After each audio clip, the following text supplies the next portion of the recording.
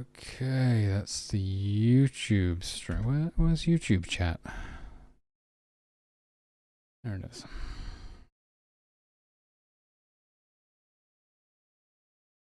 Totally forgot to actually read YouTube chat the other day because I just kind of slipped back in my mind. Multi-streaming is pretty new to me. And I just went like, I don't know what happened. Did I take a day off or something? Or I can't remember, but I went back to my old habits of just reading Twitch chat.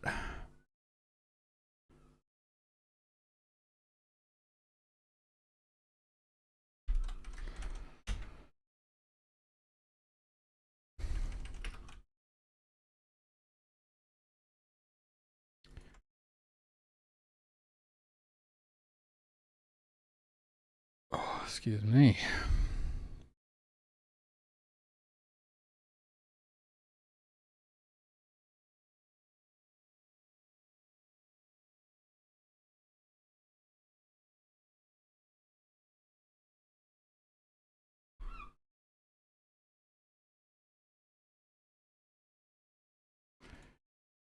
There's too many Discord servers, I tell you. I'm not even in that many, and it's too many. Okay. Okay, let me get my reference image.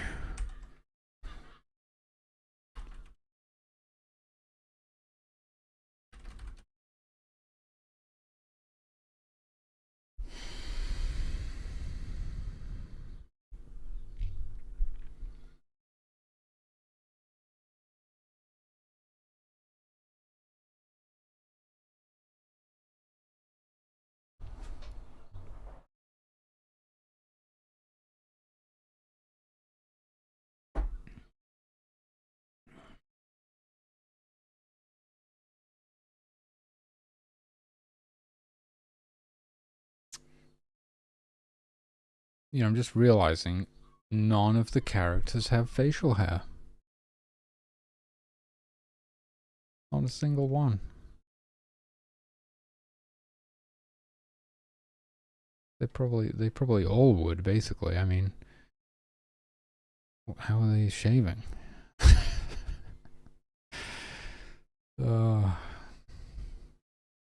Just don't think about it. Don't think about it.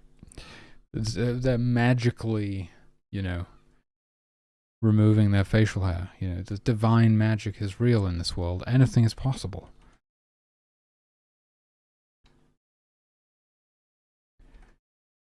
Okay, let me get. I'm pretty sure it's. No, it's not the same color as the. As his pants, surely.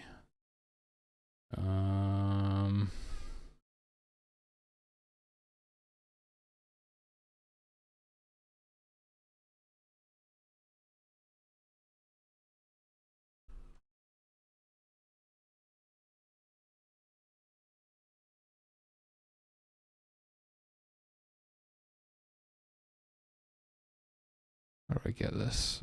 Ah.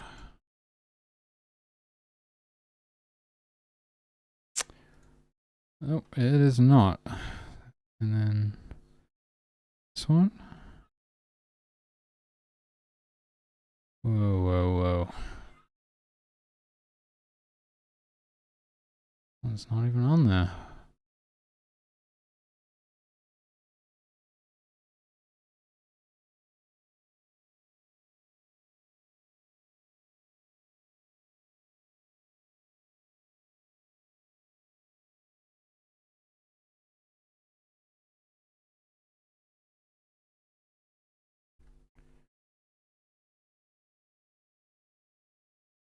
Okay. And we want. Okay, this is actually kind of. I might start with a different view because it's hard to see what's going on.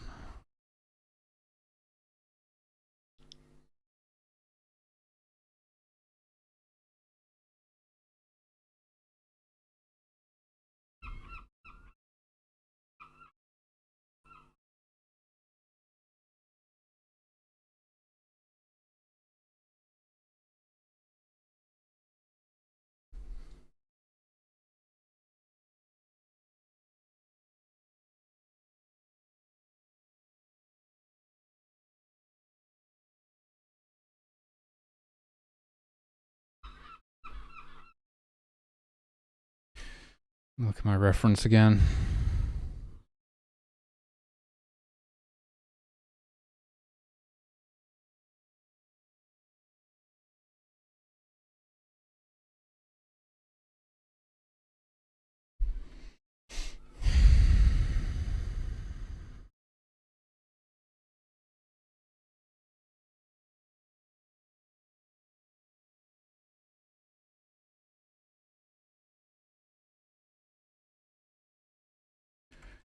Yeah, it's not a hairstyle that I've used before, but I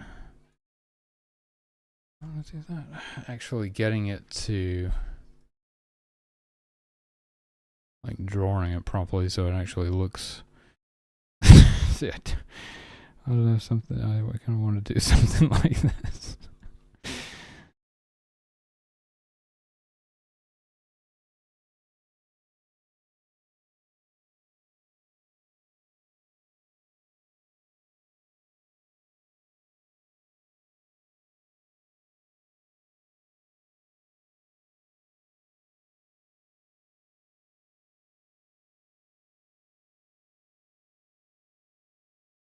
It definitely doesn't work. It's more like, it makes me think more barbarian.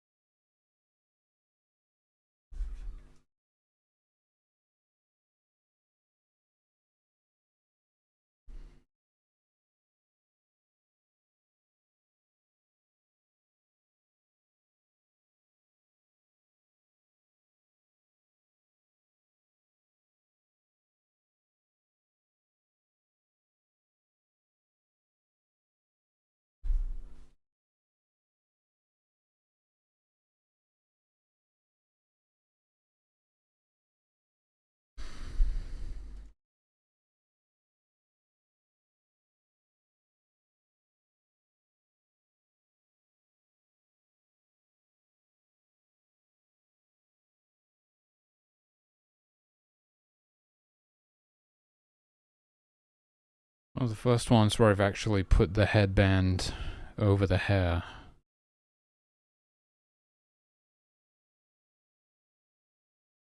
Normally, I have the hair covering the headband wherever it's overlapping.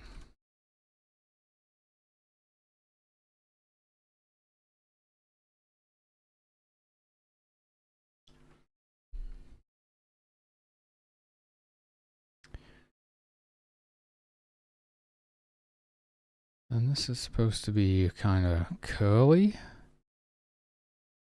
hair. Oh, how do I draw that? I don't know.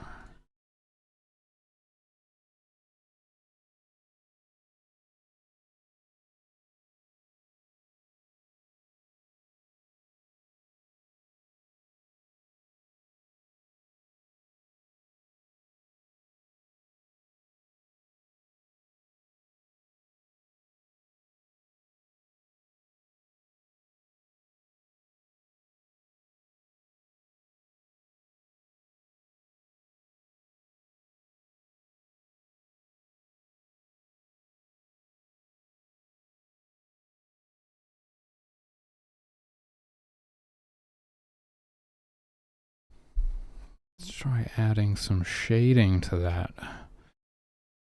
Literally, that's 3 pixels.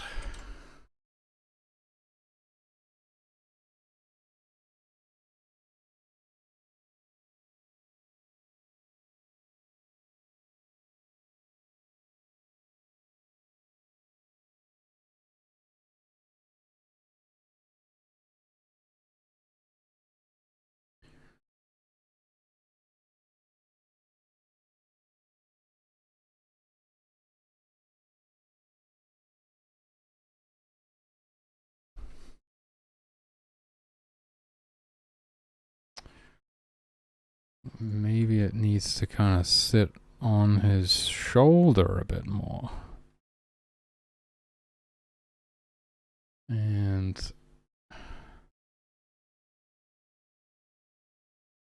possibly it should be a bit pointier, but not too pointy because of the kind of perspective that we're looking at it from. Oh, this is going awry. Oh, it doesn't look too bad still.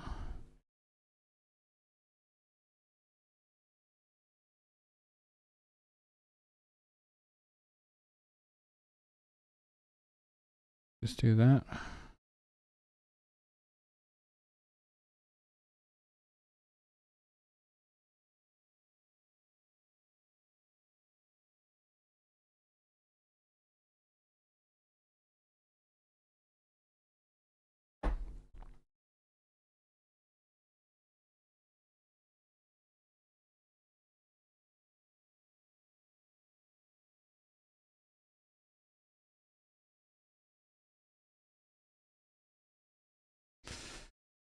Don't know what I was thinking there.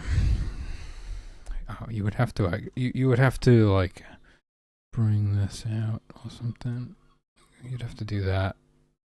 I think that might be the move. Yeah.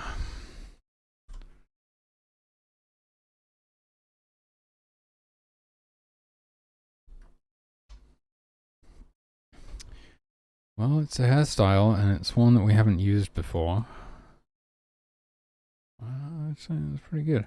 It has a little bit of a wet look to it, which is good for a fisher, I would say. Especially a spear fisher. They're really getting up in there, you know.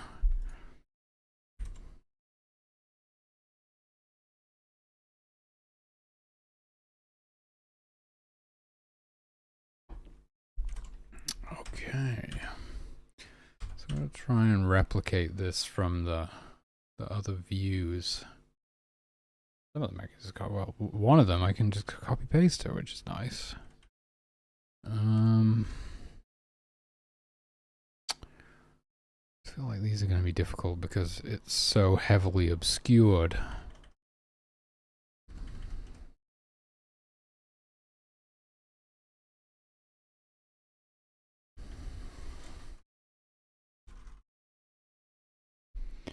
Let's get this one in because it's an easy move right now.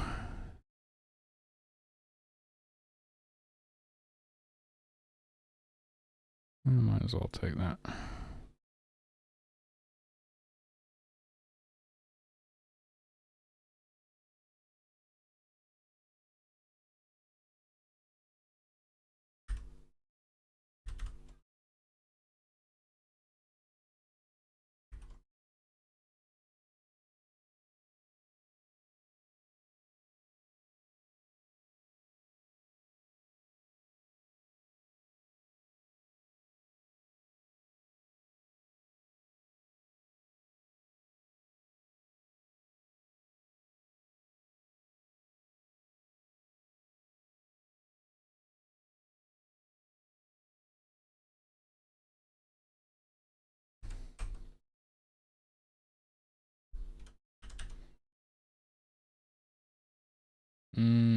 Oh, I see. Right. Normally this would be outlined, but the spear is there. I better check that I'm not blocking more of the spear. Okay.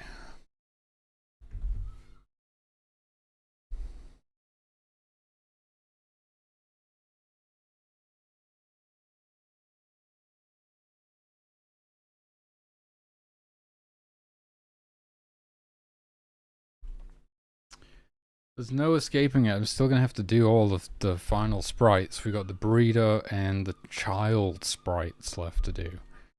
We're pretty close, but there's no escaping it. I can try and distract myself temporarily with programming and stuff, but I mean, it's more like I'm just giving myself a break. It needs doing, which is my that's my justification. But no. It's not that I don't want to do the pixel art. It's that it needs doing. It needs doing. Outline color. Oh, should I not be using the true black for the outlines? Fair enough. I knew you were not supposed to use black. Dark gray is what you're supposed to do, but I didn't realize that applied to outlines. I appreciate the advice, Mucktronics, or Muketronics, is it? But don't worry, these are... I could go through and fix that. I could go through and fix that at the end. I do think I'll do one more pass on all of them at the end. But don't worry, these will probably all be replaced. It's just placeholder coder art. I'm not a pixel artist. I'm not even an artist. I am doing the design and programming. I just had a moment of madness where I decided to try and draw some sprites, and here I am, like 158 sprites in. What have I gotten myself into?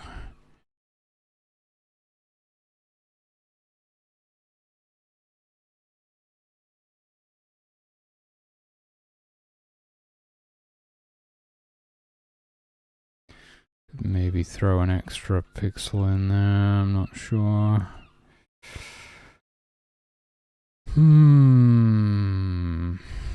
Yeah, we'll do it. Gives almost like a little kind of light, little highlight where the light is kind of catching on the sort of halo of his head.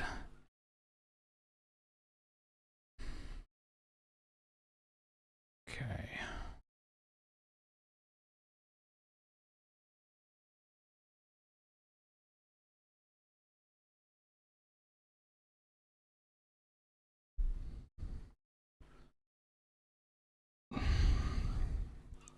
See, I actually remembered to read YouTube chat today. Totally didn't mean to just ignore everyone the other day. I was a little bit out of the loop.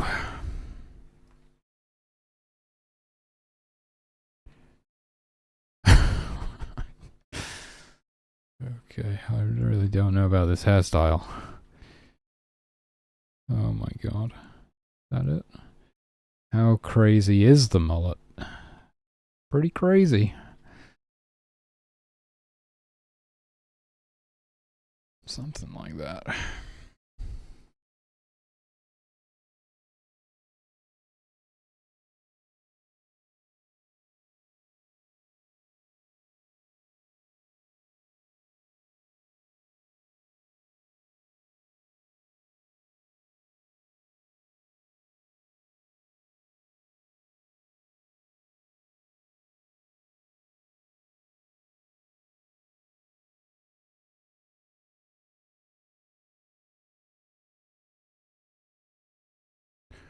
Oh yeah, just do the full outline with the hair. I don't know why.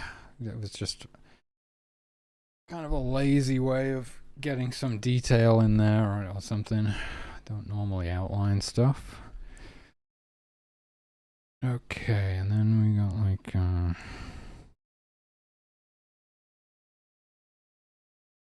so it depends how you want to do it.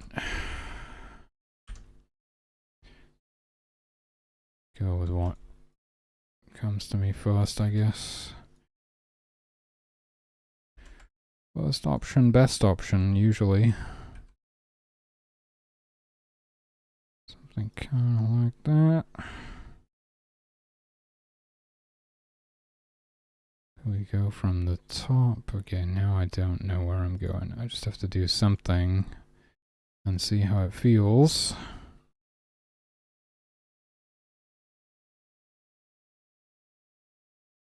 Okay. No.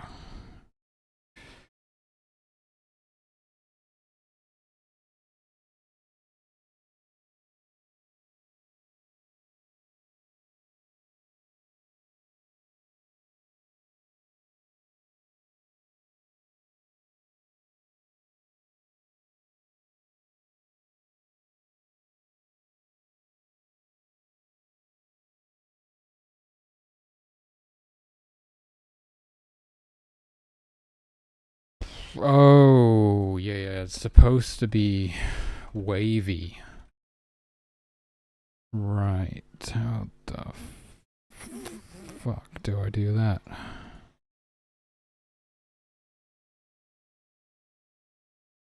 Oh my god.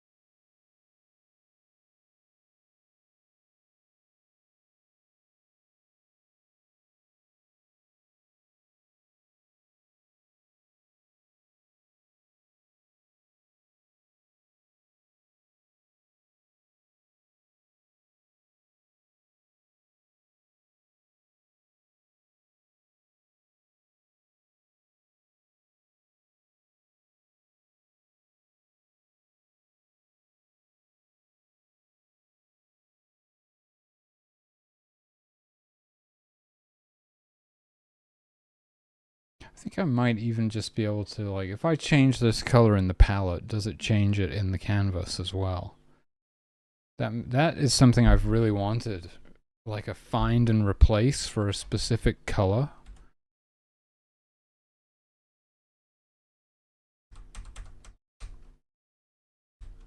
Where did that come from? Okay.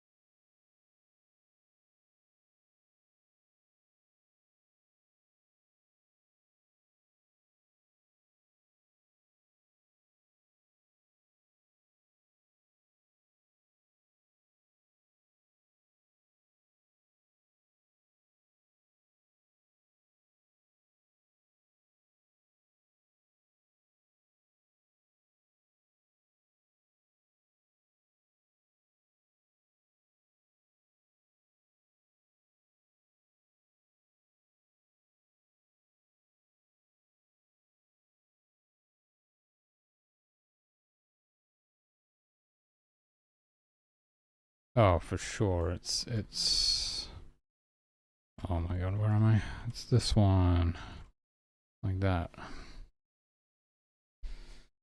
Okay.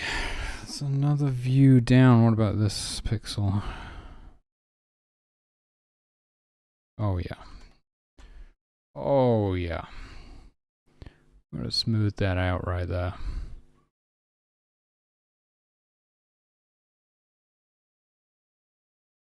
Hmm. I mean, I could. I don't know. No, I think we're going to leave it. We're going to leave it. Okay. Okay, that's another one. I do wonder about this pixel here, though. That's kind of.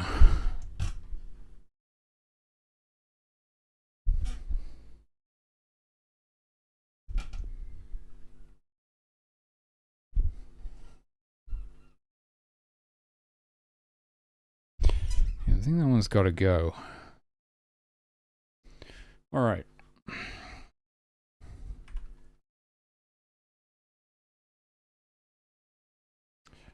Yeah. So this, I'm doing these sprites for the Steam playtest, which is coming up. I almost said demo, but these sprites will probably not be in the demo, ultimately. They will be for the Steam playtest, which is coming up, though. I think having some sprites in there as opposed to none is going to help with the playability, because you can kind of tell who's who. Instead of having to memorize the color-coded cubes that I was using previously.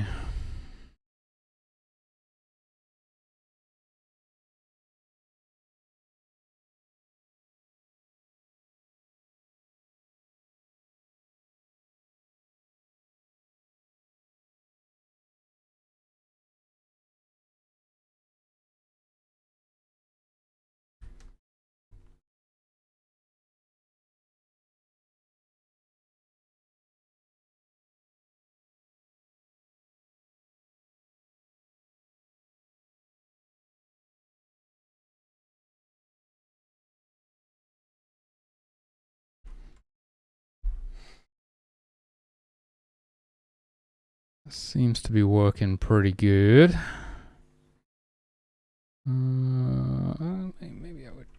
Maybe I would just remove a pixel there. No.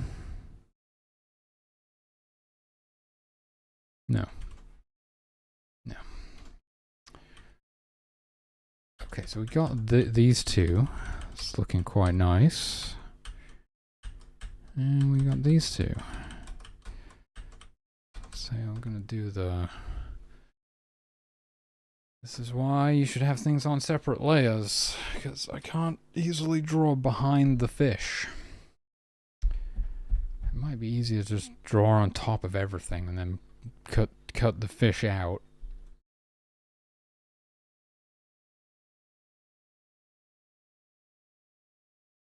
Oh my god, dude. I couldn't even imagine running today. Good on you for getting out there in liquid form. Just like a cup of water on the doorstep.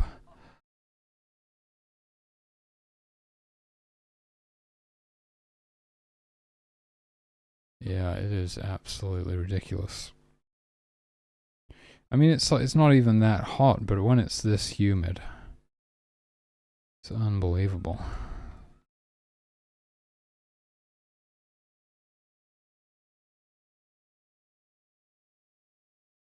$27, jeez Louise. I think we're in the low 20s. Man alive. Don't know how you survived that one. Yeah, I've got to start lifting again next week, no matter what, because my neck is still fucked, but if I don't start again, I'm going to start losing strength, because it has literally been like 3 weeks.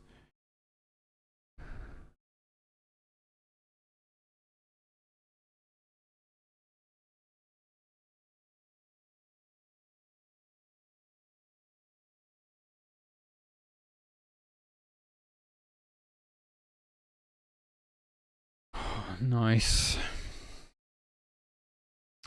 I probably should have gone to the doctors. I mean, I did think about it after I had neck pain for like 3 days. And they were closed, for, all I needed to do was make an appointment the next day. But I was like, oh, I'll just kind of see if it improves. But it's been like 3 weeks.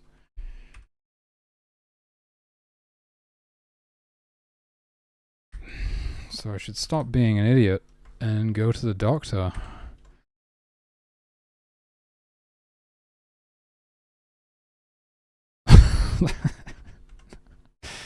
That did not turn out as good as I was hoping for.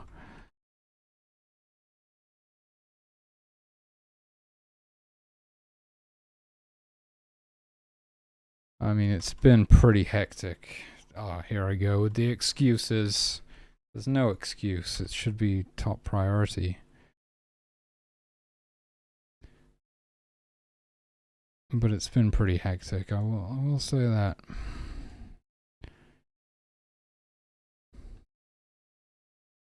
Even though it's gotta be something like that, maybe.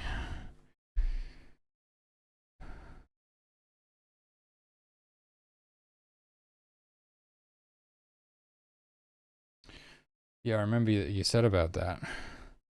That's pretty crazy. I don't think I could do it.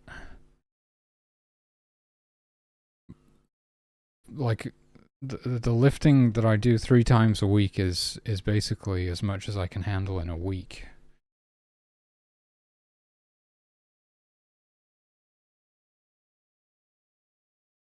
Even adding a single run into the mix, it seems,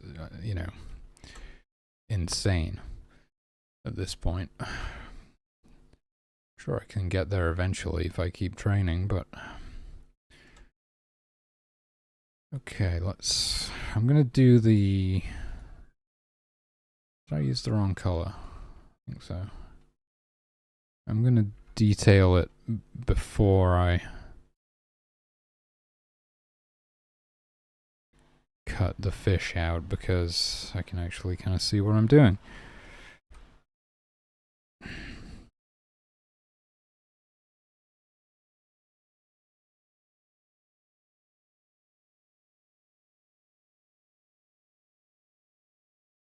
Oh shit, right, no, the headband should be peeking through, but it's mostly fish over here.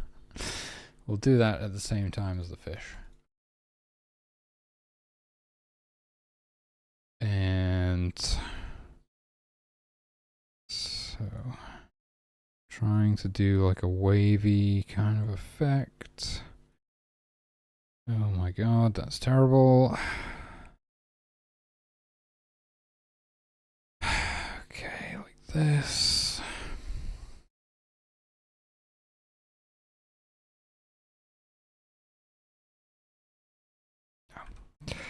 Maybe it goes like this.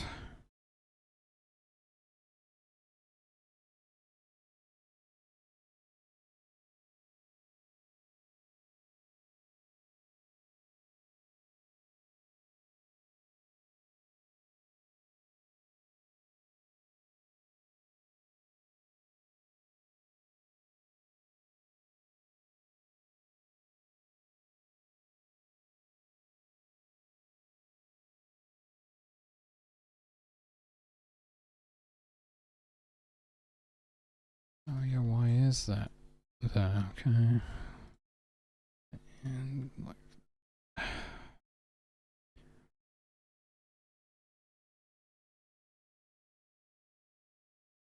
not sure that's gonna work.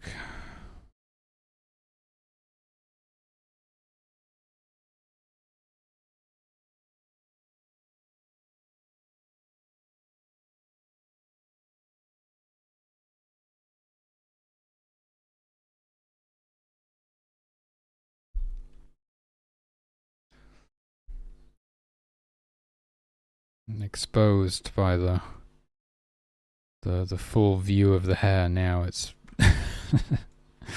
I can't get away with like implying that there's a pattern to it. So I have to actually figure out a pattern, which I can't do.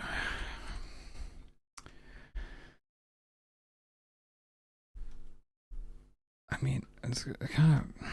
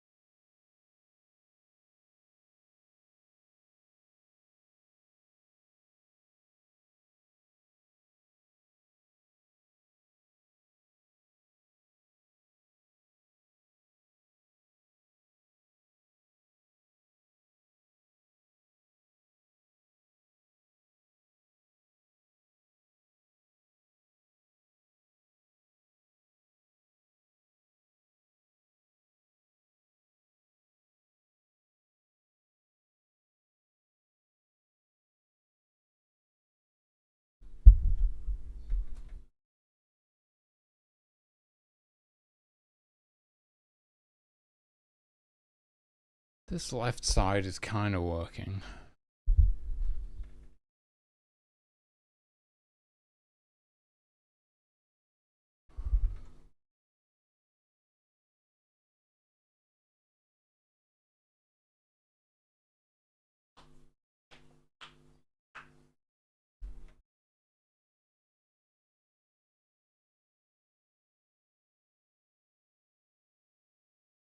Okay, I think if this weren't so consistent, this pattern here is like repeating.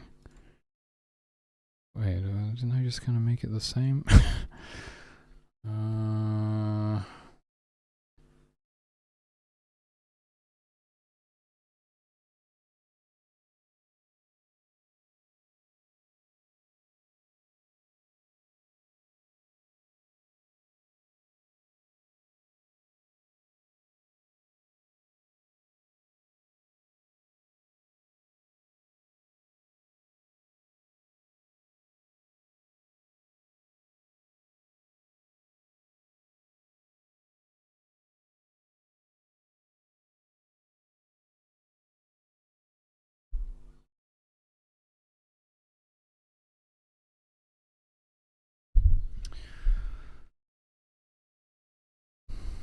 Can't unsee this shape here now. This L shape.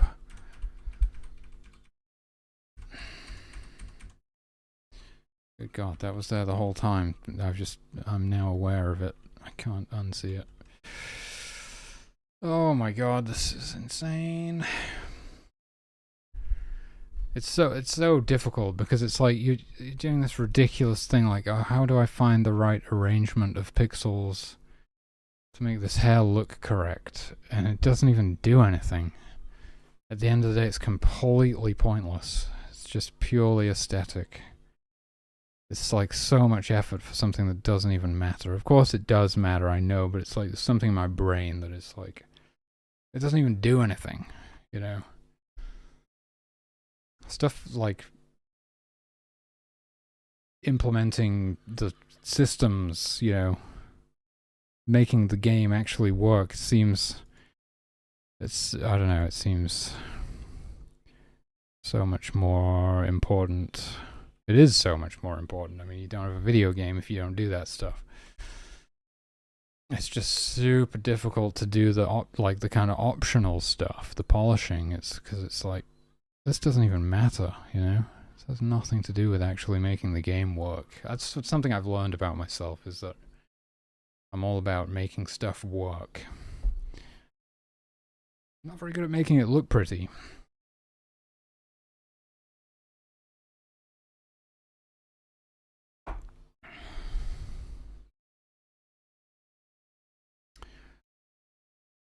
That's pretty much it. I'm tempted to just run with that.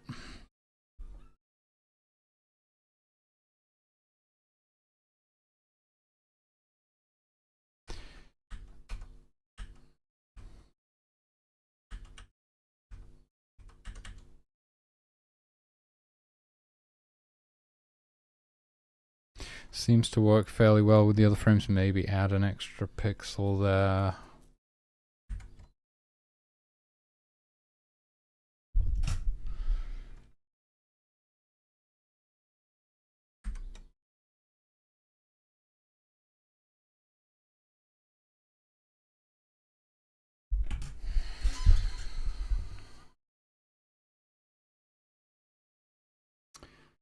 Okay, and now, like, what am I even worried about? We gotta fuck it all up because there's a freaking fish in front of it. Here's me trying to get it to look good. It's just gonna be obscured by a fish. That is the headband. It's not even gonna go that far, is it?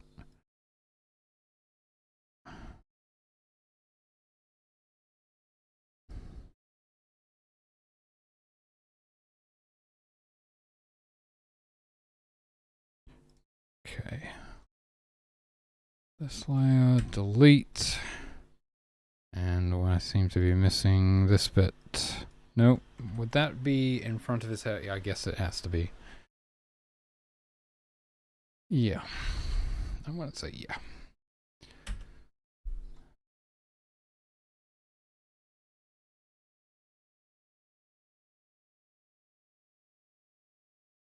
Maybe we like knock a pixel off or something. I don't know.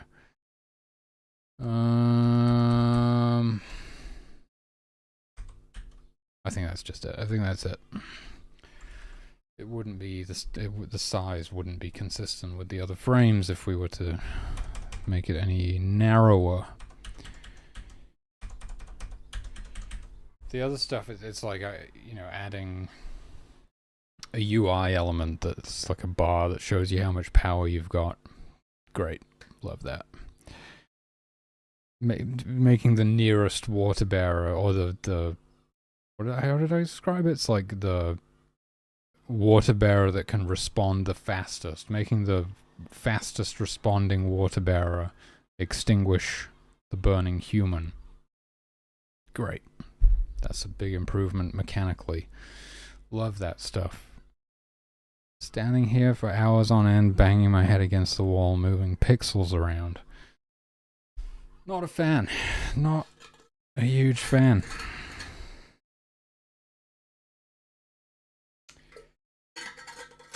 But hopefully, I'm going to be able to hire somebody who loves this stuff. Like, somebody who feels the way that I feel about the design and programming.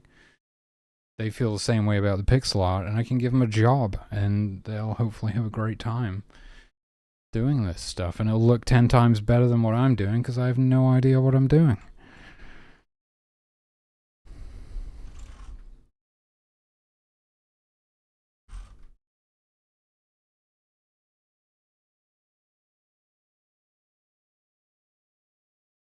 So it's just these ones where the mask is really kind of in the way. I might just draw it on top of the mask again and then delete the part that should be behind it. Excuse me. Just had lunch. Is that the right color? I think I did add it to my palette, didn't I?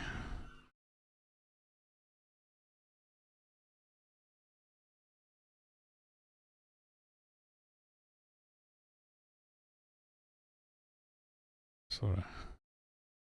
Pretty much just guessing how this should be.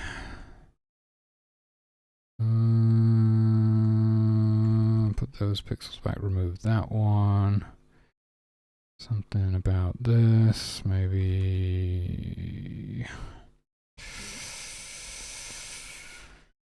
Oh, I think that might be it. Giving it an outline usually helps me tell if we're in the ballpark.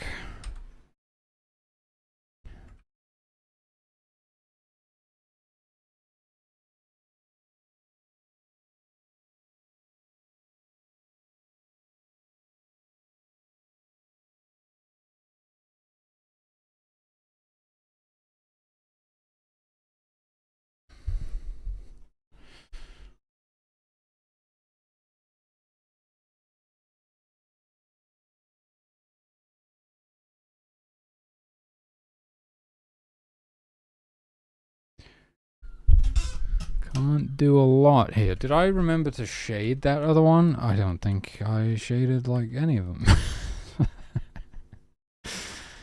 Oh my god.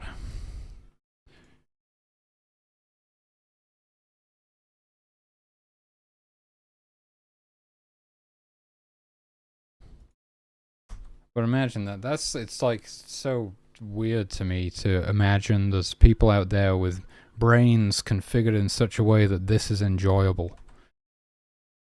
You fucking freaks. Might as well be aliens to me.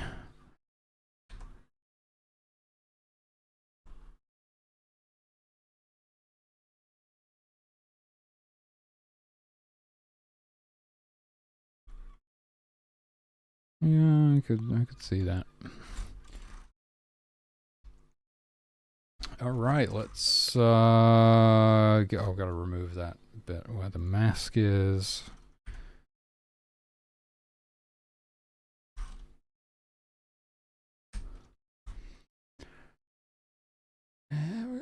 is it? Okay, it's literally everything on this layer, so I can just do that.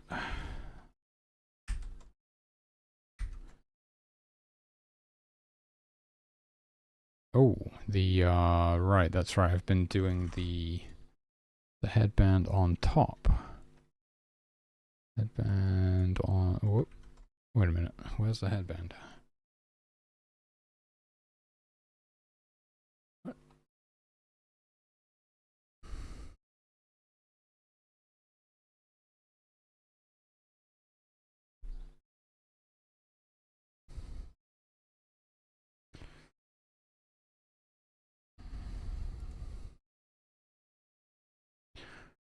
The same color as the spear, so it's just blending in, unfortunately, yes. Oh, I could use more colors, but I struggle with it. I try to keep it to as few colors as possible, but I do run into issues where it's just sometimes I don't have enough colors for everything.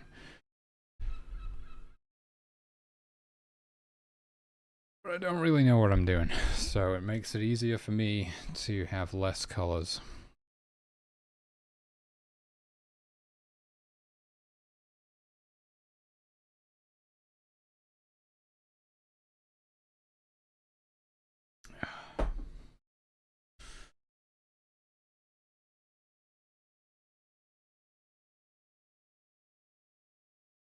I'm guessing that should be in front of the hair completely.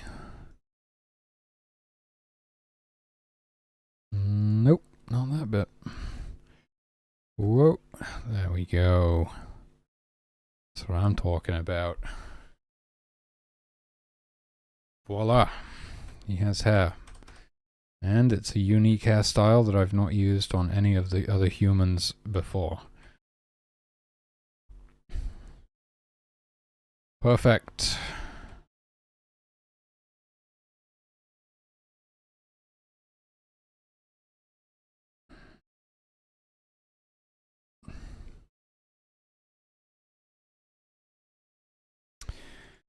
No.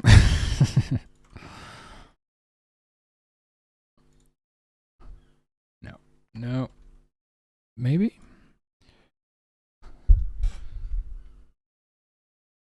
No. Absolutely not. Beautiful. Beautiful. He has hair now.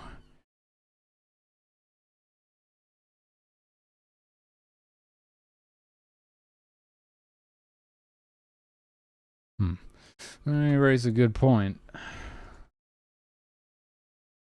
Maybe it would be like that. Okay, no, I'm not sure about that. Wait a minute.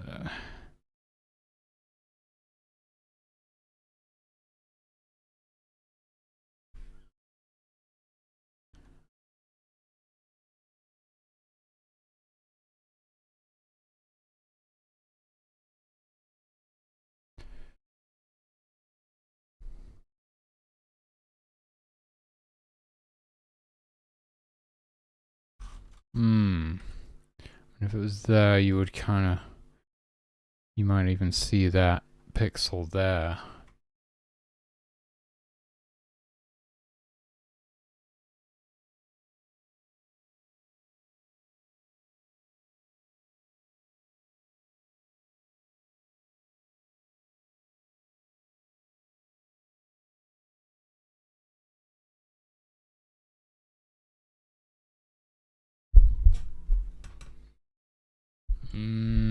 I do think it's more consistent with the other frames. Only... Maybe you need like an extra... I don't know if it's 1 or 2 pixels here. Which would allow me to do this even. What is that?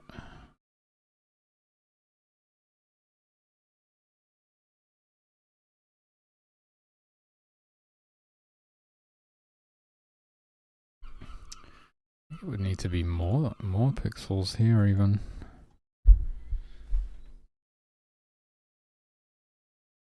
No, I don't know about that. I don't know if you can get away with that.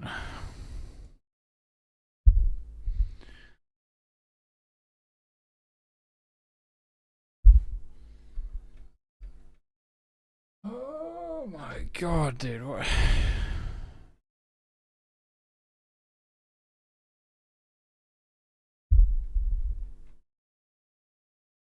No, I'm going to say let's just not do that.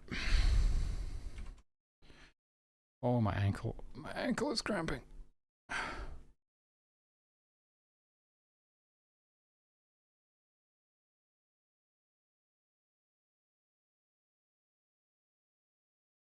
Whoa. Okay, and I want to do the same in the other view. This one. Only it's behind the spear.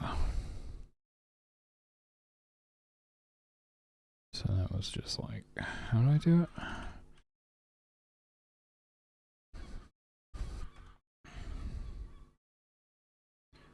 That one, that one.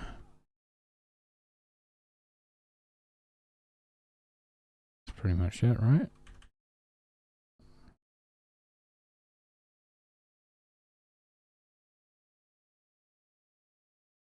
Oh, and then, okay. That would be it.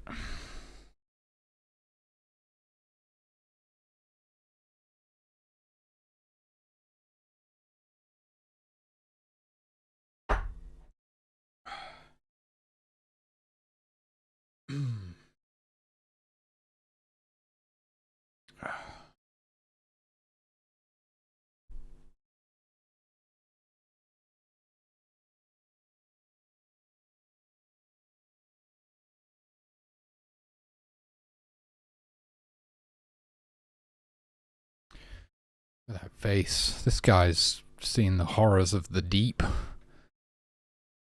For sure.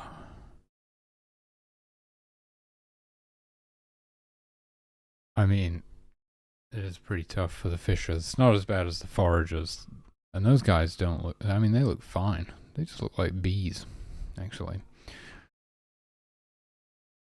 But they have to head out there into the wilderness with nothing but a basket to pick berries and just hope they don't get eaten by wolves.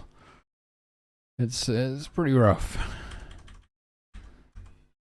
Pretty rough. We're gonna have some sort of like an achievement in the game for beating the game as a vegetarian. You can only use forages. It's like the hardest. It's like the hardest resource gathering class to use for food.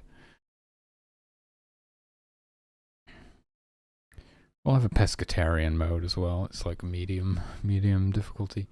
Most of the achievements are based on like beating the game with different play styles like that.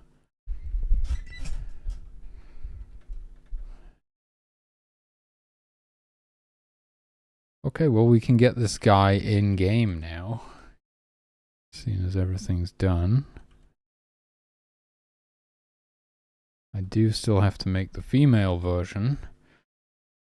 Because it's never fucking ending with these sprites.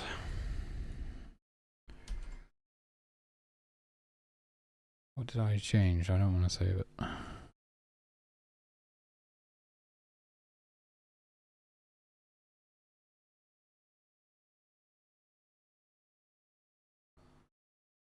And let me export an upscaled one as well. So I've got it. I'm gonna put together like a thing, you know, once I've done them all. Oh, here's all the character sprites that I did, finally.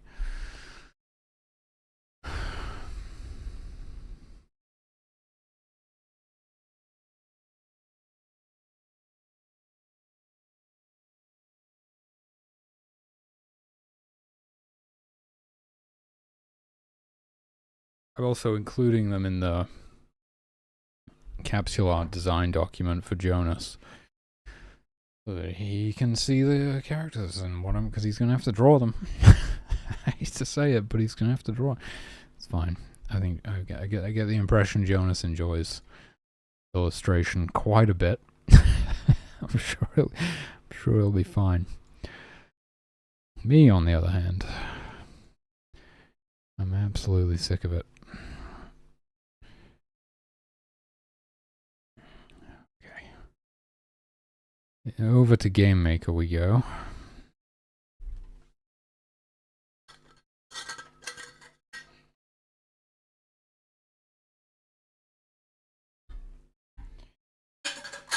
It will be good. It will be good to have them for the playtest and those couple of other changes I've got. And then I'm basically just going to sit on this build.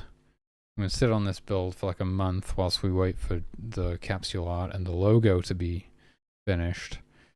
And then I'll see what else. You know, I'll do some playtesting and stuff, and I'll see. You just got to give it that time to gestate, right?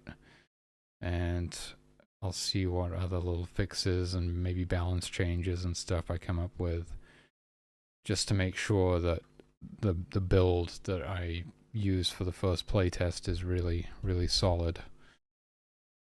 Kind of good to give it that room to breathe. Sometimes I've definitely noticed that, like sometimes when you're like going into the day with a plan, then you prevent yourself from seeing other stuff, right? Because you're like, this is what I'm doing today. Sometimes you go in with no idea what you're going to do that day. You do some really useful stuff because you created like space to find that stuff.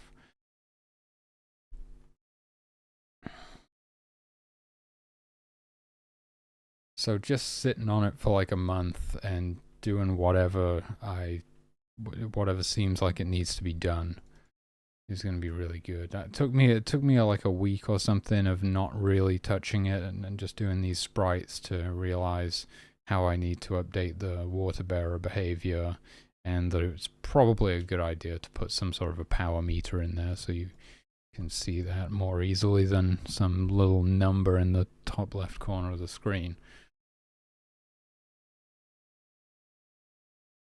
And the power is currently uncapped, so I'll be capping it at 10,000 as well, and we'll get to kind of play test that.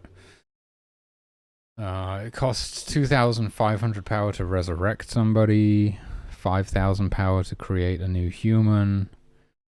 You know, other like basic miracles like fire and stuff cost like 100. So yeah, I think 10,000 it just feels kind of right, but we'll see how that goes after some testing.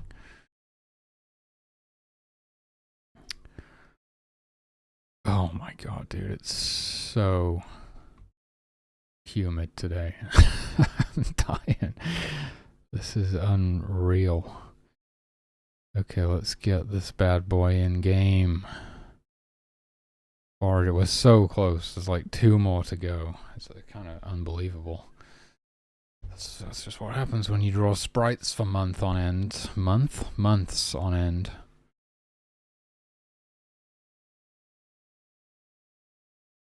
There it is.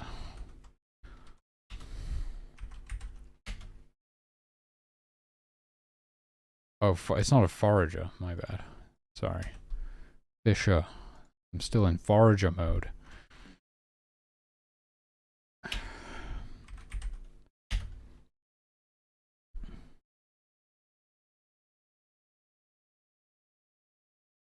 I've still got the frickin' Hue sync. Oh, you guys can't see GameMaker? I'll fix it in a minute. It's been doing this recently. I don't know why. It's like, I gotta get my phone.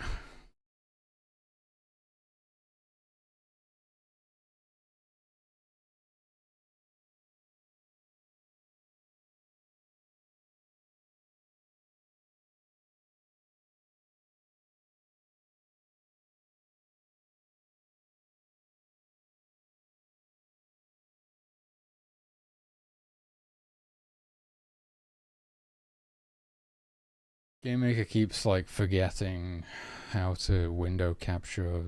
I mean, OBS keeps forgetting how to capture GameMaker.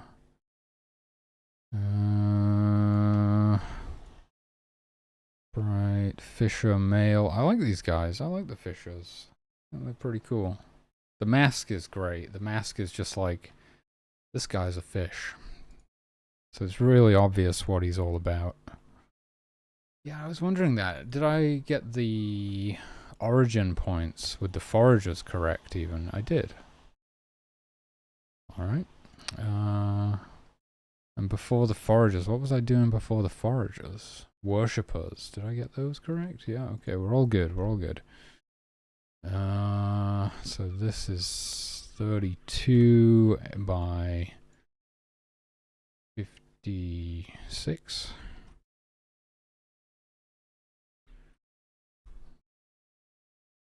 There we go. Alright, we've only got the males. So we're just going to have to use those for both genders for now. But we go into scripts, we go demo script, we go...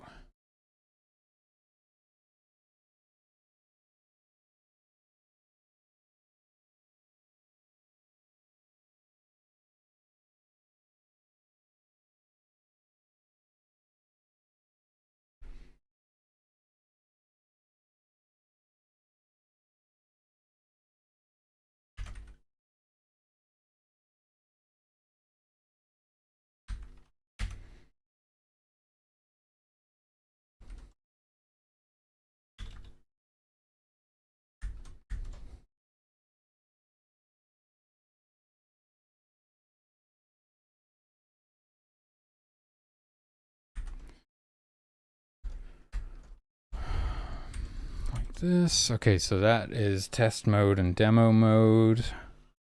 Set up. There's probably a better way of doing this. You still can't see GameMaker, okay.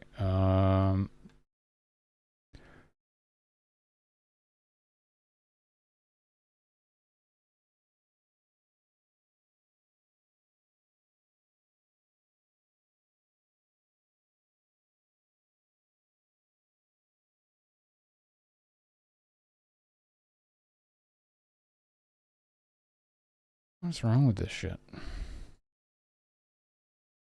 Okay, there we go. Okay, if I open it and then hit cancel, then it works. Right.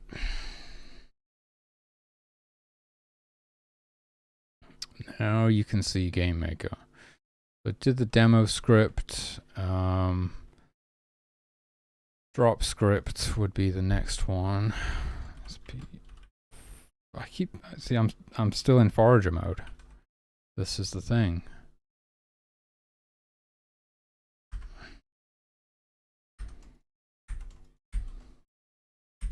Yeah, there's just been a lot going on at the minute.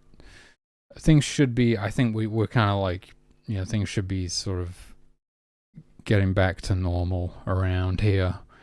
Finally, it's been preparing for this court hearing, and that's pretty much it, actually. I mean, yeah.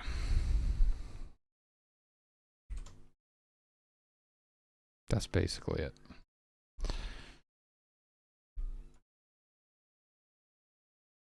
But it throws me off. Like, you know, I'm somebody who kind of gradually builds momentum, and then, like, I get into a groove, and I'm kind of like, by doing the same thing every day, I get really good momentum going.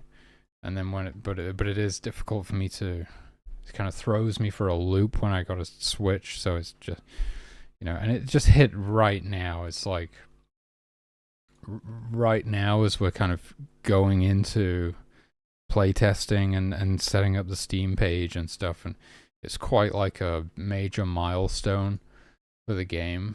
There's just a lot going on. I'm not only having to finish these sprites and get the build ready for the playtest, but I'm having to produce design documents for the capsule art and the logo.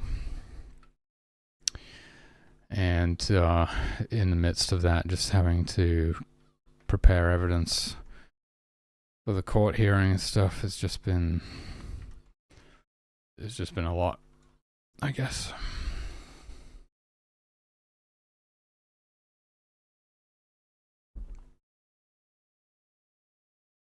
And the last one is when we actually sprite swap them when you pick them up out of the ocean. And no, I haven't made drowning sprites for them. But I guess I will have to do that.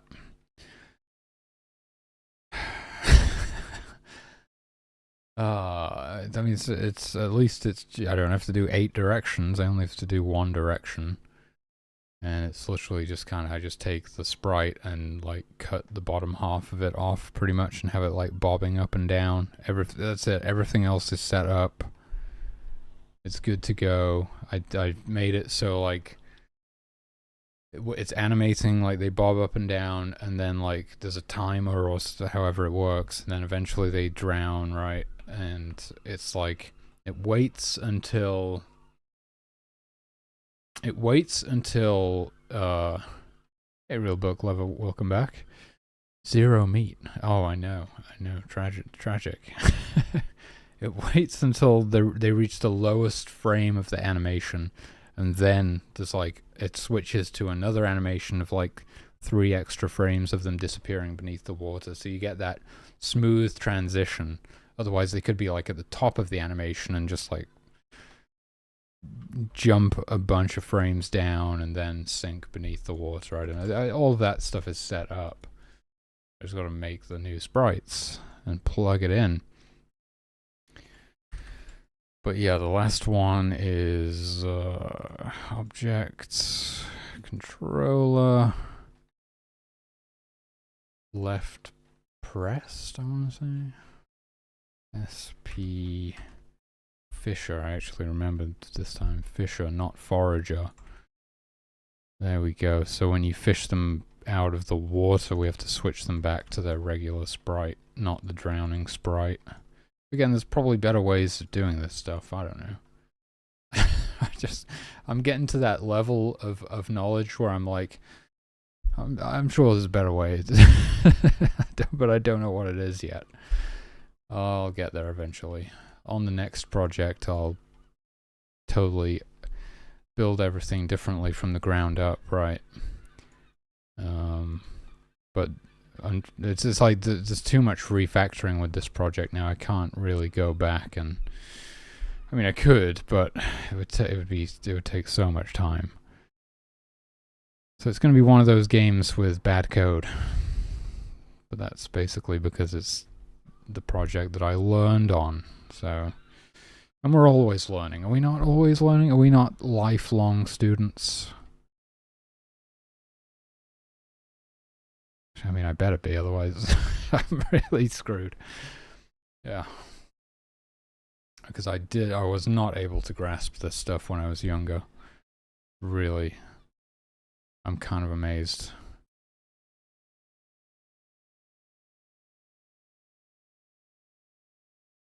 I'm kind of amazed that I actually was able to figure some of this stuff out. Oh, we're compiling with YYC? That's going to take forever. Okay. But it'll be worth it, because will it? What does that even mean? We're going to get faster loading times and better performance in-game. We do have to wait for it to compile. But I don't know how much more I can do today in this heat. Mainly the humidity in this... in these humid conditions.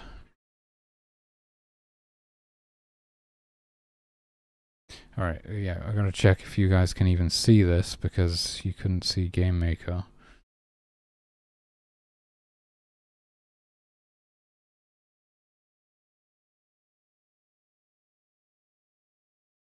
OBS is like lagging out when it's compiling.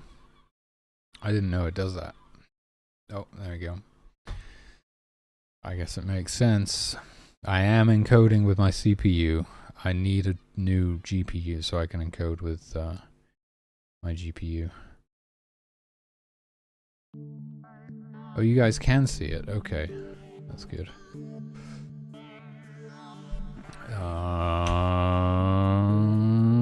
Okay, I could just load my save, but I can't remember where it is. Let's just go. New game. Okay, we're getting there. So it is literally just the breeders and the children left. I should have probably started in test mode just as a quick way of seeing this. I'm going to start in test mode.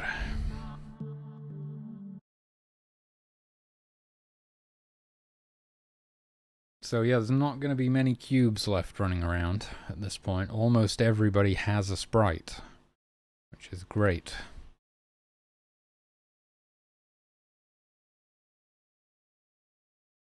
Look at that, yeah. Any fishers? Anybody seen any fishers? There's one. There he is. We only have the one. So he will wait until he gets hungry or until the store is built before he actually starts fishing. I kind of feel like that spear should be a bit longer on the bottom. But I'm never going to do it. Alright, I might cave, I might do it. I did say I would do like one more pass over all the sprites when I finished them all. It just feels a little bit too short. Just imagining like what it would feel like to spearfish with that. Personally, it must be like in my DNA or something from having descended from cave people. I would want a slightly longer spear if I was gonna be spearfishing. I just intuitively feel like the spear would need to be a little bit longer than that. But I might never change it. Because fuck pixel art.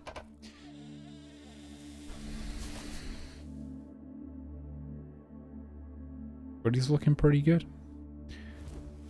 He's looking pretty good.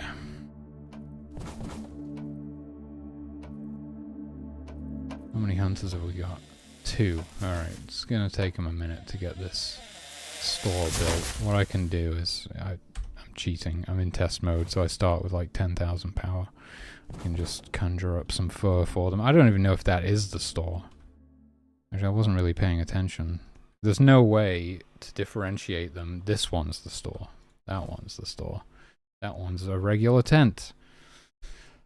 Yeah, there's no way to differentiate at the minute. And I was like, oh, let me just add a letter onto the foundation. The same way the tents have a letter on the side to differentiate them. And then I was like, oh shit, they all use the same sprite because they're identical, so of course they do. So I was like, fuck it. You know what? You're just not going to be able to tell which one is which. Yeah. I could put something like a name when you enable the stats, whatever. I could just say store and tent. They're all tents, but you know what I mean. Store and tent and crash. Where's the fisher now? Because he's going to be fishing. Where is he?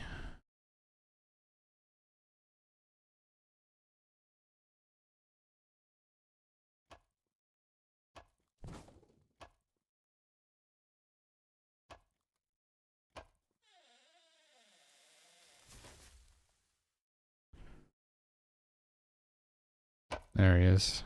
I think he's just put some fish in the store. Oh, we're under attack. What's happening? Get out of there. We have 4 guards, 2 shaman. We're actually totally good in that regard, but only 2 hunters, so the hunters have a chance of... They can't really defend themselves very well when they go out. Just 2 of them. I usually go for about 5. 5 hunters is generally pretty good. So what's our fisher doing now? Is he like chilling out? He's here. I think he's just hanging out in camp. Probably like thinks they have enough food in the store. He doesn't need to do much fishing right now.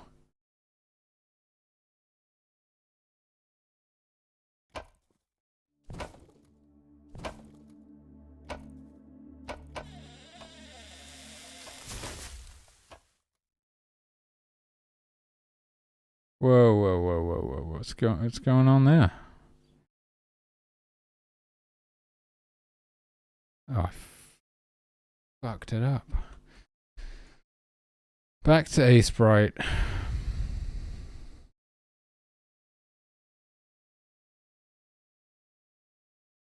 You gotta be shitting me, dude.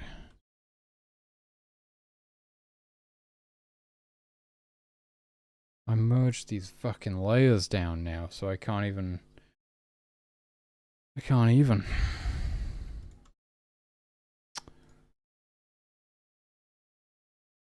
Gotta try and remember what this even looks like. It goes.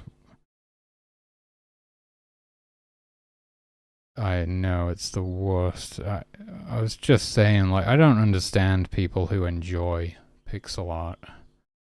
You gotta be crazy. You gotta be out of your damn mind. So it's like, it goes down 1 and then 1, 2. So it's like down 1, 1, 2, and then 1, 2, 2, like that.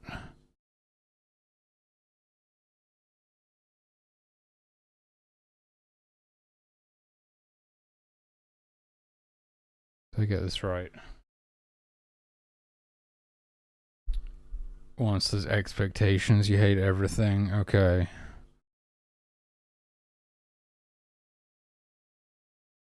I guess it's not like the same. The pattern isn't the same all the way. Oh, it's so annoying. Why did I could have just erased the hair, but I looked. I did the final check. I was like, did I get everything? Okay, let's merge it down and export. Oh my god, dude. Okay. How's it supposed to go then? I mean, maybe like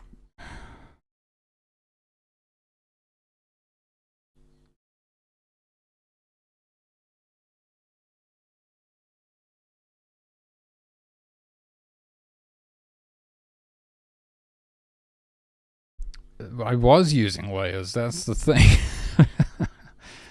But I always like merge down at the end instead of keeping them.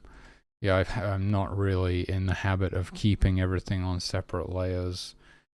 And it's something, honestly, it's like a mindset problem, because I don't do it because I'm like, oh, these are just like throwaway sprites anyway, like who gives a fuck. But then I make my life more difficult in the long run if I do something like this. Ugh.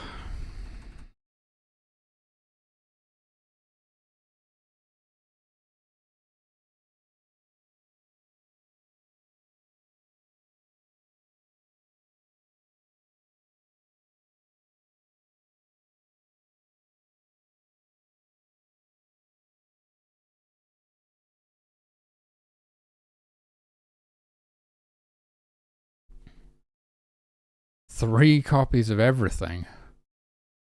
That's insane.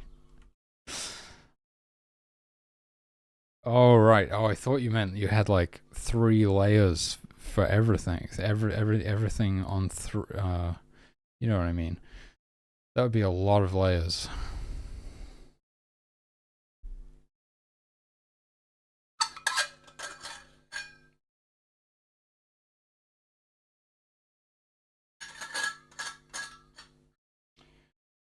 But I mean, really, it's probably all going to be replaced. I mean, but I'm not doing myself any favors, am I?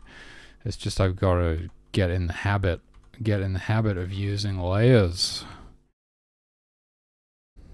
Okay, this one we can see has a pattern. It's like, what is it like?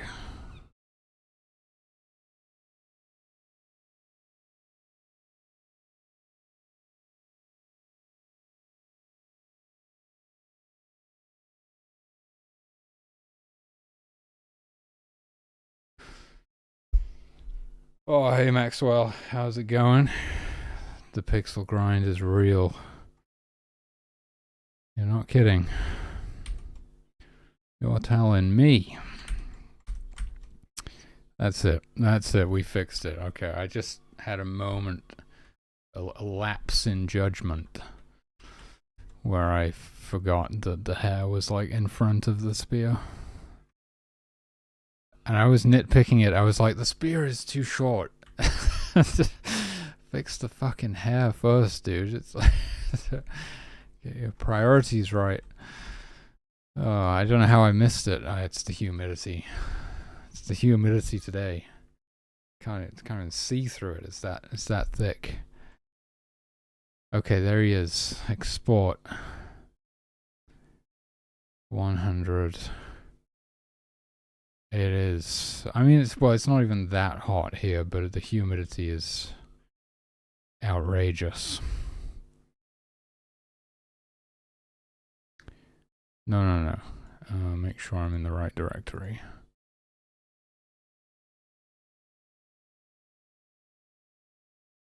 Yes.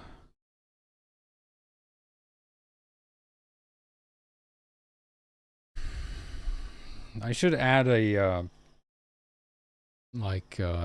channel point redeem to take 6 deep breaths or something. We could call it oxygenate the fire, oxygenate the flames. I don't know. Fan the flames? No, because then you would think I was going to fan myself. Sometimes I just need to take a breath, you know. What am I doing? Export, and now I'll export the upscaled one to the other directory. I'm glad I didn't name the file Forager instead of Fisher. That would have been bad. Breathe. The machines are coming. I don't know why he just reminded me of Morpheus in the Zion rave there for a second. Yes, I do want to save the project. And now luckily everything is set up, so all I need to do is re-import this.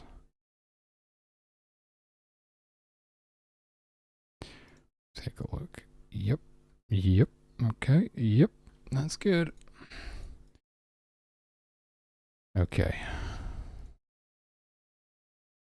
Back to celebrating a job well done.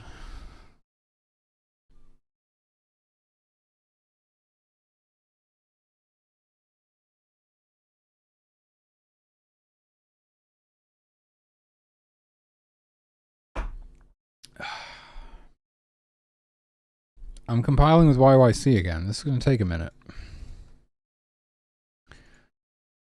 Let's check. Y'all got any more of them sweet fish uploads? No? No. Oh, that was pretty quick actually, because the code was kind of the same, wasn't it? It was exactly the same.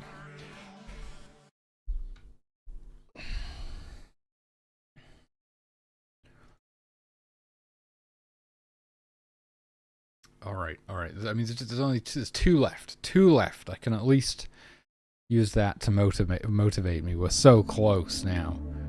I am going to take a little break from the pixel art to do those things that I mentioned, making it so that the how have I been saying it? The fastest responding. The water bearer who can it's so difficult to explain. I had it before.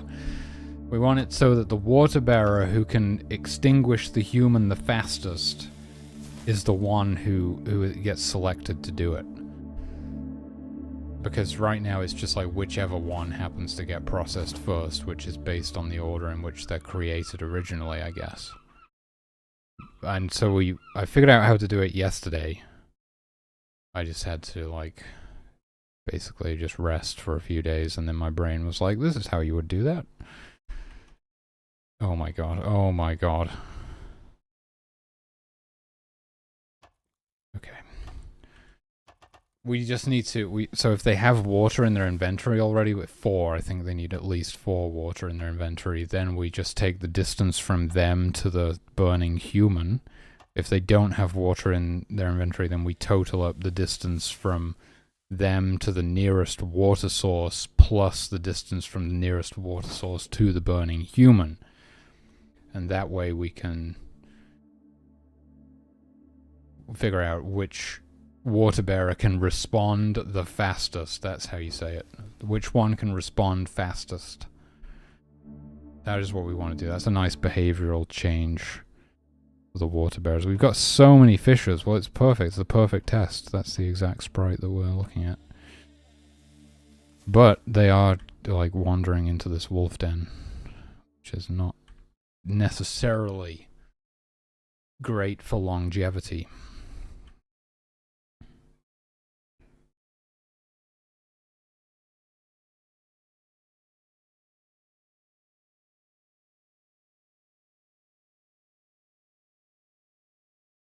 And the other thing that I want to do is right on the top of this hotbar down here, I want to add a power bar, which, because currently you have to look at this frickin' number over here and it's not good. You're always like, what is it? How much power do I have? So it's going to be capped at 10,000 and we'll have a nice bright blue bar that goes up the same kind of blue. Get out from back there. That same kind of blue as this crystal. This is probably going to be a rune in the final version, and it will probably be like the logo for the game. I'm thinking we have some sort of cool rune that hopefully Jonas can design for us. I don't know what it would look like. But I'm sure he is, after all, a graphic designer. That is his job.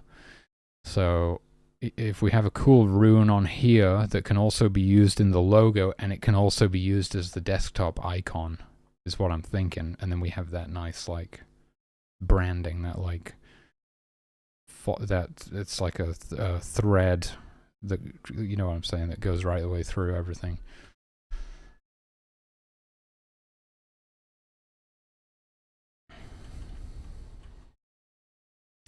Where are the fishes now? What are they doing? They're eating. I made it so you never really used to see them stand diagonally like that much at the campfire. I made it so once they get into the cooking state, the direction gets updated. So they kind of stand like that now.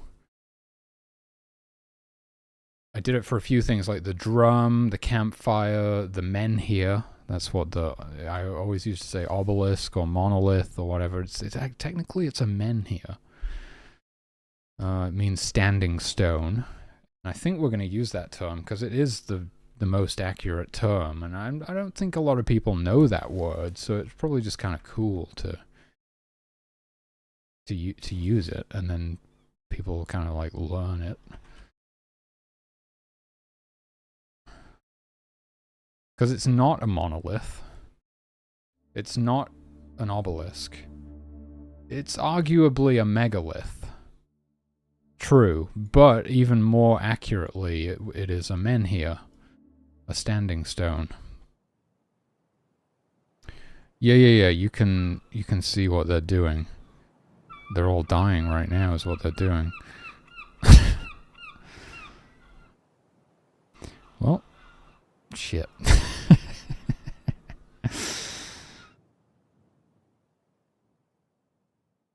That's what happens when you don't help them and they get attacked by, I'm pretty sure it was like a full pack of 9 wolves, and our guards were away from camp.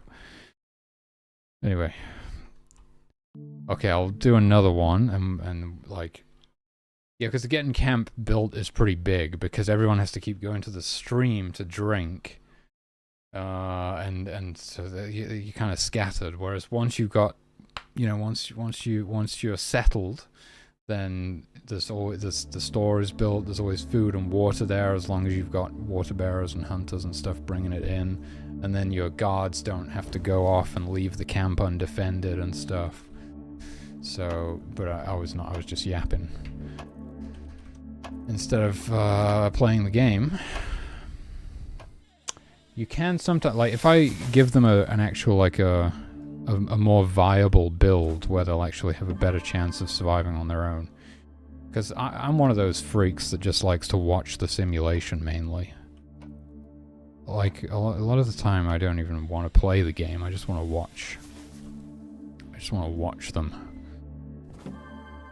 But normally I go 5 hunters, because then they can fend for themselves pretty well. We got like almost exactly the same configuration again. The wolves are like in almost exactly the same place there. And I'll go for like 3 guards, 2 shaman. Currently we've got 1 guard. Let's wait until somebody's had a... So this shaman can be an extra guard. This is one way that you can figure out which one is the store. Also, the first one that they start supplying with fur, or the first one that the carpenters start supplying with lumber and building. They always prioritize building the store first, if it exists. Store, then tents, then the creche is the last thing. And I don't know if you know, but I added sleep deprivation recently, so if they haven't slept for 72 hours, then their actions take twice as long to perform. And it just, like, I totally unintentionally solved this really big problem, which was like, how do we incentivize the player to build camp? Often you would be leaving for the next level before you even, like, finished building everything. Or I would, because I'm just that good, you know, I'm just that good at the game. So it was an issue, but now it's like, if you want to unlock the portal and like presumably the miracles and stuff, you need your worshippers to be well rested. Otherwise, it's going to take forever, because it takes like a day. I think it takes like a full day to unlock of in-game time. Don't worry, it's not 24 hours. Of in-game time to unlock one of these things. So it takes 2 days if they're not rested, you know. So you're really incentivized to build the tents now, so they actually have a place to sleep.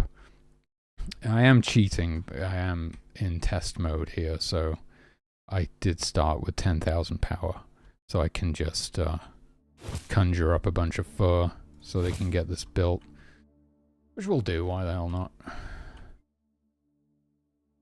But, you know, normally you gotta... So there's different routes you can go. You can have, like, more hunters and have them hunt the fur naturally, or you could go all into worshippers and conjure all of the fur that you need. But there's no way to conjure food.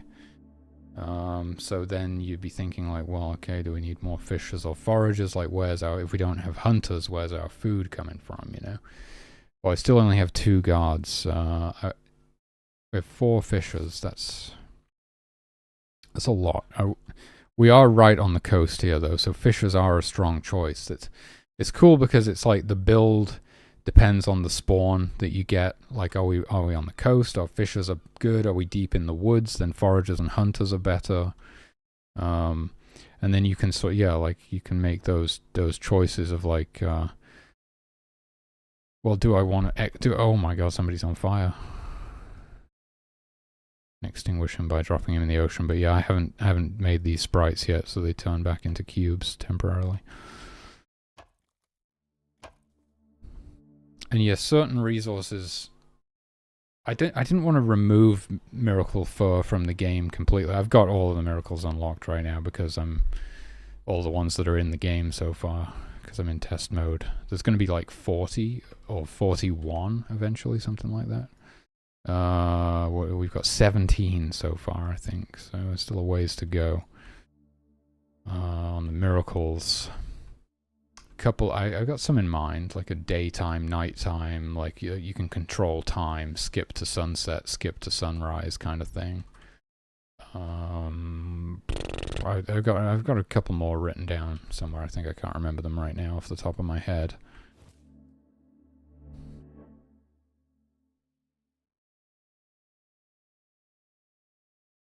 But yeah, it's like, do you want to use hunters or do you want extra worshippers, and then you just use your power? Like I said, I didn't want to remove the miracle completely, so I just kind of increased the power cost. So it costs 900 power for 30 fur, which is how much you need per tent. Which kind of balances it out, because it cost like 300 power originally, and it was just like way too overpowered. You could get all of the fur that you needed super quickly, and like you basically just didn't need hunters at all. So I kind of had to balance it out.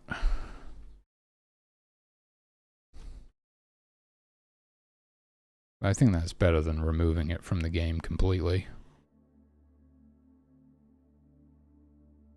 But yeah, normally I wouldn't be starting with 10,000 power, I'd be starting with 0 power. And you know, you want to think about things like having enough power banked in case anybody needs resurrecting. Costs like 2,500 power. So you're always wanting to think about that sort of stuff. And then it's always nice to have a bit to DI anybody, divine intervention, which like teleports them back to camp if they're in a sticky situation. You can quickly rescue them. You can use a divine protection, give them like a bubble, temporary invincibility. You can use water to extinguish people if they set on fire instead of having to drop them in the ocean. It can also be used like to put water in the store. What it doesn't do right now, if I cast it directly on somebody, it doesn't like refill their thirst. In fact, I don't think you can cast it. Right, no, you can't cast it on somebody unless they're on fire. But I was thinking, it should probably like be a way that you can refill their thirst. If it can be used to put water in the store, why not? And then it could be used like to give your worshippers water whilst they're unlocking something like that. There is no miracles that conjure food of any kind, and I don't think there ever will be. Just a hunch.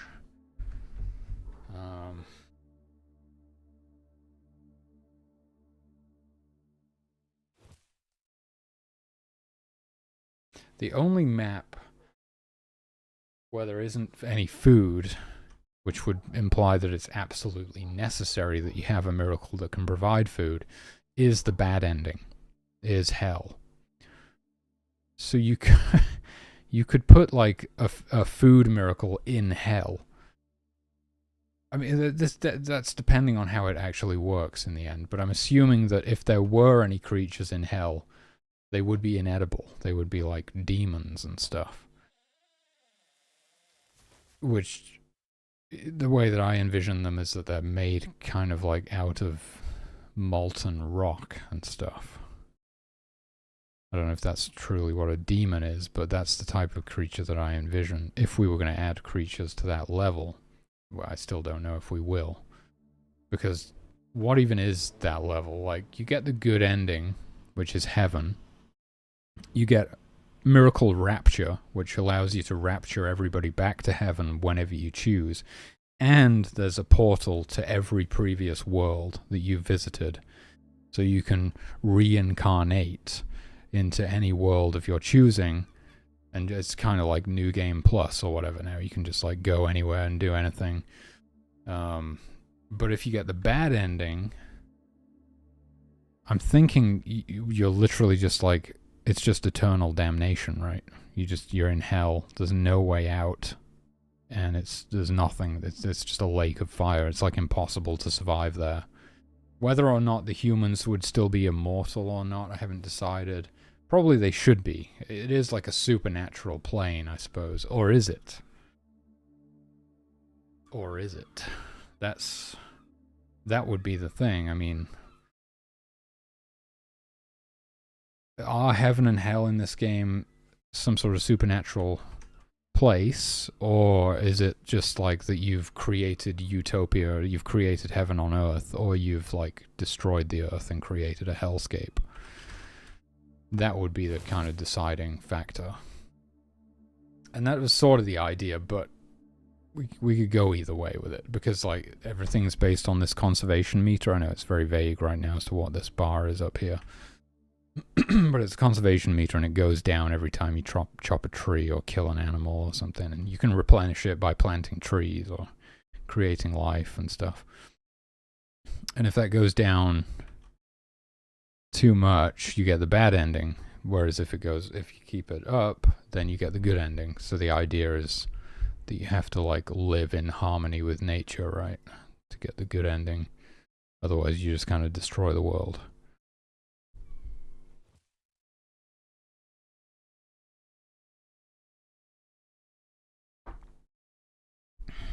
But it's also, well, that's true. If the humans are immortal in hell, then they don't need food anyway. So if we go that direction, so there is only one scenario, which is that hell is not like what is it called? It's not like another plane of existence. It's hell is just a hellscape that you've created because you've destroyed the world or whatever. Like, that's the only scenario in which there would be a single level in the game where the only way to acquire food would be with some sort of miracle. And that's the only way that anything makes it into the game. So once that's finally decided, we will know whether we could do that or not. I'm somewhat against the idea of just going on vibes, to be honest with you. It's not a good vibe. But so I'm saying on top of that, it's like it's probably not something. Probably leaning towards not doing that. Oh, see, these hunters are sleep deprived now. Okay, people are getting sleep deprived. Like, I'm not exactly helping them. I have all this power. We could just be getting these tents built in no time. But so everyone's sleep deprived. So it's gonna take him longer to build this and stuff. So even though it's daytime, they will sleep if they're sleep deprived. So we'll see like the nearest 5 humans, because everyone's sleep deprived right now, will sleep, and they'll sleep off that debuff, but they'll sleep through until the following morning. If I was to wake them up right now by tapping on the tent, they would still have the debuff, and I probably should test that. There we go. Yeah, they do. And there's a cooldown, so those same humans won't immediately re-enter the tent, so we'll get a different 5 going in there. But yeah, it has to be nighttime. They have to be both asleep at night. Not both. They have to be asleep at night to remove the debuff. That's just how it works. So technically they don't need to sleep all the way through until morning. You could, this is one of those, like, pro tip. You could wake up those 5 sleep deprived humans at nightfall and then have another 5 sleep through the night. In fact, you could just cycle it. Oh, okay, that's an exploit. Okay, we probably have to change it. So the debuff is only removed when they wake up in the morning. Otherwise you can just clear everybody's debuff by just waking up. They only need to sleep for like a second. As long as it's nighttime, the debuff will be removed, so we can't do it that way. Okay. Right, well, I'm gonna write that down and probably change that today. Because that is very exploitable, highly exploitable.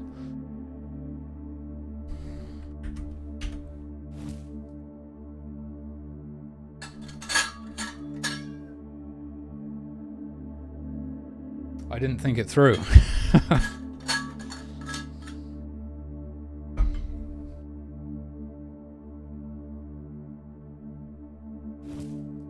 That's not a bug. It's not going on the bugs list. Okay. Remove sleep deprivation at sunrise. And it's because I was on the fence and I was trying to figure it out. I was trying to make it balanced and kind of favor the player a little bit, but I realize now that we just can't do that. Well,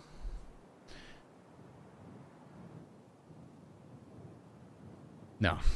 Because there's other reasons that they can wake up in the night, like if the camp comes under attack, if something sets on fire and they're a water bearer and they need to get up and respond to the situation.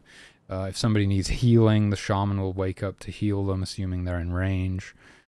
Stuff like that. And that would all... Well, I mean, not that that would remove the debuff. What I'm saying is that that will not remove the debuff. The only thing that removes the debuff is, like, waking up with the sun, at sunrise. That's how I'm going to do it. But it means that waking up for any other reason at any other time will not remove the debuff. See, I could exploit it now. I could wake those up, have another 5 go to sleep. Their debuff will also get cleared now, and then I could wake them up, and then have another 5, and I can just clear everybody's debuff. So I don't need to build more tents. As soon as I've got one tent, I can just use this exploit. So there's your problem.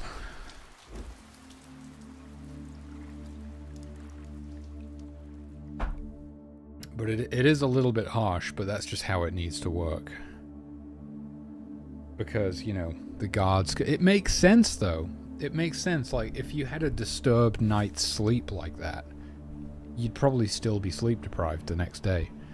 If you were, like, you know, you've been awake for 72 hours, that's already insane. It's a really long time, but just, like, based on the pacing of the game and stuff, that's basically as long as I could make the sleep deprivation timer without it seeming unusually long, but also making it as long as possible so that it's not imbalanced. Because if it was after like 24 hours or 48, which is what I originally did, then you don't get long to build everything.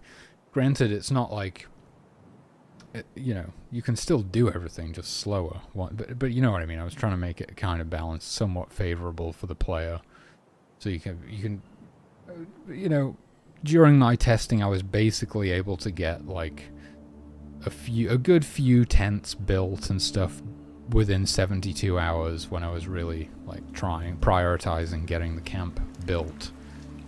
So, but yeah, so I realized 72 hours is a ridiculous. If you've been awake for 71 hours and you're still not sleep deprived, that's just humanly impossible. So, I've tried it, trust me. I did actually. I played Sega Mega Drive for 3 days straight one time, and let me tell you, I experienced some kind of psychosis. It was insane. Don't do it. Whatever you do, but I had a pretty crazy childhood, alright?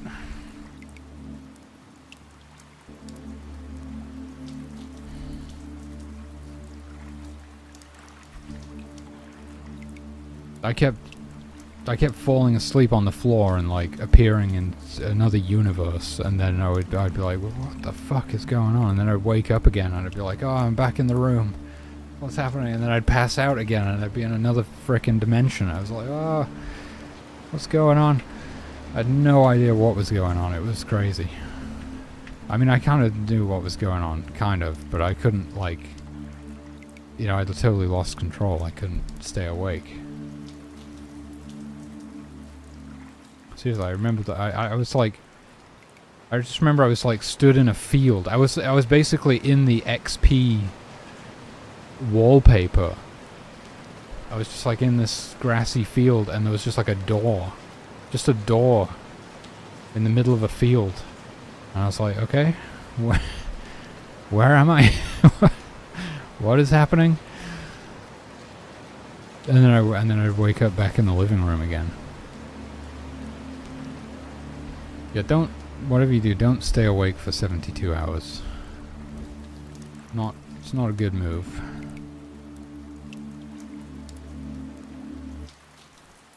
But anyway, that's like as balanced as I can get it.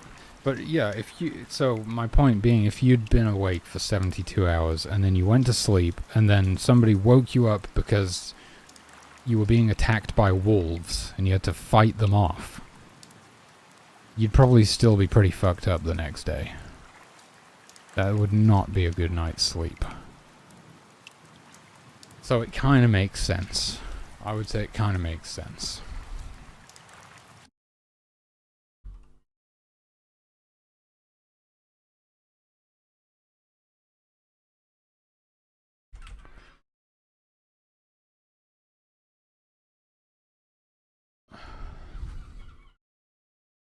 I gotta get something to drink before I do this. I'll be right back.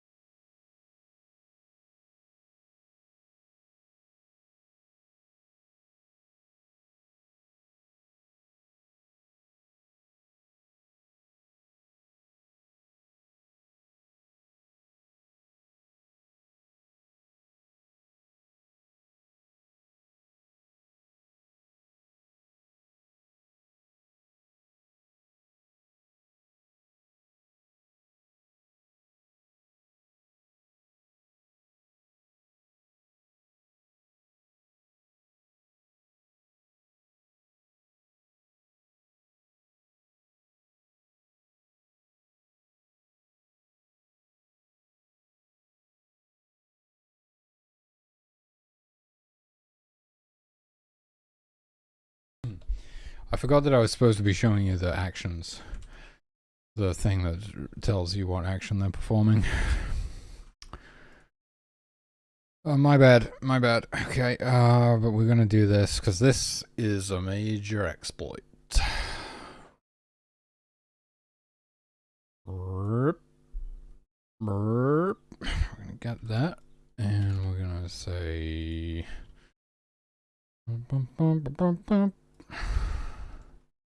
true. It needs to be inside of there. Maybe I'll just do it down here. We'll do it down here. Right, okay. So when they wake up in the morning, sleep timer will be reset to 0, which is essentially the same as removing the sleep deprivation debuff. That's exactly what that is. But if they're woken up for any other reason, like something's attacking the camp, or someone needs healing. What about the water bearers? Are we just like running the script in here or something? Oh. Okay.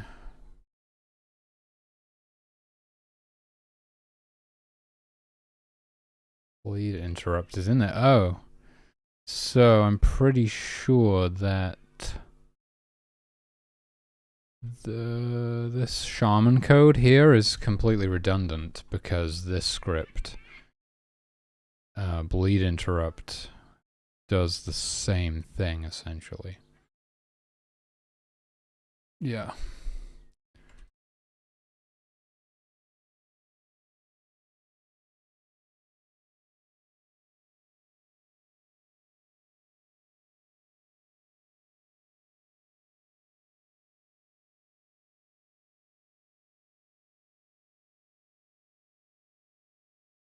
Yeah, I mean, if bleed interrupt is run in this state, then that's gonna do it.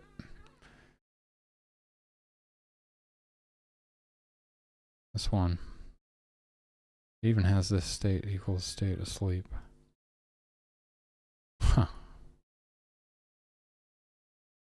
So I'm gonna comment it for now. I'm not quite. Yeah, I'm pretty. I'm like 99% certain. But I'm just gonna comment it out for now rather than completely deleting it. And could we test this somehow? Yes. What we can do. I need a fully built camp. And then we need a sleeping shaman. And then I can like set somebody on fire or something so that they get damaged. And then we just make sure the shaman. I mean, it's probably the bleed interrupt script is the thing that's been doing it the whole time. It probably never actually got to the other section. Create and then make it so that the constructs are pre-built in test mode.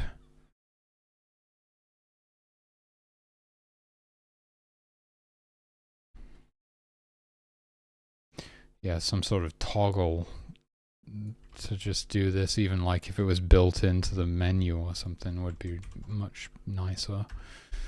I don't have that, so I have to go and uncomment this code.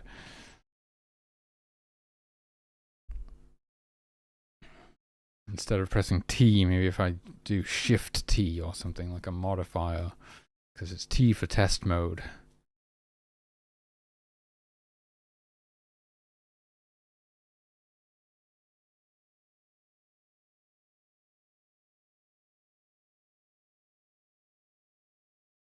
Still compiling with YYC, aren't I?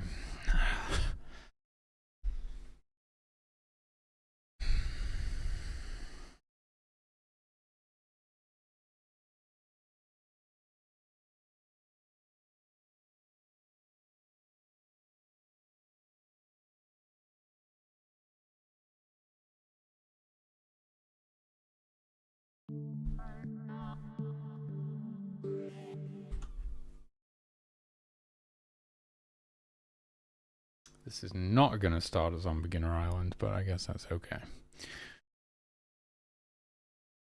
So, make sure that we have a shaman. We have 3 of them. And then fast forwards it to night 1. Hopefully without anybody dying or anything.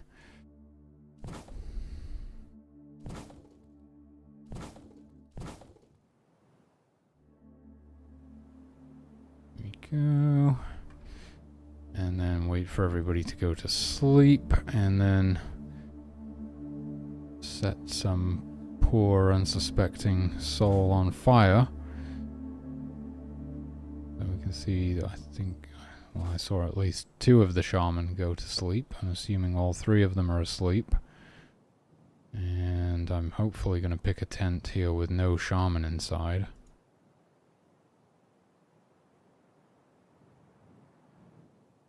Or I could just use this person. And there we go. The shaman woke up to heal them. And the water bearer woke up to extinguish them.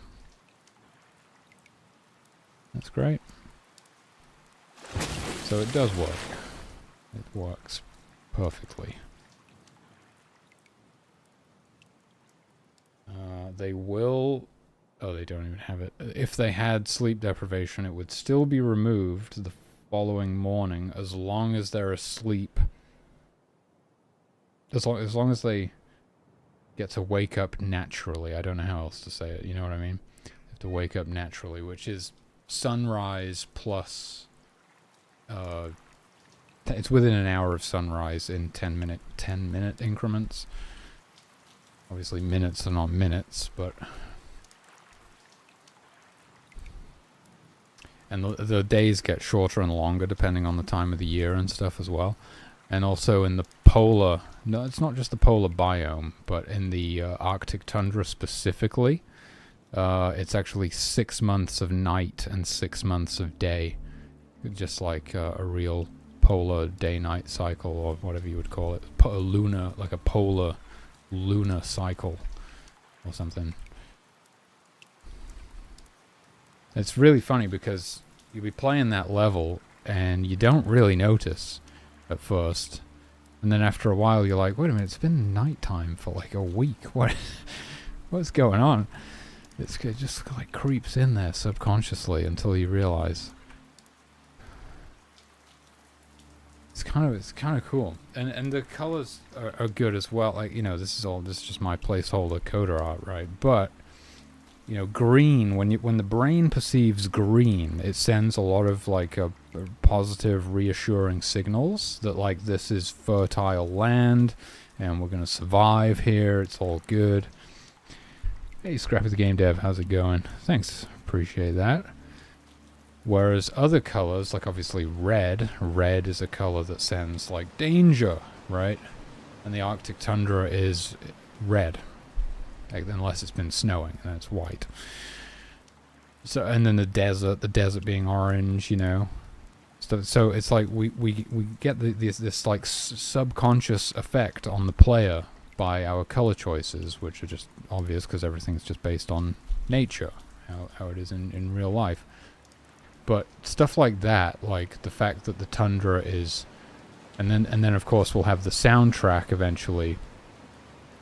The soundtrack, you know, can create atmosphere as well. It can add tension. It can make you feel uneasy, or it can, in other levels, can be like can make you feel relaxed or whatever. So all of these things combine to actually create like an effect, to have an effect on the player, to give them a certain experience, right? And so the weird day-night cycle and the color palette and the music and stuff can create this unsettling experience where you're on edge a little bit and you sort of know like you're in a dangerous kind of environment. Whereas somewhere like this, it's a lot more plentiful, bountiful, if you will, lush, and so you feel kind of reassured. You feel kind of, oh, we're going to be all right here, you know, we've got everything we need. And that's true. Like people recover faster if they've been in the hospital. People get better faster just if they have a tree to look at out the window. That's how insane this shit is. Like, looking at a tree will heal you. That's crazy. You know?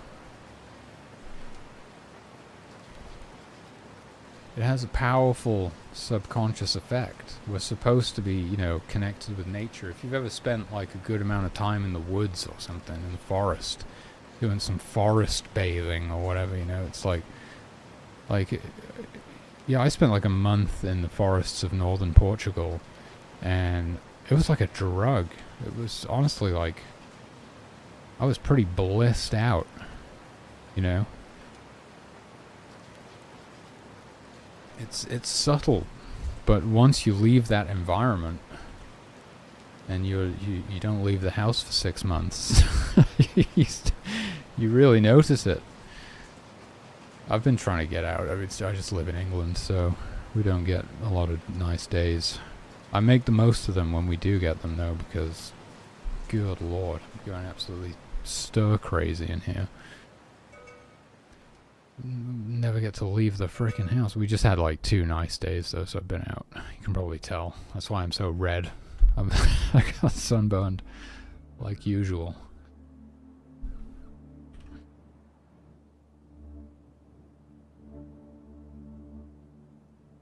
What are we doing? Oh, we were testing the shaman, right? Yeah, no, they're working. It's good. So we should... Well, right, okay, if we want to test the sleep deprivation thing now and make sure we can't exploit that anymore, then we need the tents to not be pre-built. Or I just need to start a regular game, but who's got time for that? Not this guy.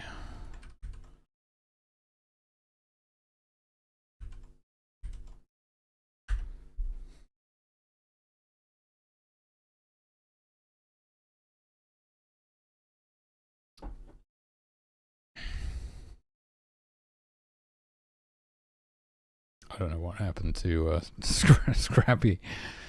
Are you good, bro? They just showed up in YouTube and then retracted their messages. I don't know what happened.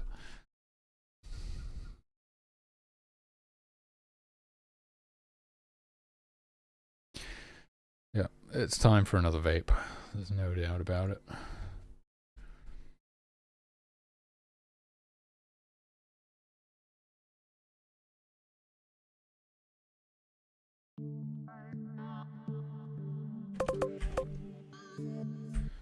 Okay.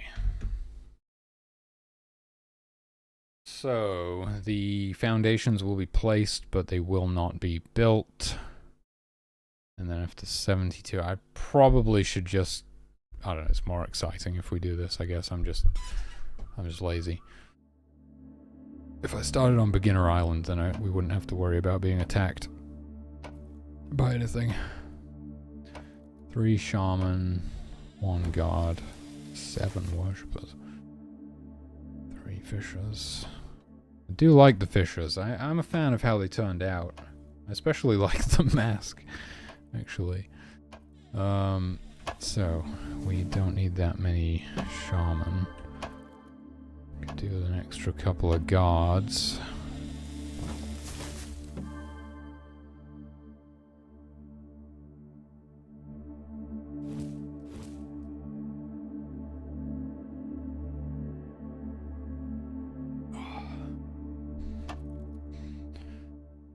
Yeah, maybe we'll go like 2 fishers, 2 foragers. I don't know. I'm just liking the new sprites. I'm liking having 3 fishers.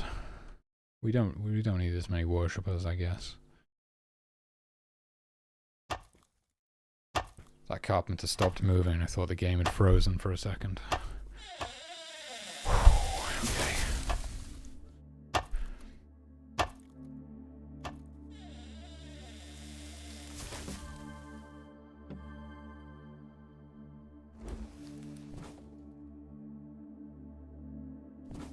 Two drummers this time. Yeah. 2 drummers is rarely necessary. It's just that I have the thing set up so that in demo mode and test mode, it will randomize pseudo random. You either get 1 or 2 drummers.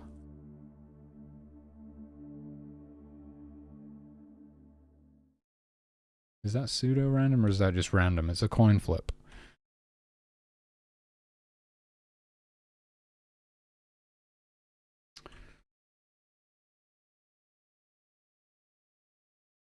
I can't believe I didn't think of that. That's why we playtest.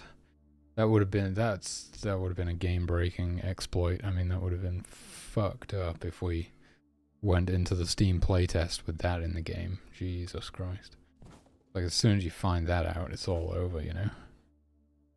But we got it sorted now. It'll be fine. Holy. I can't breathe.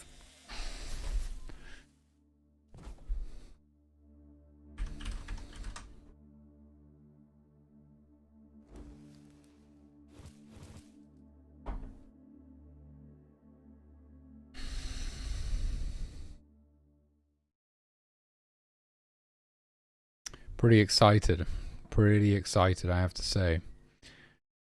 Yeah, it's just an exciting time for the game. Going into our first closed beta, if you will. Getting the Steam capsule art and the logo done. I can't wait to be like hanging out with people whilst they play the game on stream and stuff. We have Twitch integration. They could even use Twitch mode and have the chatters playing as the tribe and they're playing as God. Quite fun. The possibilities are endless. I'll be curious to see whether people want to, whether they would prefer to kind of play the standard mode or whether they would rather play Twitch mode. I would say most people will probably opt for Twitch mode. I would say. So another thing that I'm going to do once I've finished all of the sprites is I'm going to make my own stream avatars. Like I'm gonna basically make another GameMaker project, which is like a little stream avatars game which reuses the sprites. And so you'll be able to like, even when because you know I could enable Twitch mode of course, but when I'm like working in the engine, when I'm coding and stuff, you'll still be able to like control your, well, not so much control it, but like have your avatar on screen, and you know there'll be events and stuff like random animal attacks and fires and whatnot. I was thinking, you know, of course I would have to, I've been thinking about doing like stuff that you can use channel points for, right? What was I thinking? Like maybe different miracles. I don't know, some would work and some wouldn't. Like, you have channel points, you could spend them to give yourself divine protection or something like that, so that you have temporary invincibility or whatnot. A lot of them don't work, I'll be honest. That is like one that... Resurrection? Maybe like you have to use channel points to resurrect your avatar if they die.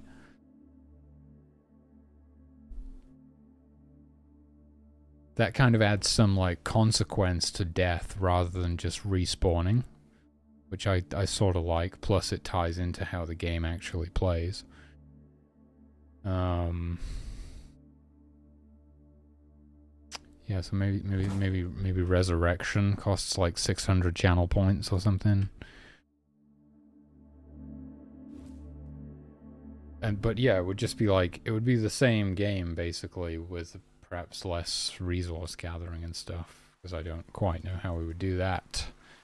But, you know, you guys would choose to be guards and hunters and healers and whatever. That's the thing though, certain gifts like carpenters, like if you can't actually build anything, what's the point of being a carpenter? If you don't need to eat, then you don't need the campfire, which means you don't need to gather firewood. So I've got to figure it out, like how it's actually going to work, because we do need like the resource gathering aspect or component if we want all of the gifts to be viable. It basically just needs to be like a stripped down version of the game that is like overlaid on stream, and you can just play it at all times whilst I'm working on the game. Because you know, obviously the regular Twitch mode, the only time you guys can mess around with that is when I'm playtesting, which is not often. Not like I do a lot of that. It's usually weeks, if not months, of development before I hit a milestone where I'm like, okay, now would be a time for another playtest. And then it will just be like a day of playtesting or something. That is one of those things, though. It's like, I have to do quite a lot. I have to make quite a lot of changes and additions to justify playing the game again.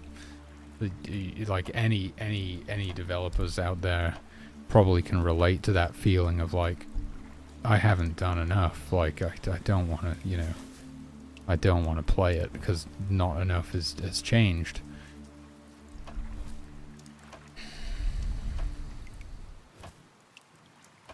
But other people have never played it before, so, and that's always the best information you can possibly get, is somebody who's never played the game. Somebody who's never even played the genre. That was funny. That was funny when Round played the game. He spent like half an hour trying to grant a gift to a child because it wasn't explained anywhere. And he was just like confused. It is, I believe it's explained on the help menu now. Eventually there will be a tutorial. No, it still doesn't even explain. Does it explain? Adults only. Adults only, that sounds funny. But yeah. You can't grant gifts to children. There's no child labor in this universe. Thank you very much. I think we've evolved beyond that now. Even though this game is set in an alternate universe Stone Age, even these guys have evolved beyond child labor.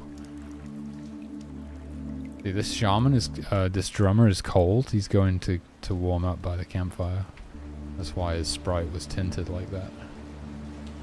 Yeah, they are getting rained on and stuff, so I'm not surprised they're cold. They've got no tents to shelter in. They'll shelter from the rain if they have tents. It's one of the really nice little touches. That makes them feel a lot more alive, a lot more human. So we have a tent built in record fucking time here. I'm trying to test the sleep deprivation, and these guys are building all the damn tents. How am I supposed to test it? I guess our hunters have just been having some very successful hunts. Hopefully, because there's only one tent, some of them will still get sleep deprived. And so I'll be able to confirm that you can't exploit the tents and remove everybody's sleep deprivation.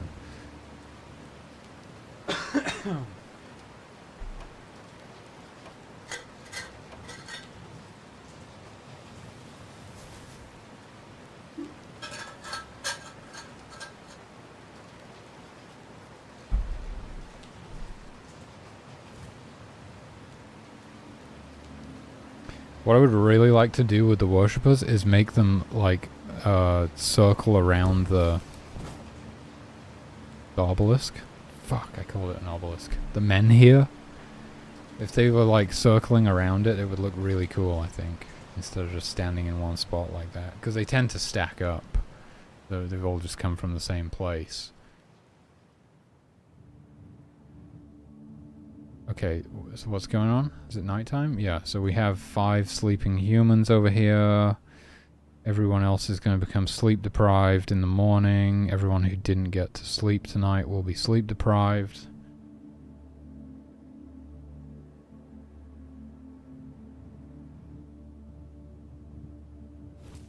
I've not been drinking enough water the past few days, and you know how I know that? Because my kitchen flooded twice. If I don't...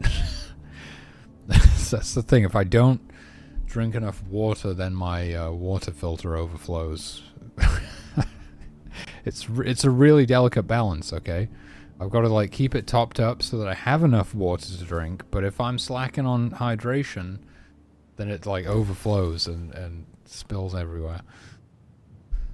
I should have got a bigger one, basically. I'll probably, as soon as I have the money, once the game is finished and you all buy it, I'll buy a bigger water filter so I can stop flooding my kitchen when I forget to drink enough glasses of water in the day. Okay, everybody's sleep deprived now, so it's daytime. 5 of them are going to try and sleep off that debuff. We're going to wait until nighttime, and we're going to wake them up, and we will see that they will still have the debuff. And 5 other humans would try and join in, and we could wake them up, and they'd still have the debuff. The only time when it's going to get removed is if they sleep all the way until morning and wake up naturally.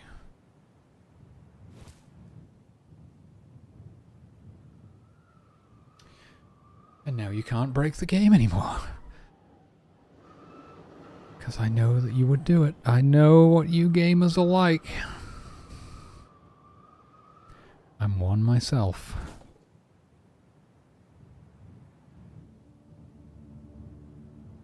That is the thing. It's like putting these rails on it, these like guards or whatever, you know. We gotta make sure that we want you to have freedom, but we don't want you to be able to like ruin your own experience in a way.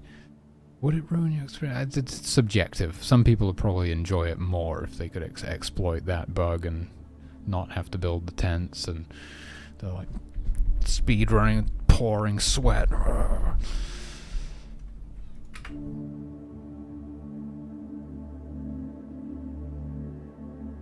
But we're not going to allow it. That is not an exploit that I want in the game at all. That is horrendous. Because like I was saying before, the great thing about the sleep deprivation debuff is that it forced you to build the damn tents. And if you could just having to build one of them is not great. That's pretty much the same problem. Yes, you would have to build one to be able to do the exploit, but still would not be good. Okay, now we have a second fucking tent, so this gets more difficult to test, but don't worry. There will still be some sleep-deprived humans. I'm just kind of wondering, was I just yapping? Okay, no, nightfall is almost upon us. I don't think I missed it. I have completely dissociated. I don't think I missed it. Yeah, it's still day 3. I think we're good. Nightfall is upon us. The sun is setting. And I can try waking up the humans inside of the tents.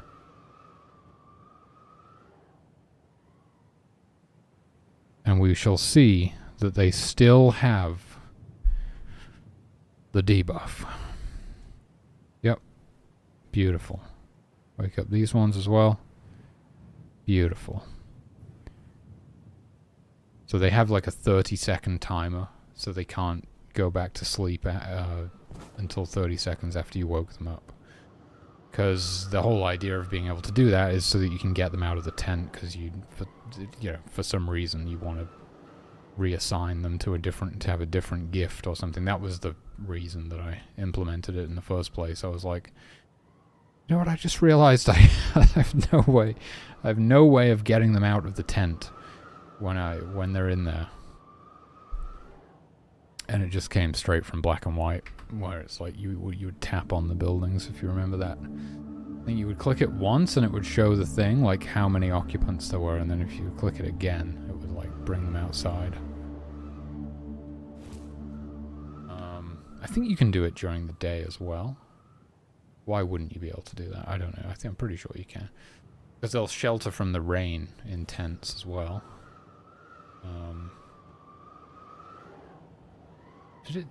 Okay, now I'm getting concerned. Did the debuff actually get removed in the morning, though?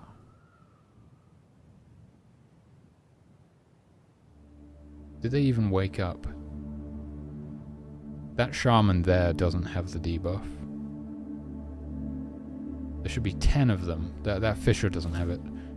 There should be 10 of them that slept last night that don't have the debuff anymore, right?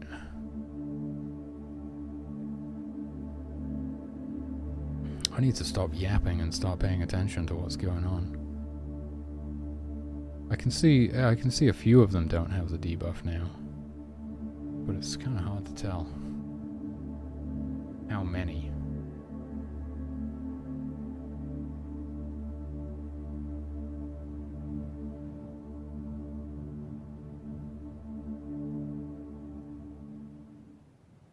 We got 10 more of them sleeping in there right now because they have the debuff. I just need to actually pay attention when they wake up in the morning and make sure that they no longer have the debuff.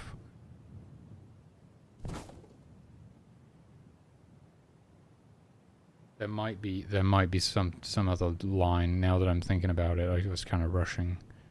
Now I'm thinking about it, there might be some other line of code that I need to change. But we shall see. I'm just going to fast forward through till the next morning because it's not going to make any difference. They're still just going to be asleep in there.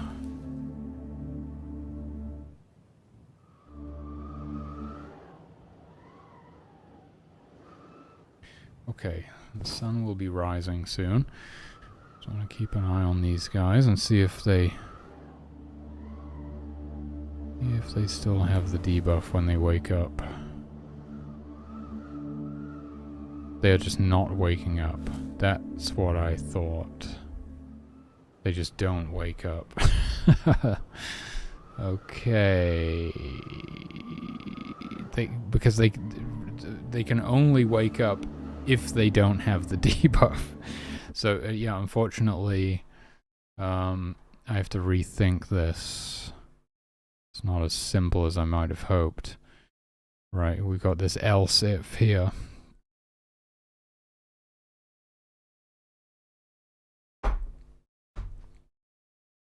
Which just becomes an else for now. And then when they wake up in the morning, that is when this gets removed. Check night, true. I think that might be it. So if night is true, they're running this stuff. It's just for the guards and hunters to respond to stuff, animal attacks. Else, so if night is false, and then blah blah blah blah blah. So the problem with this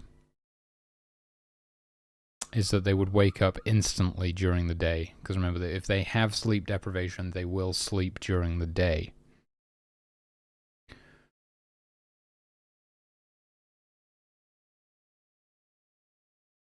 So they would just instantly wake up again, and the debuff would be removed.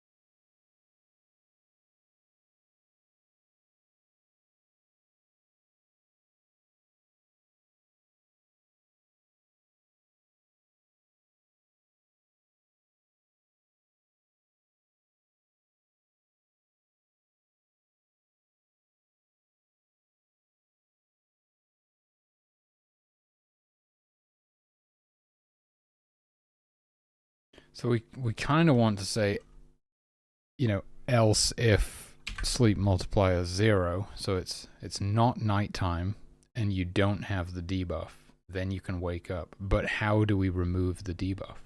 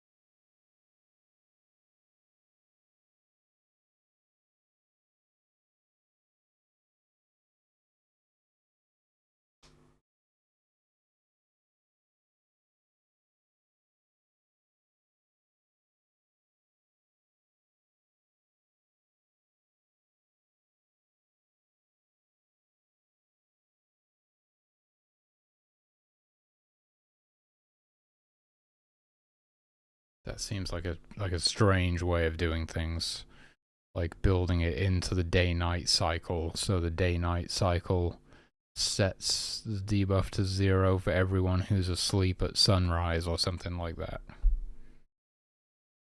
I would much rather it be in here with the rest of the sleep code.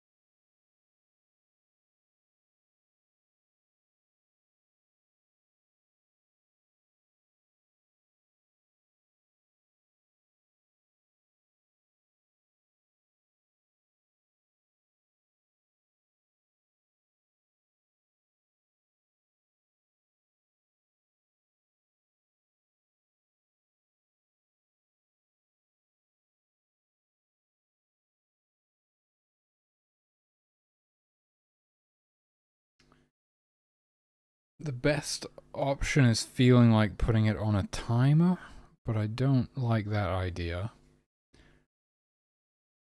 It makes sense, though. You would have to get a certain amount of sleep to sleep off the debuff. It kind of makes sense. It kind of makes sense.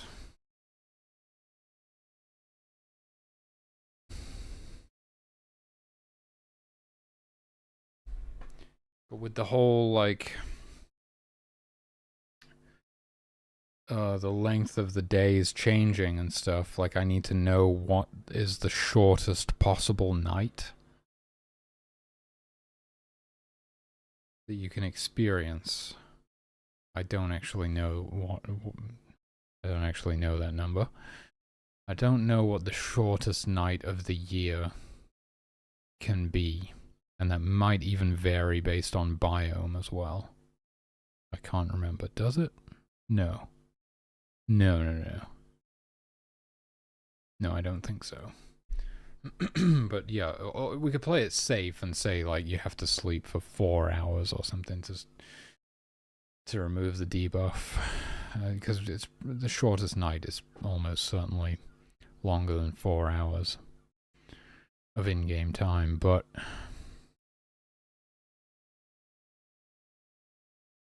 I would want to know that number and use that exact value or something very close to it. Oh my god. But it does mean we need an extra timer running, so even, you know, I don't like it for that reason. Could we avoid using a timer entirely? That would be preferable. But it's tricky. My other thought is, and this works because this is flexible where it actually adapts. We do something like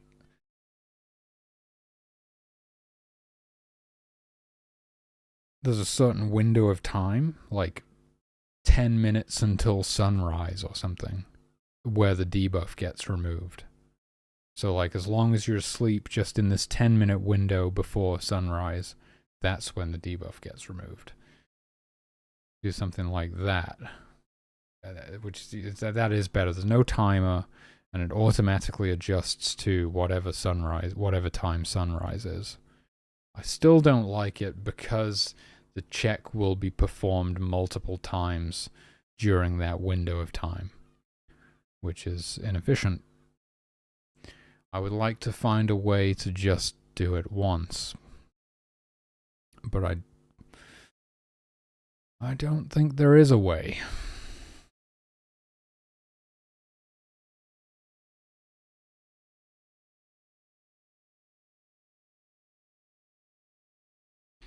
I don't think there is a way to just do it once.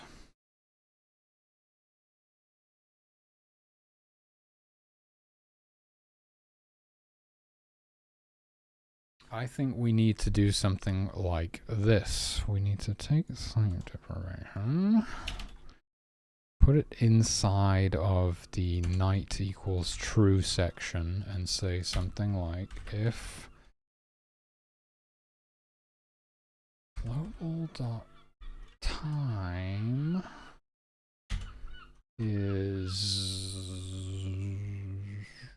yeah, you could just do something like global.time is greater than or equal to global.sunrise minus 0.1. Something like that.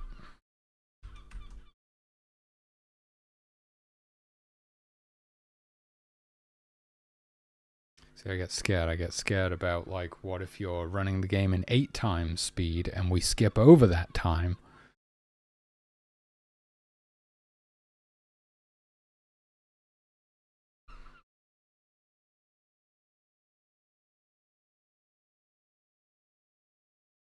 If we're, okay, I need to understand the rate at which time advances then.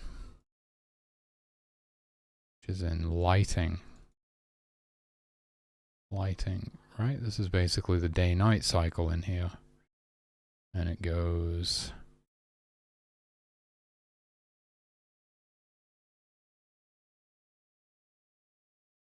day counter.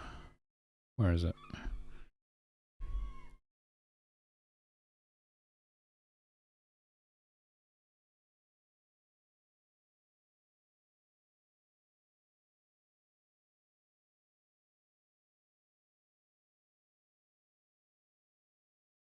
This is like the Oh, it's the passage of time. Daytimer. Daytimer? What the fuck is time? Oh god, time is time scale. Should really be called time scale, shouldn't it? Sorry. This is a daytimer. Not even capitalized correctly. That's how old that variable is.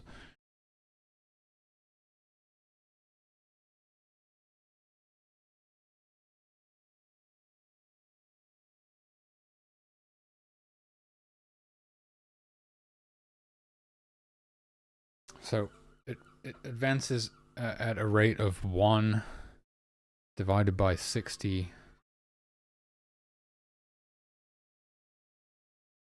multiplied by time multiplied by the delta multiplied. So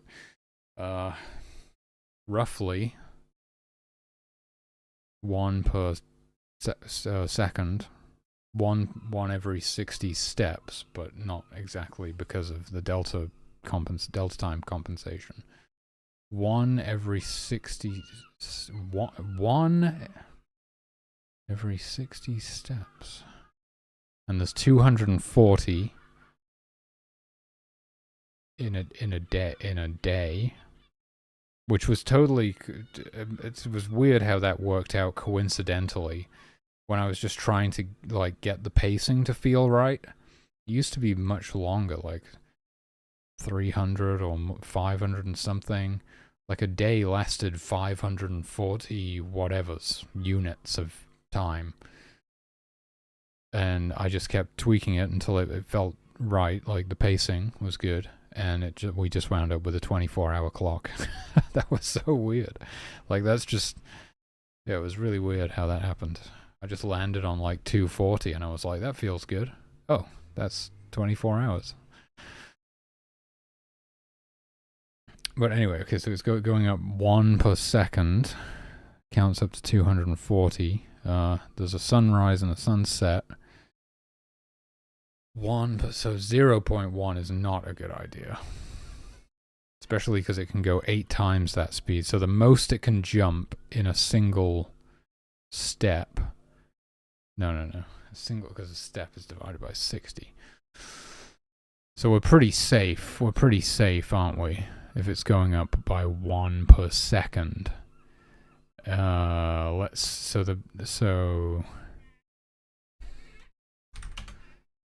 1 divided by, I can't do this math in my head. 1 divided by 60 is 0.016 recurring. Multiply that by 8, which is the fastest time scale. The most that time can progress in a single step, well, there is delta time multiplication, but is 0.13 recurring.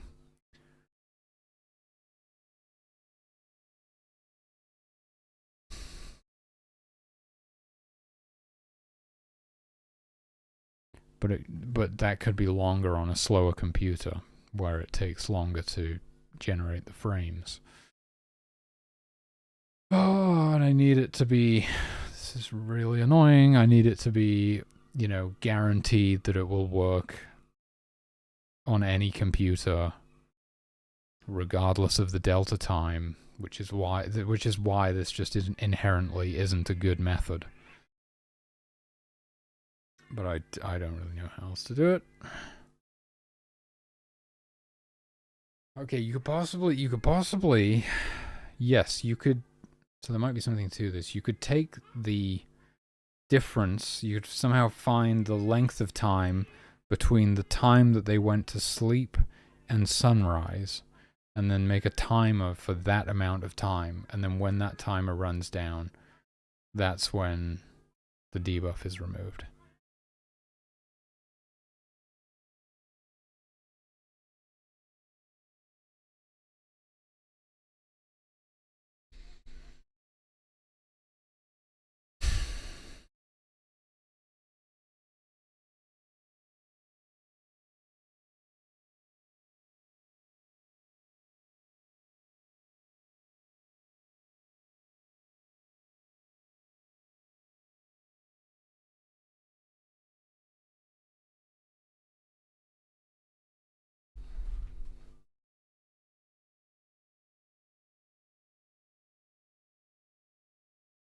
And as long as you put that outside of the night equals true check or the else, it would be fine, right? Yes. Because I was just worried about order of operations. What if the lighting object got processed before the humans and it was sunrise, and so it set day to true and night to false, and then that code didn't get executed in that night equals true block, which would be the code to remove the debuff. But as long as it's outside of that block, then it's fine. So that is how to do it. Okay, we got there eventually. So what we need to do actually is we want this outside of here, and we want a temporary variable, right?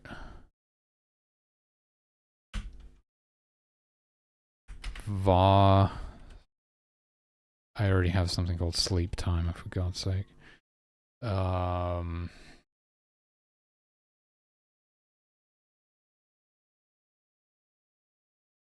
Slept, resident sleeper, I don't know.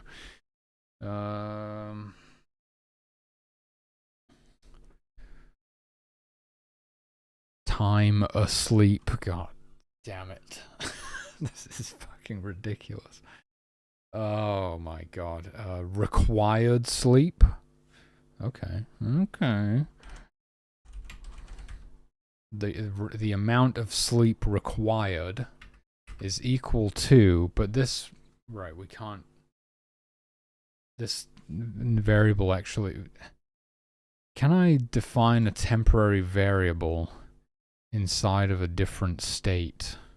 Probably not, because it would be inside of a different function. Is a temporary variable like local to the function that it was created in?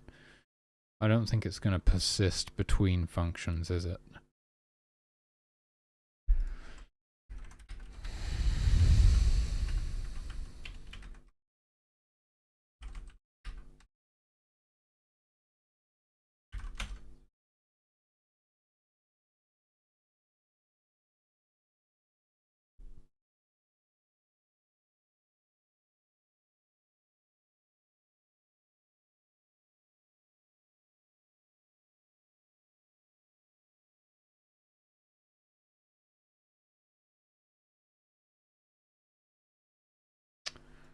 So we probably need, I can't find any information about that, but I'm assuming it does not. So we need to set up a local variable to use for this.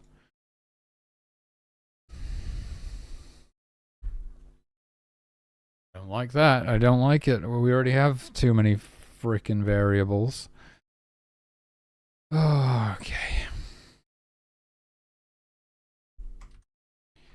Where's the, oh my god, dude. This back, I don't want to lose that. Required sleep. This is an ascending thing. Or is it? Why would it be ascending? Why? Because it doesn't, wait, no, we would set it to that amount, and then when it reaches 0, okay.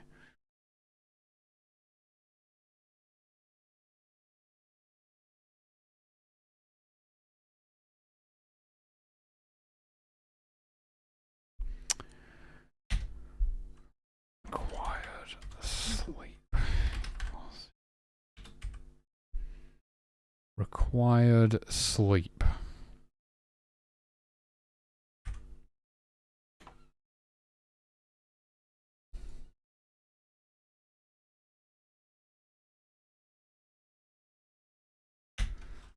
And then we would, let's get this over here.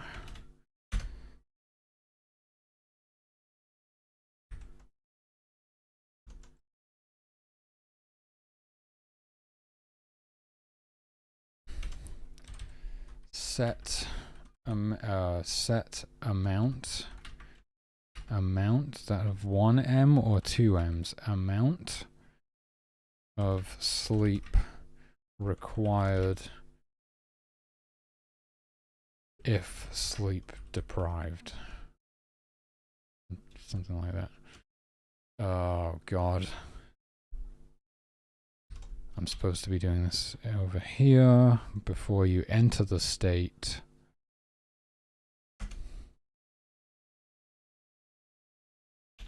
Because we only want to do it once, and it would require an additional check to check that it was unset if we were doing it in there. So we would say required sleep equals global dot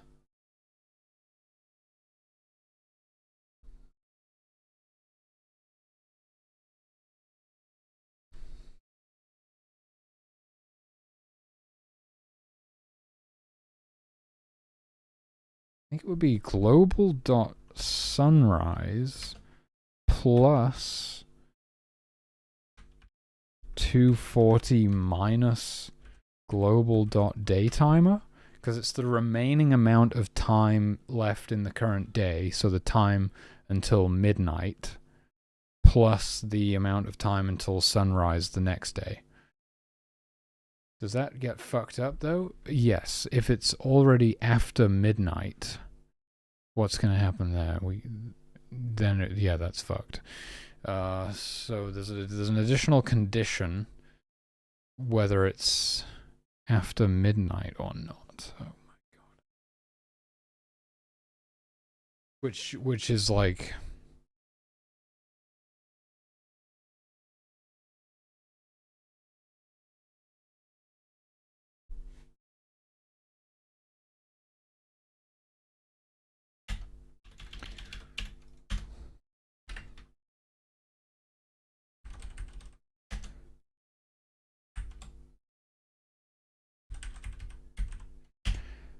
if global daytimer is less than sunrise, so if the sun hasn't risen yet, else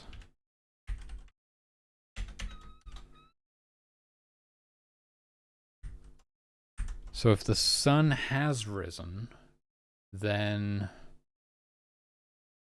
yes, it's global sunrise plus 240 minus global daytimer, right? Is that right?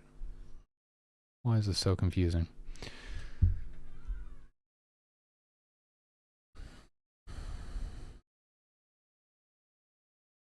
Sun has risen.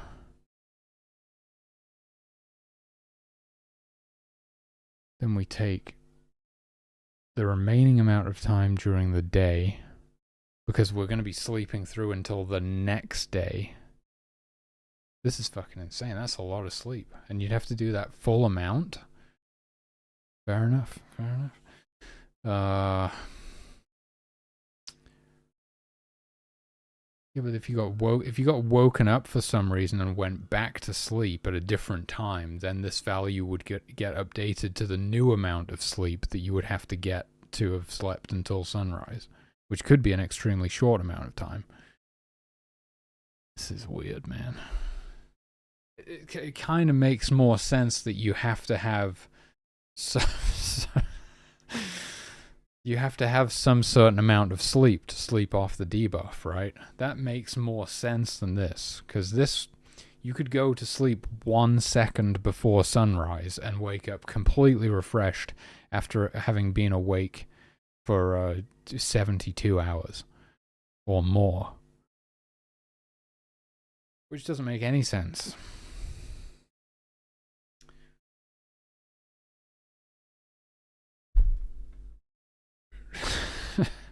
So we still need an amount of sleep required, okay, but that would get set when you first receive the debuff, basically. Not here, not when going to sleep. So let's head over to the end step event. Here's the sleep deprivation stuff, right? Once sleep deprivation timer is above 72 hours, greater than or equal to 72 hours, we set the sleep multiplier. Oh, I forgot how the multiplier works, right? It starts at 1 and it goes down. Yeah. Because everything's multiplied by 1 by default. And if you multiply by 0.5, everything takes longer. Right.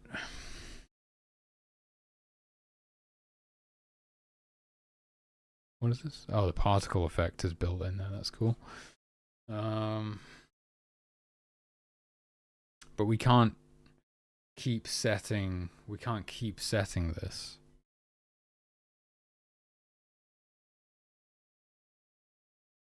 Jesus Christ. Okay.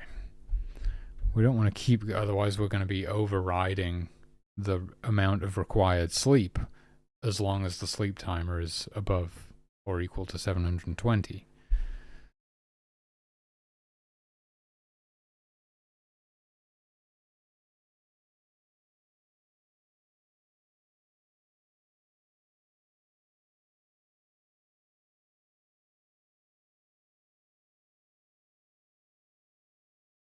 I think the simplest way to do it is sleep timer greater than or equal to 720 and sleep multiplier 1.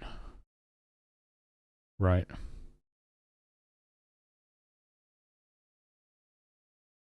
So it can only be, so this code will only be, oh, but now we're not going to get this. Fuck.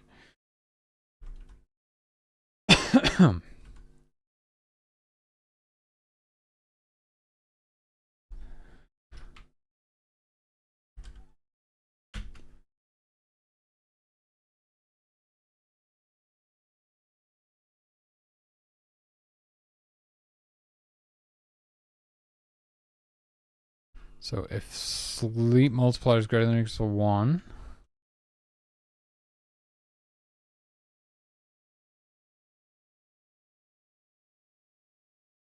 it'll never be greater than 1. I tend to do that as like a fail-safe in case somehow it was more than 1 at some point, but that would probably just make it harder to debug because it wouldn't be as obvious.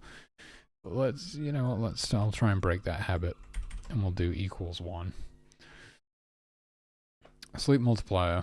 It's not like I'm ever adding to that variable. I'm only ever setting it to 0.5 or 1. So yeah, unless I've done something terribly wrong somewhere, it could never be more than 1. Anyway, but yeah, okay, so sleep multiplier equals 1, then we set it to 0.5, and we set the required amount of sleep to... This is where the fucking question of what the shortest possible night is comes into play again. What is the shortest possible night? I have no idea. No idea.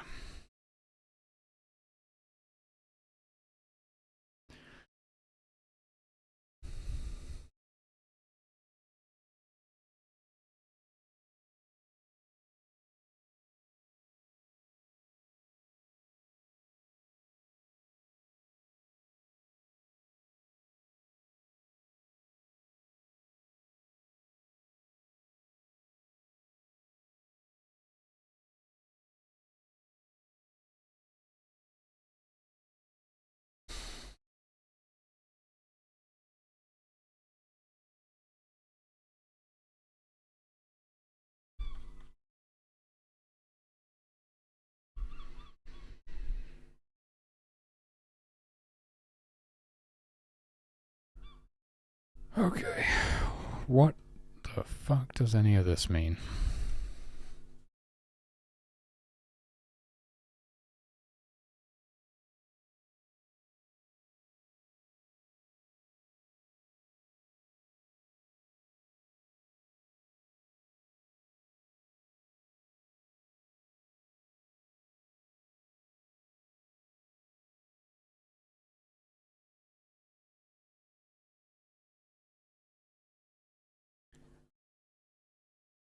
So the latest sunset is at 11 p.m. and the earliest sunrise is at 5 a.m.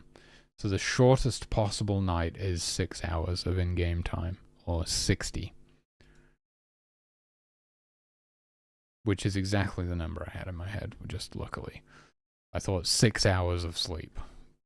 Makes sense. So required sleep would be 60 if you become sleep deprived. and this is really cool because you could sleep it off in multiple rests, you know. It's interesting. You could go to sleep like an hour before sunrise. Well, in that case, they would actually just continue sleeping into the day. Yeah, so they'll just sleep until until they've slept 6 hours. If it's still nighttime, they won't wake up still. If it was daytime at that point, they would wake up. But it does mean that, for example, the guards could wake up to fight something, the shaman could wake up to heal somebody, the water bearers could wake up to extinguish a fire, or you could wake them up by tapping on the tent, and it would interrupt their sleep, and the timer would be like paused, and they would still need to go back and get like the remaining 3 hours of sleep or whatever it is after that. I like this. It just makes sense, doesn't it? It's like you're really tired, you need a certain amount of sleep to sleep that off. And regardless of like what the shortest night is, we could make it like, this person's been awake for at least 72 hours. We know that. We could make it like 10 hours or something. Like, you need 10 hours of sleep to sleep this off. I'm going to stick with this for now because I like that. I like that a full night's sleep, even at the shortest, even at the time of year with the shortest nights, is still enough to remove that debuff. I just like that. Just something, you know, I just like that kind of thing when it lines up like that. So we're gonna do that, and then in here, what do we do here? We're gonna do if sleep timer. No, we'll go sleep multiplier equals 0.5, so we know that they are sleep deprived. Then we would do, what was it? It was like required sleep minus equals, I need some brackets, I think, 1 divided by 60 multiplied by time multiplied by global delta multiplier. I'm gonna double check that, but I'm pretty sure that's correct. 1 divided by 60 multiplied by time multiplied by global, and I'm counting down. You'll notice that I have this problem where in basically all of my code I count up. Instead of like setting a timer to an amount of time and counting down to 0, I would always count up from 0 to the amount of time that I would want, which is less practical 90% of the time. There are edge cases or exceptions where it is useful to count up instead of down, but most of the time counting down is preferable. I don't know why I just like had that backwards in my head for so long, but going forwards I'll definitely be trying. It irks me, you know. It's one of those things. It's like, but all my other timers count up, and now some of my timers are going to count down. And it's like, so annoying. And I very much doubt in this project that they will ever all be converted to count down instead of up. It's probably not going to happen. But if I was to start a new project one day, which inevitably I probably will, if I live that long, God willing, you know, touch wood, I'll do timers that count down. But I do still think there's probably about 3 years left on this project, so. Okay.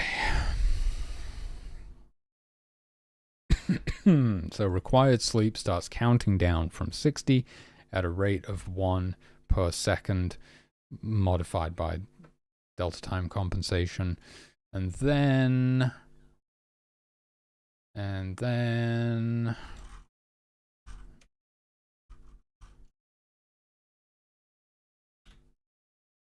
this is really like countdown required sleep. I don't know what else to say. Required sleep, and then if sleep required sleep less than or equal to 0.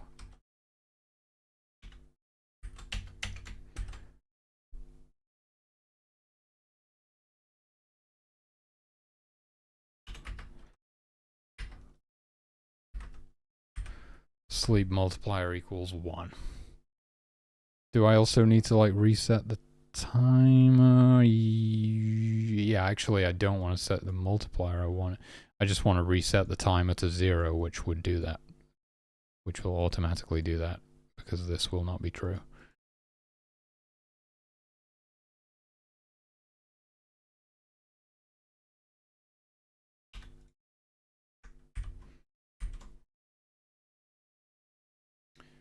Okay, so as long as they're sleep deprived, but as long as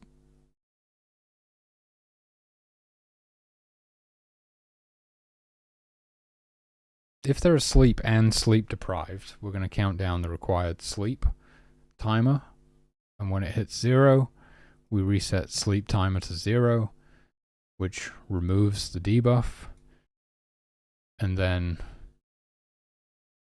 when global night is false and they don't have the sleep multiplier anymore. Why is it 0? That should be 1. There we go. They don't have the sleep, they're not sleep deprived anymore, then they will wake up as normal. That is how we're going to do that. Took me a while to figure out how I wanted to do that, but I am happy with this implementation. First, I was resistant to the idea of using a timer, but in the end, that's actually what made the most sense. Because you're going to need a good few hours of sleep to sleep off that deprivation. It just makes sense. Alright, well, I'm pretty happy with that. We do need to test it, but first I gotta take a leak. I've been dancing around here for 15 minutes. I'm gonna be right back.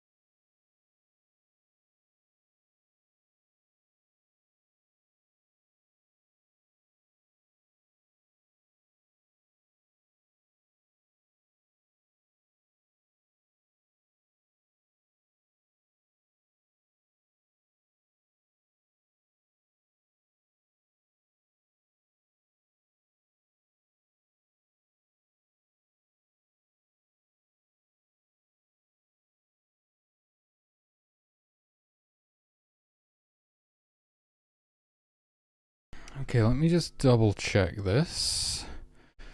I was actually looking at it. No, not this.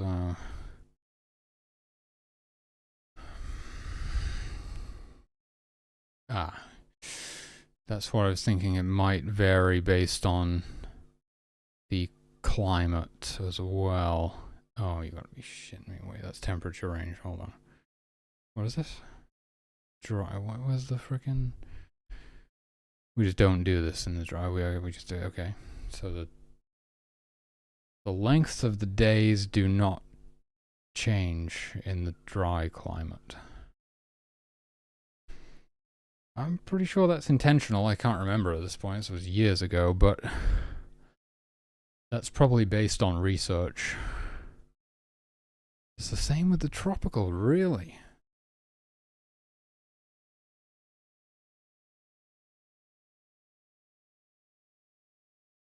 Sunset and sunrise just the same throughout the year. Fascinating.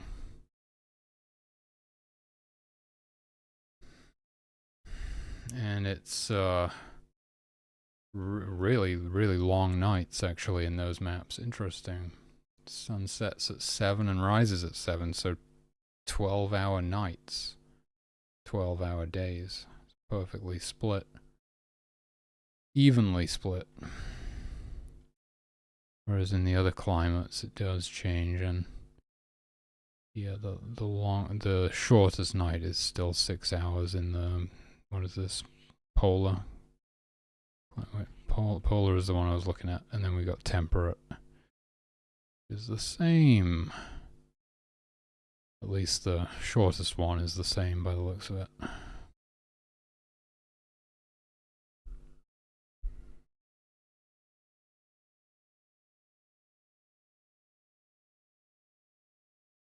Okay, and I think what I'm going to do, just for easy testing, is I'm going to draw the required sleep on the UI, like above their heads.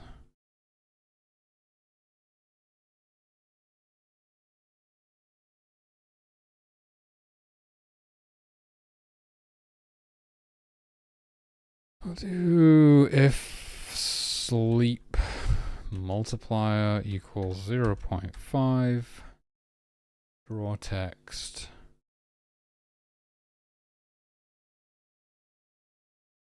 string required sleep.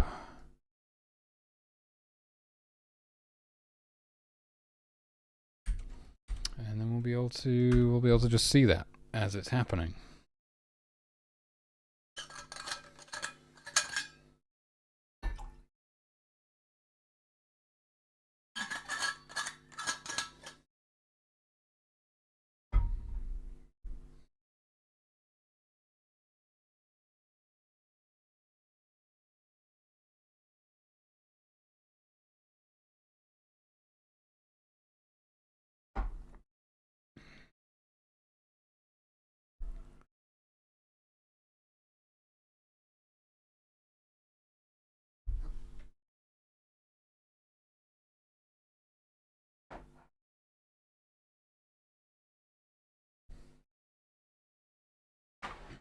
I'm gonna stick to the sativa. I don't want to knock myself on my ass quite yet.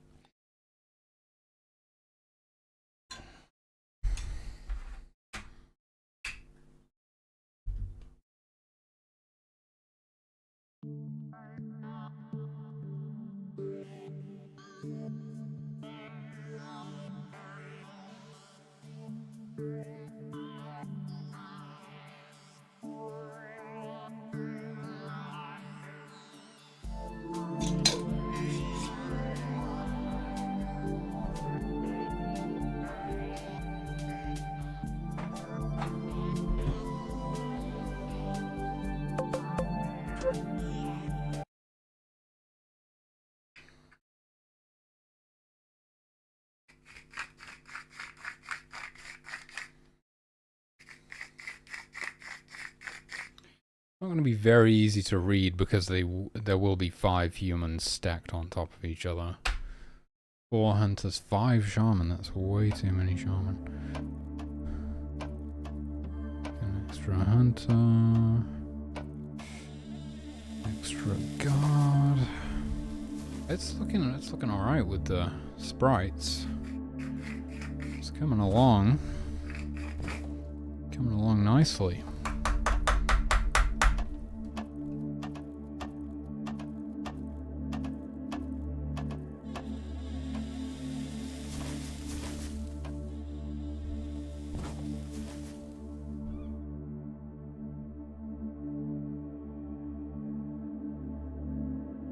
I don't know why I'm worried. I actually started on Beginner Island this time. 3 carpenters. Okay. We're fine.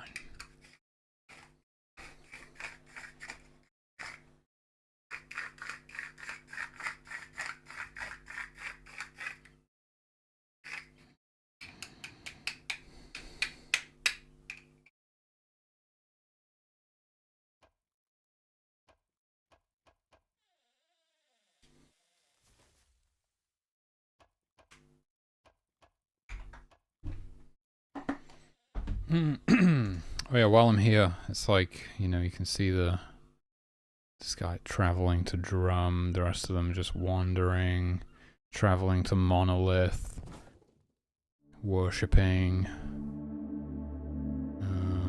constructing tents, you know, foraging, traveling to nearest fishing spot, supplying fur. Yeah, you can see all of the actions that they're doing.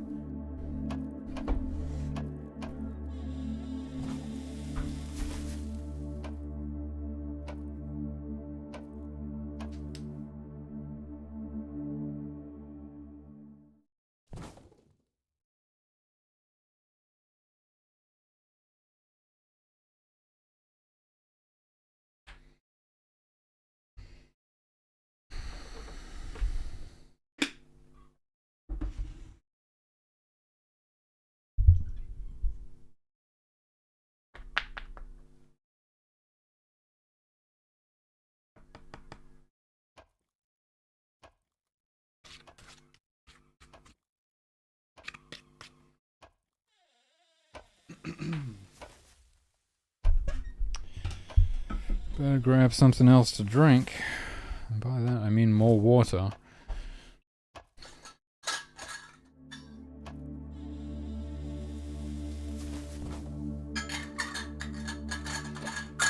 I'll be right back.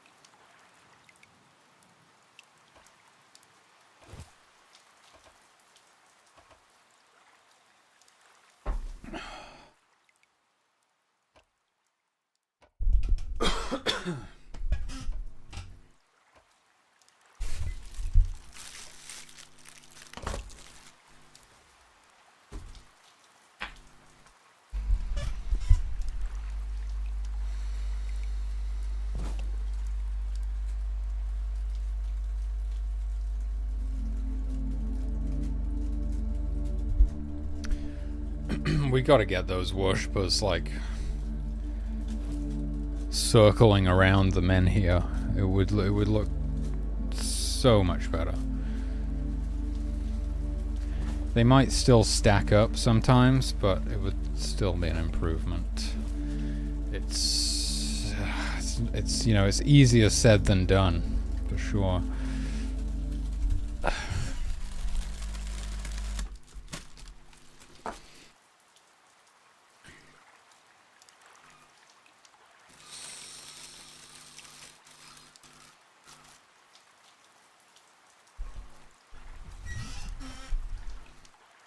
Big fan of the fishers. Really like the new sprites. Gotta say. They seem so slow when they don't have the drummer buff. You get so used to seeing them moving at that speed.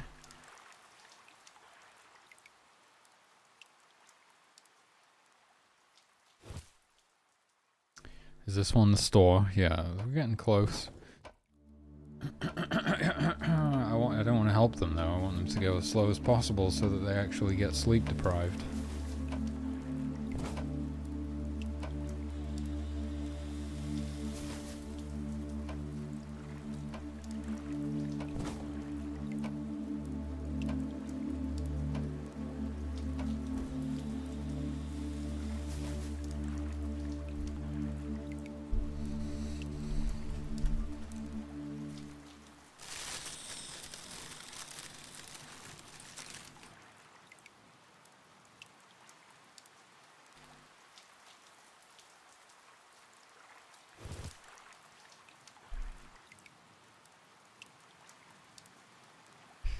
They could be one of my favorites, honestly. I actually really like them. I'm surprised by that. I'm surprised with that result.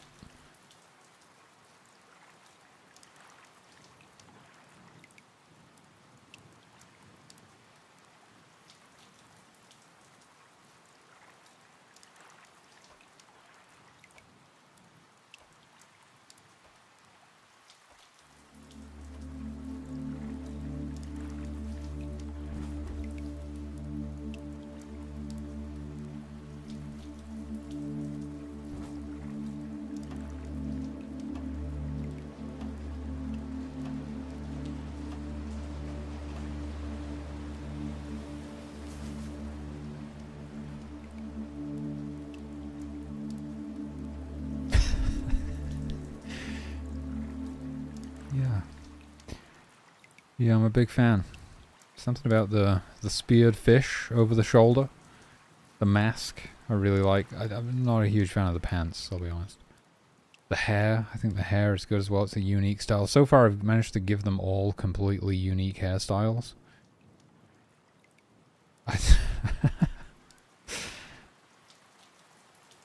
If I ever add more than 10 gifts to the game, that might become a challenge.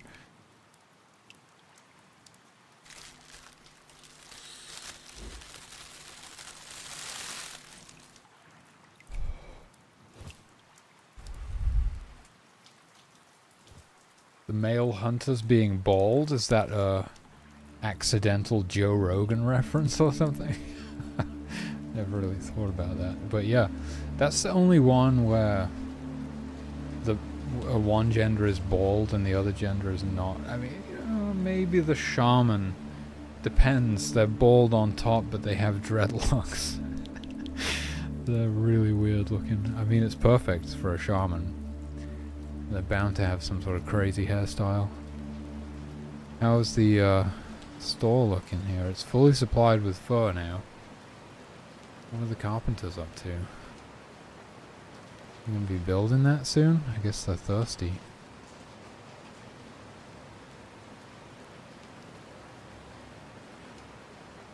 Looks like this guy's probably feeding the fire.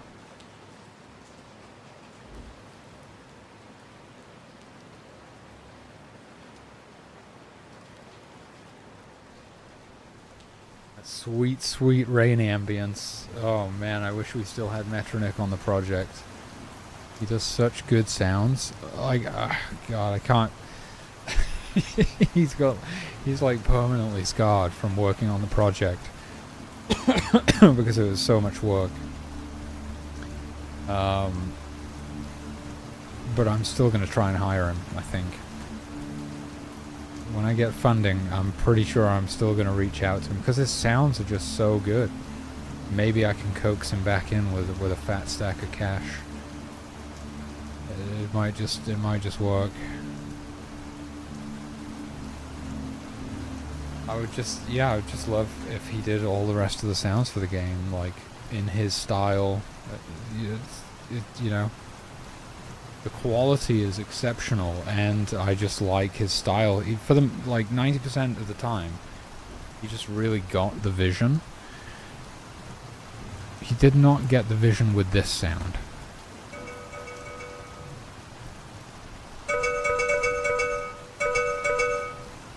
I was trying to... So if you've played Black and White, when you go outside of, like, the sphere of influence in that game, or whatever it's called in that game, and you try and cast a miracle, it does like a... It's like powering down sound, you know? And I was trying to get him to do that. But this is what we got.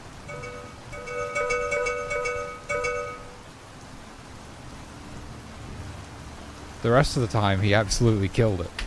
That one particular sound, I was like trying to explain it to him, man.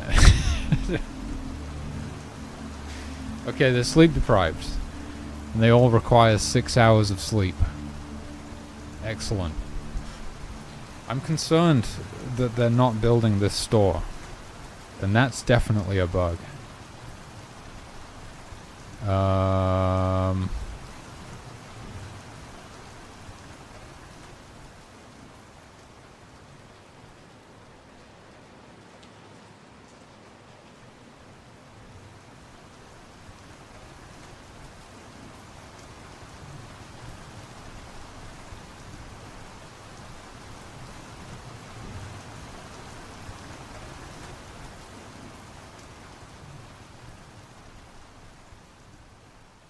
This is really not good.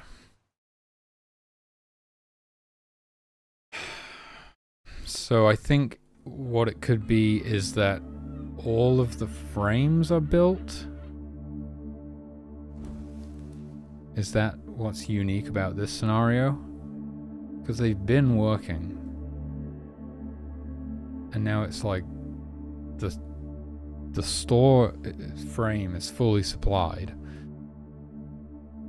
But all of these other frames are built as well?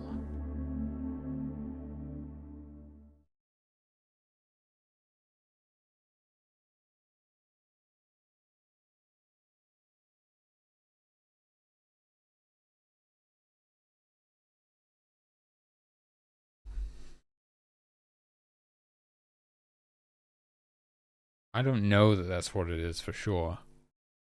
But they've been working up until now, right? And it was nothing to do with the sleep deprivation changes that I made.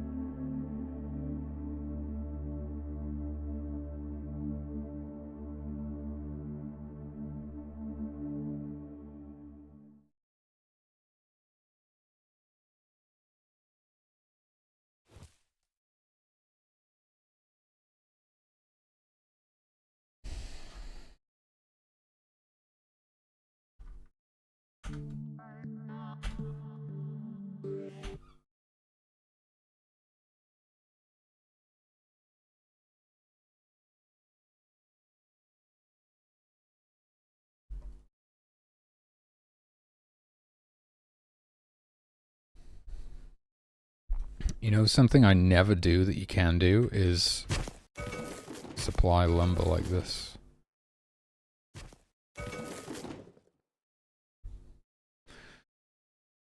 Okay.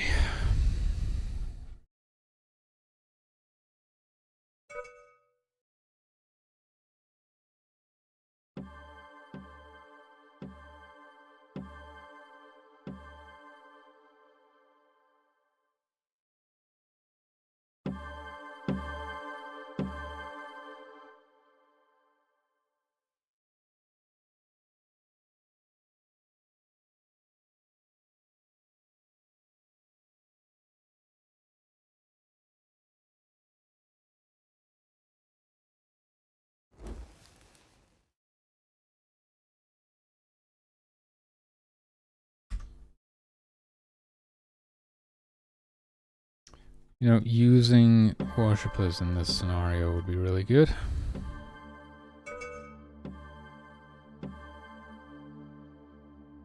Don't even need that many. Just need to find this one. That is very weird. I'm so used to seeing a little group of white cubes when I activate a shrine. Now they actually have sprites. That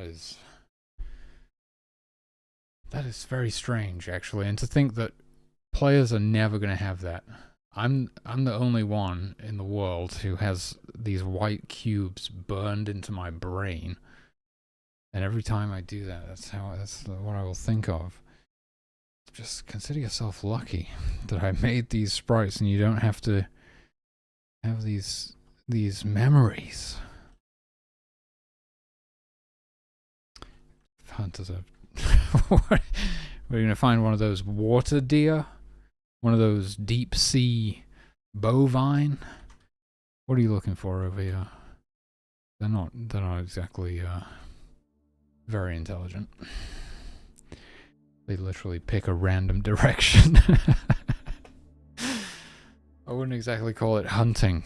Alright, I think that involves some sort of tracking and like, I don't know, there's probably some kind of logic behind it.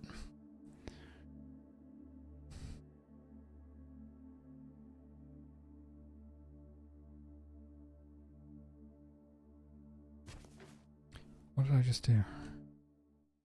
I don't know. Moved a tree, I think.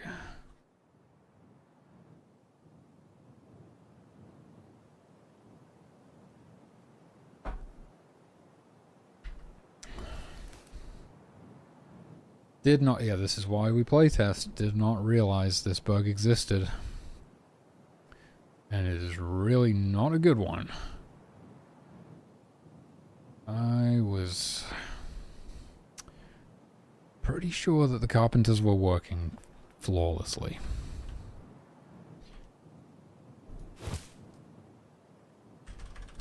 What are you going to do now, Hunter? I'm pretty sure that Hunter was going to supply this with fur.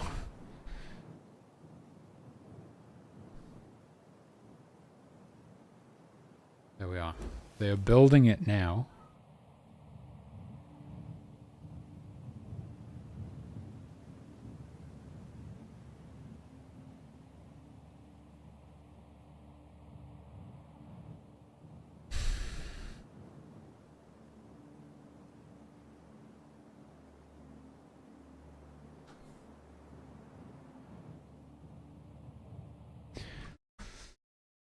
Okay.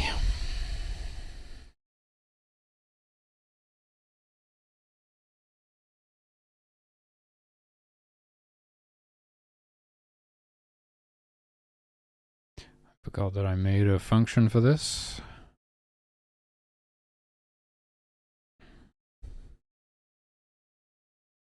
Oh, yeah.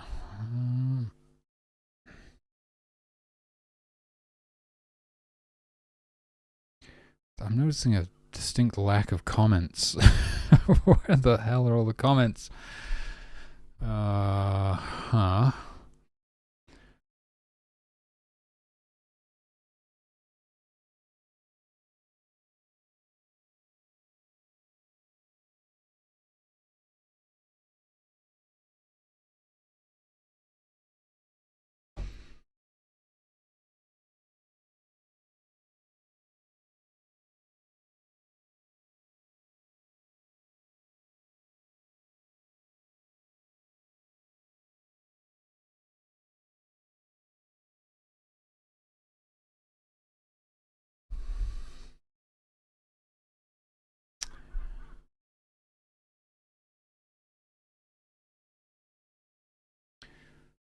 So they're doing this, even though the store is fully supplied.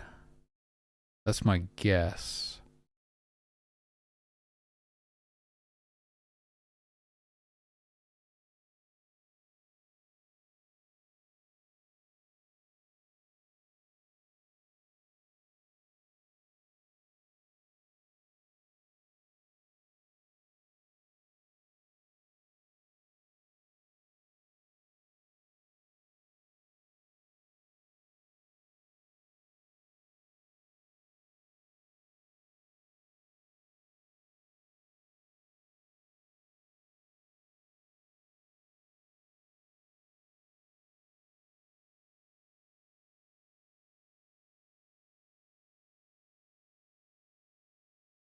Could just be the order that they're added to the build list? Can it? I don't actually know.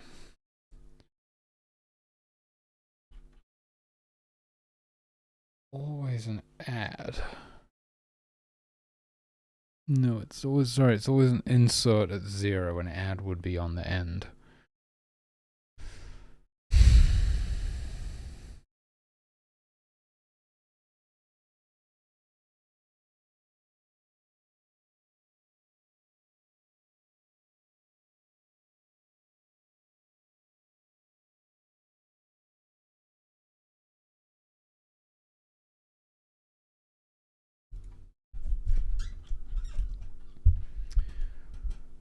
I'm trying to wrap my head around this again.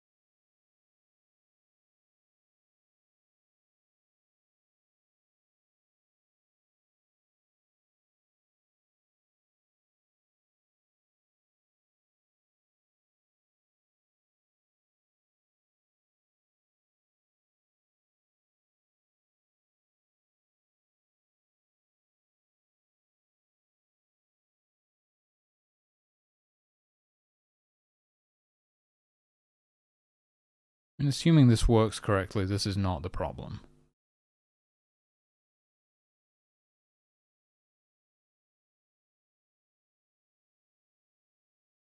It's intended to ensure that the store is always at position 0 on the list.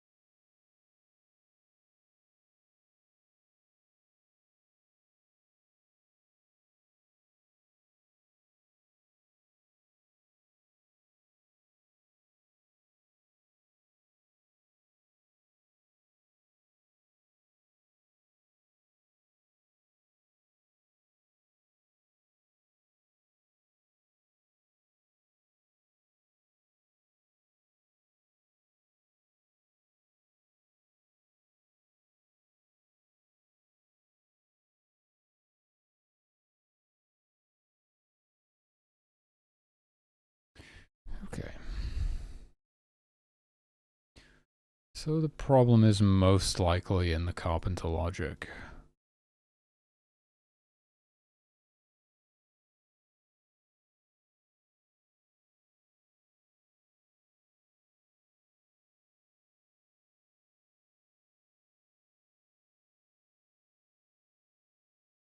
Okay, okay.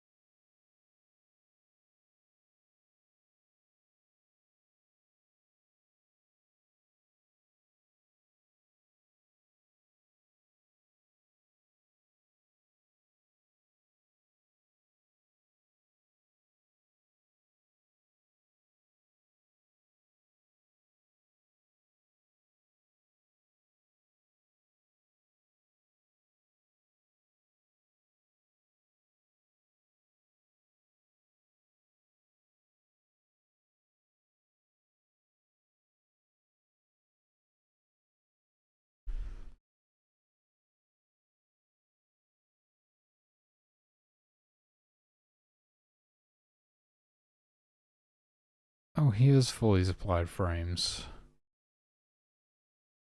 Repairs, it couldn't have been repairs.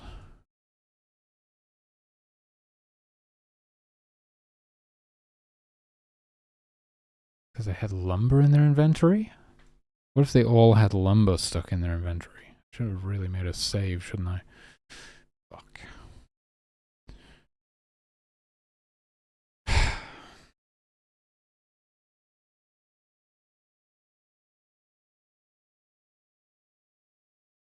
I guess it's possible. If they all felled a tree at the same time. Let's see.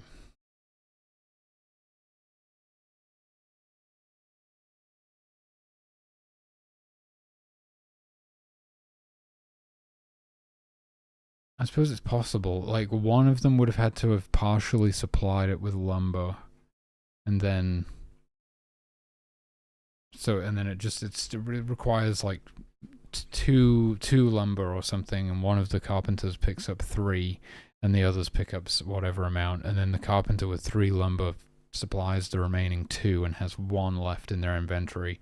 And the other 2 carpenters have something in their inventory, but the store isn't built yet, so they have no way of depositing the lumber. And this is saying that you can't actually target fully supplied frames with lumber in your inventory. That could have been what happened.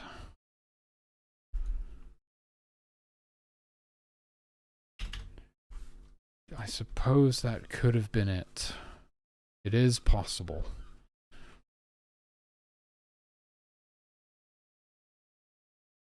Makes me wonder about why we care if they have lumber in there. The idea being to, like, get them to deposit the lumber already? Well, then we wouldn't need to remove it. Well, in this case, we do need to remove it. In these cases, it's like, it should only matter that there's no lumber in your inventory if the store has been built. So in this scenario. Otherwise, we don't worry about that. But that's not what this is saying. No, that's not what this is saying. That's still... okay. That's what I want to say, though. How do I say that?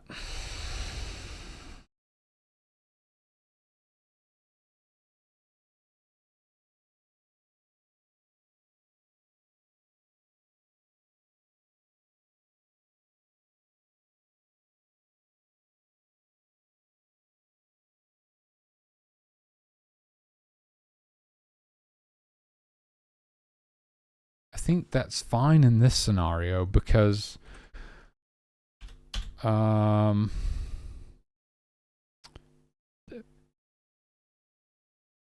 do I explain this? They're only doing this if they can draw fur from the store, which implies that the store is built. It's the only way it could have fur in it.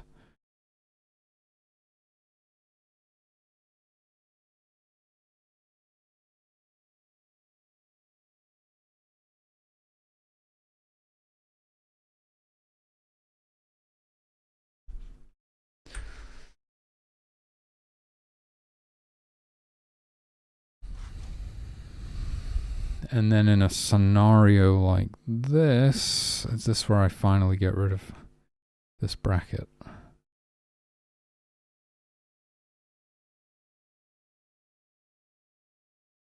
We would only lumber greater. Oh, it's greater than this. It was this target unsupplied foundation. I see. So that would remain the same. Is that it then? That might be it. Fully supplied foundations.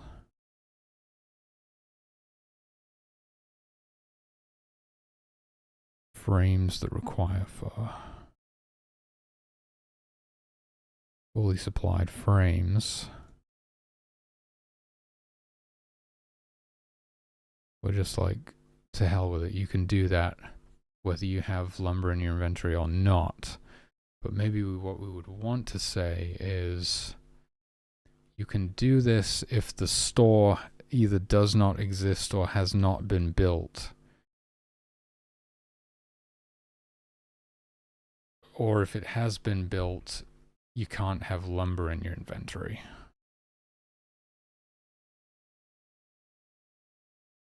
So this is the universal stuff, the stage and the fully supplied nature of the thing.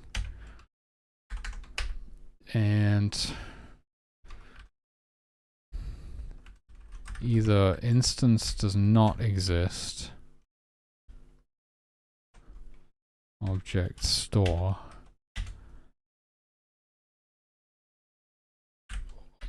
or it does exist,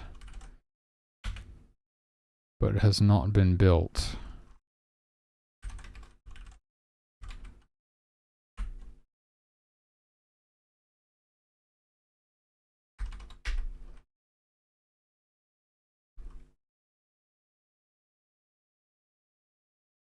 Or, where does this one go?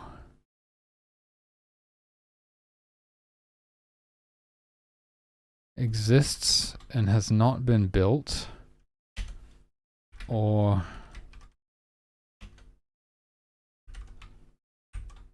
exists and has been built and you have no lumber in your inventory. What is that?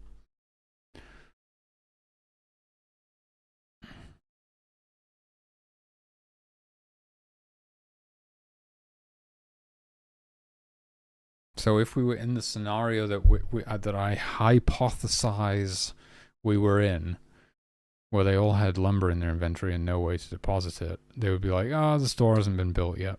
It's whatever. If the store had been built, we wouldn't allow them to target fully supplied frames until they deposited in the store. Would they necessarily do that? Okay, maybe that's the bit that scares me. Yes, because in all of these other scenarios, well, fully supplied foundation,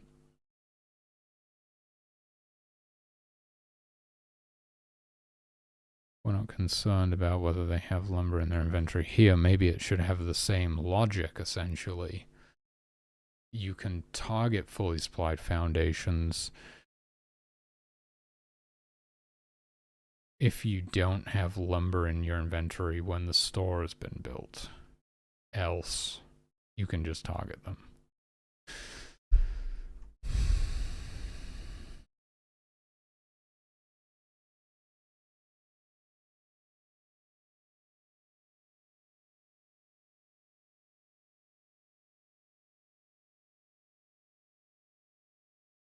Fully supplied foundations. Okay, build stage 0. It's fully supplied with lumber. store doesn't exist, or the store exists and has not been built, or the store exists and has been built, but you don't have any lumber in your inventory.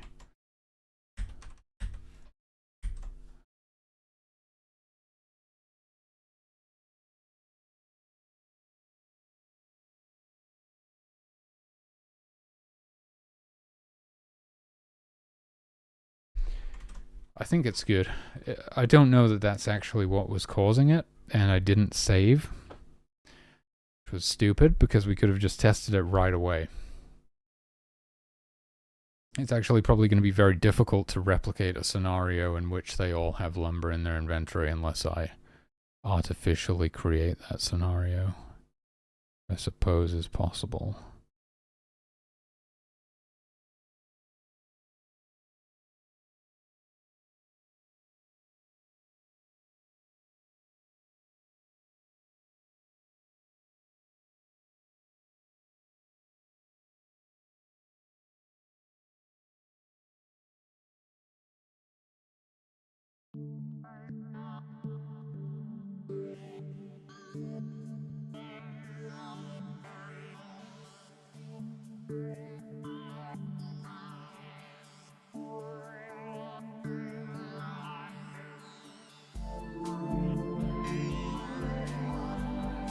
If that was the case, I would only need the one construct. I would only need the one tent, the store, fully supplied and built up to the level of a frame, and I would need all of my carpenters to have lumber in their inventory.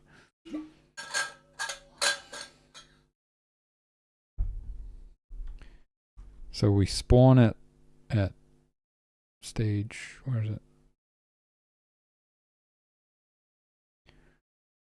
What? Stage 1, and we give it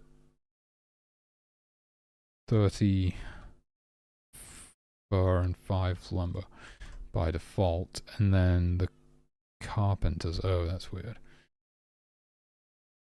Yep, okay, we could just do it for all humans, and it would be fine, I guess. Nope, because their inventory gets reset. As long as we get, like, how many carpenters do I need to confirm this is working? Probably just one, right? Just one.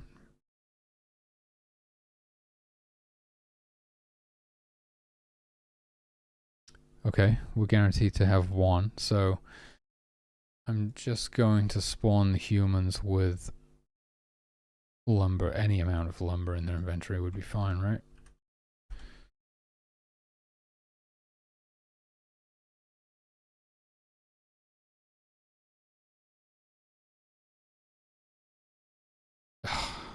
Yeah.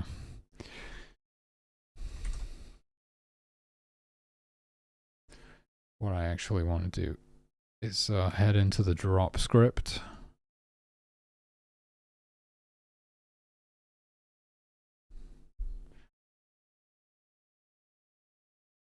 Seems like the easiest way to, and then actually, where is it?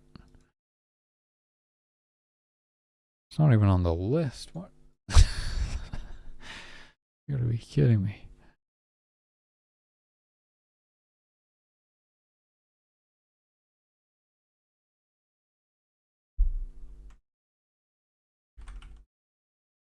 Okay, so how is that? Oh my god.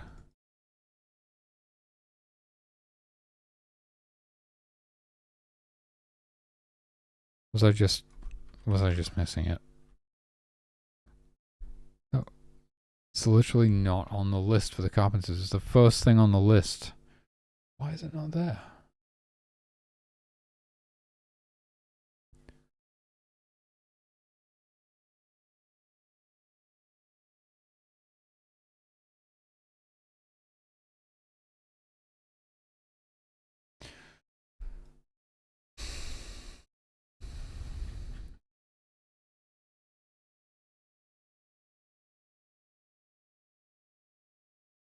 Not there for shaman either.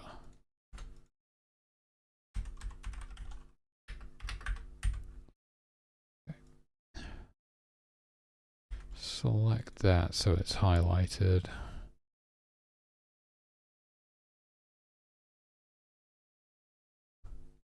Hunter. Carpenter. What is this? Breeder.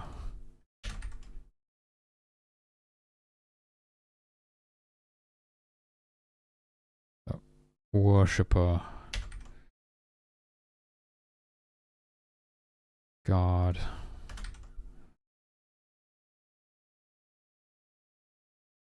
This is where some sort of like clear inventory function would be really handy, right?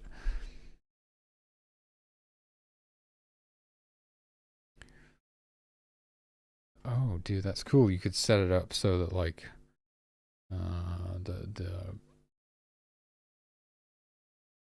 the inventory was a list. There's probably something better to use than a list, but it was a thing, not just a bunch of variables. And then you could throw the inventory of whatever it is that you're running the function on into this thing and have it just like reset the amount of entries in the inventory to 0 if it's like slots like that, or just like delete the stuff from the inventory. I guess if it's done in a different way. It's not like there would be 0 berries. It just wouldn't exist. There just wouldn't be a berries entry on whatever this array or list or map or whatever is. See, that's how I would do. I mean, there may be an inventory overhaul at some point.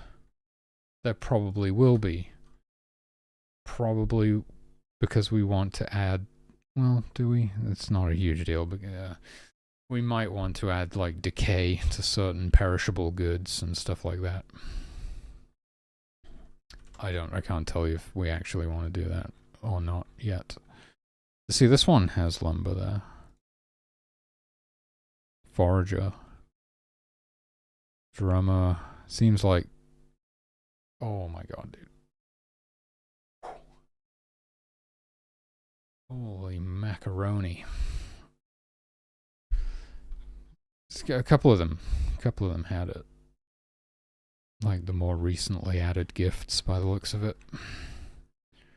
So I think I got all of them now, but what I actually want to do is when we create a carpenter, I want to put lumber in their inventory. It's the simplest way right now. When you reassign, because it would just be the more handling that I would have had to have done, and may do eventually. If you reassign a gift and they have a ton of stuff in their inventory, but you assign them to a gift that doesn't know how to handle for like depositing that stuff, or like offloading it out of their inventory, and it's like permanently stuck, and then you could be in a scenario where somebody's inventory is permanently full, preventing them from doing anything. And just the easiest option for me was just to clear their inventory when you reassign a gift. It's unfortunate because, yes, you can lose resources by reassigning them at the wrong time. And it's considering you can't see their inventories, it's unfair on the player to expect them to telepathically know whether they have something in their inventory or not. I'm pretty good at that from all the testing that I've done, but it's not something that I would want to require of the player. Unfortunately, I kind of do right now, if you want to be careful about losing anything. I'm going to put a lumber into their inventory when we assign them, when we grant them the gift of carpentermanship. Carpentry. There we go. I don't know why I was just blanking on that one.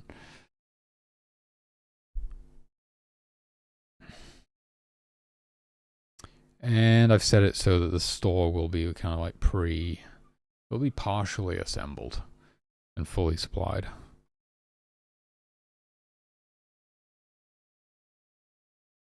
My god. I'm in some sort of horrible phase of adaptation right now where I've started learning to play the ride cymbal faster, like this, but my hand hasn't like strengthened up enough yet to handle it, and it is painful, dude. It's a technique thing as well. It's not just raw strength that I need more strength, it's that I also need to develop better technique for doing it. Okay.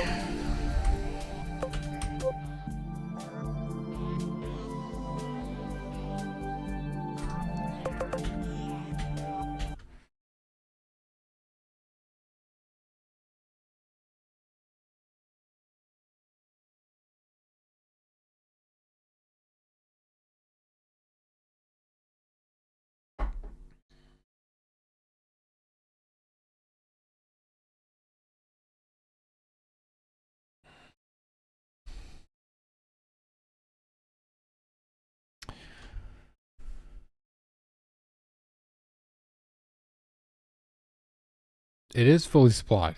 It may even technically be in stage 1, it's just that the sprite hasn't been swapped. Yeah, no, that would be correct, actually.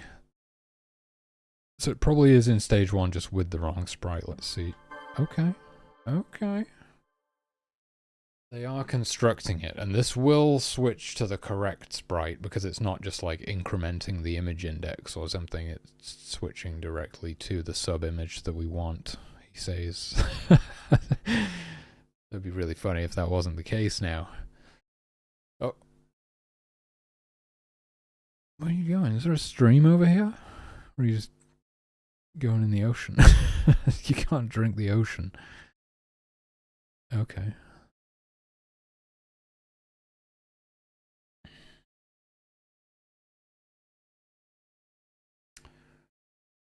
So, and we can also, well, he's going to deposit it, actually, confirming that he had lumber in his inventory. Was still able to target a fully supplied. I don't know if that was truly the issue. To be absolutely certain, we need to replicate the exact scenario again. Or not, maybe, well, is it the, yeah.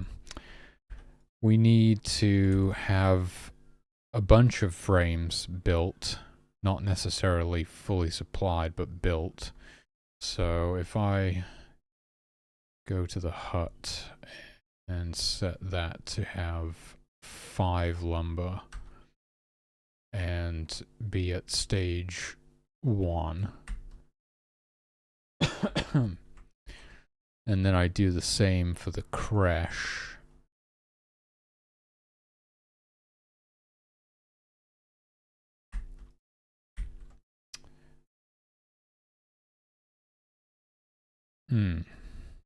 That would be useful to have miracle fur. I could do that. I think I could do that. We might want to see. We don't know for sure because I didn't check if one of the other frames was fully supplied. We don't know that for sure. But now we can set up a scenario where we have a fully supplied store frame and then a bunch of other frames that are not fully supplied. And we've removed the lumber from the carpenter's inventories to see if that was actually, if it was, you know, if it was nothing to do with the lumber, basically. I should really be, I'm still not using virtual machine. I'm sorry, I'm putting you through these compilation, these, what's it called? What's it called? I don't know. I don't know right now. Compiling times. There we go.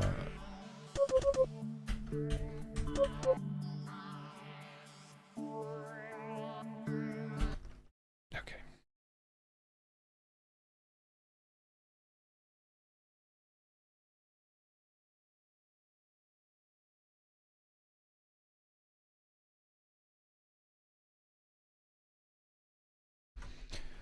Okay, so store, which may not look like it, but it is at stage 1 and fully supplied. And they're at stage 1 and they have lumber but not fur.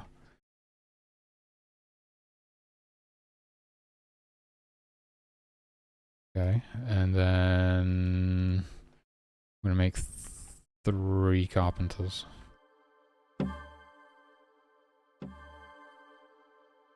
Okay, that's a good sign. So, question now, what if the tent was fully supplied with fur as well? And I'll just, well, it doesn't really matter how many I do, but I only need to do 1. And here we go again. I should really switch to virtual machine.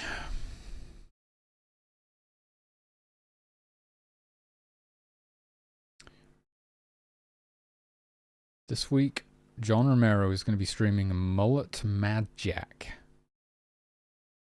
What even is that? Okay, well, that'll be new to me. I'm pretty interested for FPS Friday this week, considering I don't even know that game.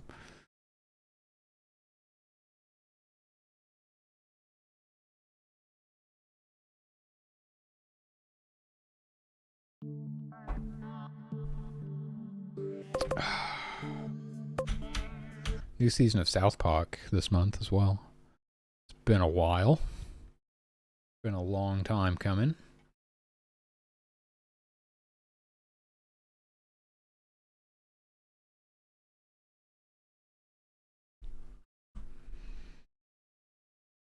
Store. At least 1 tent, fully supplied. Crash, unsupplied. 1, 2, 3 carpenters, and they are constructing the store. Or is that the tent? I'm pretty sure it's the store, right? I'd be very surprised if it was the tent. That would mean something was horribly wrong. Okay, okay. So I'm fairly reassured that we have the situation under control now. I'm probably going to want to do more play testing, but we've confirmed that it wasn't the lumber. I don't know, actually. What we've done is created a... We can be fairly certain that it was the lumber in their inventory. And they were unable to deposit it. They just walked through that tent. Oh, of course, because I'm skipping them. They never get added to the navigation grid. Because we're completely skipping that. Okay.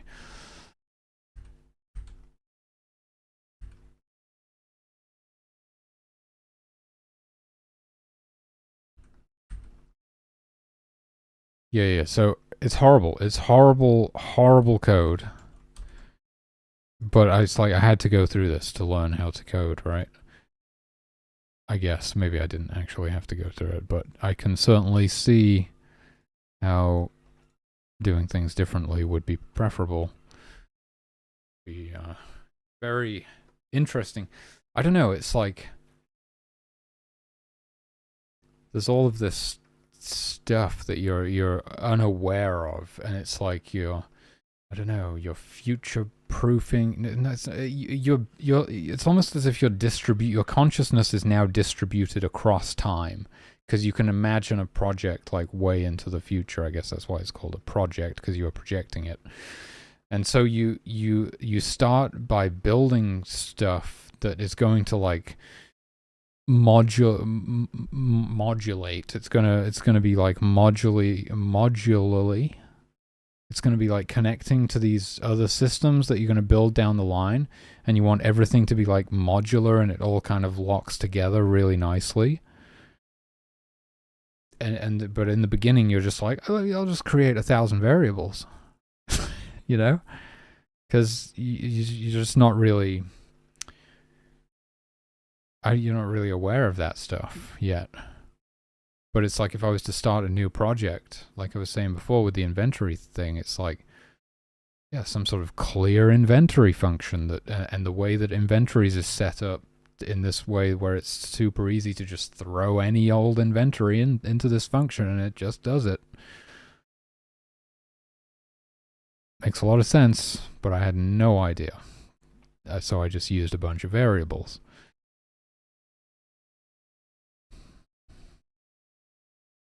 yeah, it's kind of, it's this, you know, I look at other people's code on stream and I'm like, this is completely alien to me. It's hieroglyphics. Like, what even is it? It looks like a different language, but they're using the same language. You know, it's that extreme. And if I was to start a new project now, it would look so radically different from this project. Right?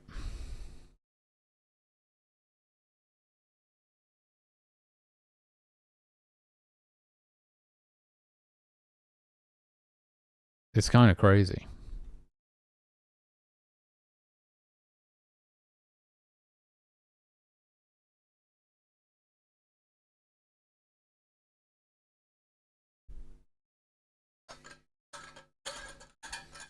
Okay. What we were actually trying to do was test the sleep deprivation timer. The required sleep timer. We want to see if that is working now. Have I reset everything back? I believe so. I'm pretty sure that's what I just did. But I don't trust my own memory. I'm pretty sure I reset all of the tents back to being unsupplied and starting at stage 0.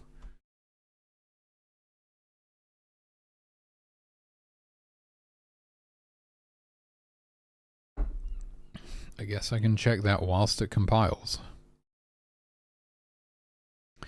Lumber fur stage. Lumber fur and stage.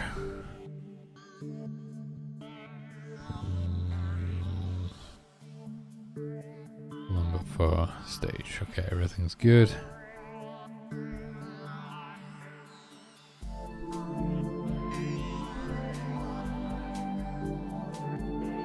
So I guess tomorrow's job is going to be finishing the female Fisher sprites.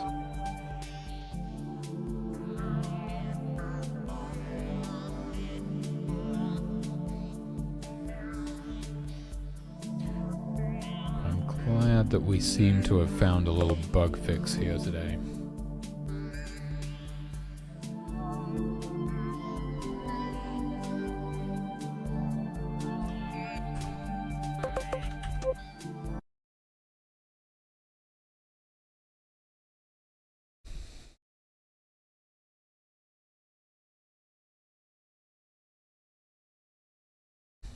That would have been pretty bad if you could imagine someone running into that in the playtest. I mean, they would have pointed it out, I'm sure, but it would have been pretty bad.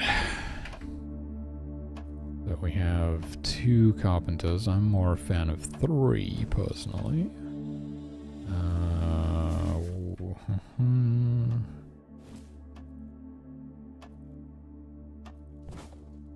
We don't need to worry about guards or shaman on this map, but I think in this case I'll take a fisher, as much as I like the new fisher sprites, and I'll make an extra carpenter.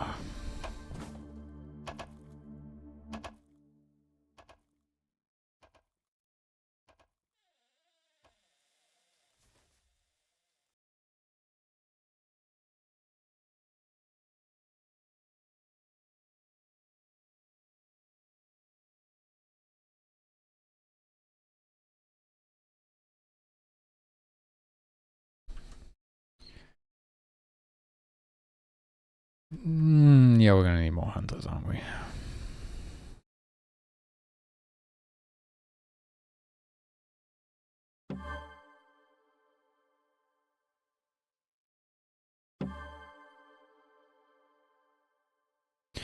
It's kind of crazy that it's like I'm actually looking for a little dude that looks like a forager now instead of a brown cube.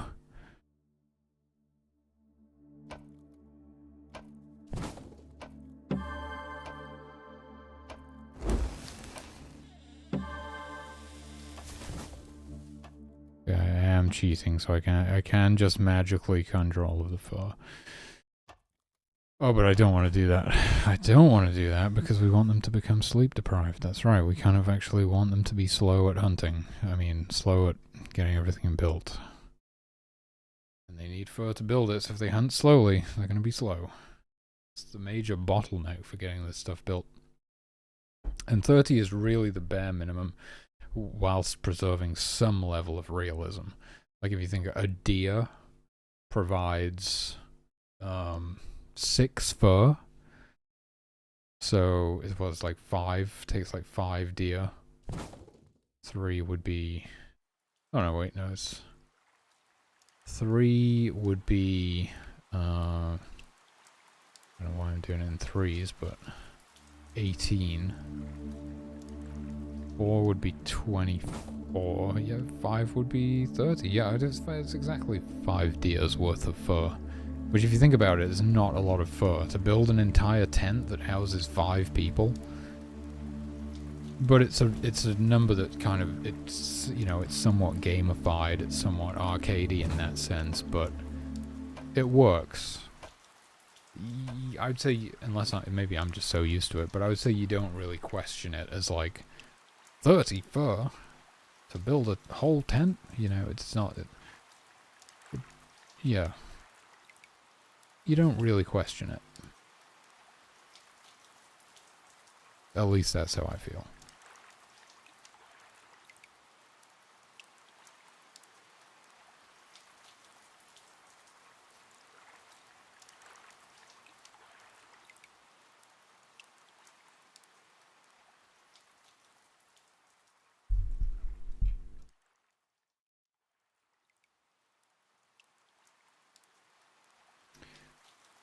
It's the first of the month. This is it. This is the month. This is the month where we get capsule art and a logo, and we launch the playtest for realsies. In a way, it's like the pressure is on a little bit. I've only got a month to finish the rest of the sprites, the human sprites, and implement these changes that I've been talking about. I feel like the most time-consuming part of that is going to be implementing the sprites, making the rest of the sprites.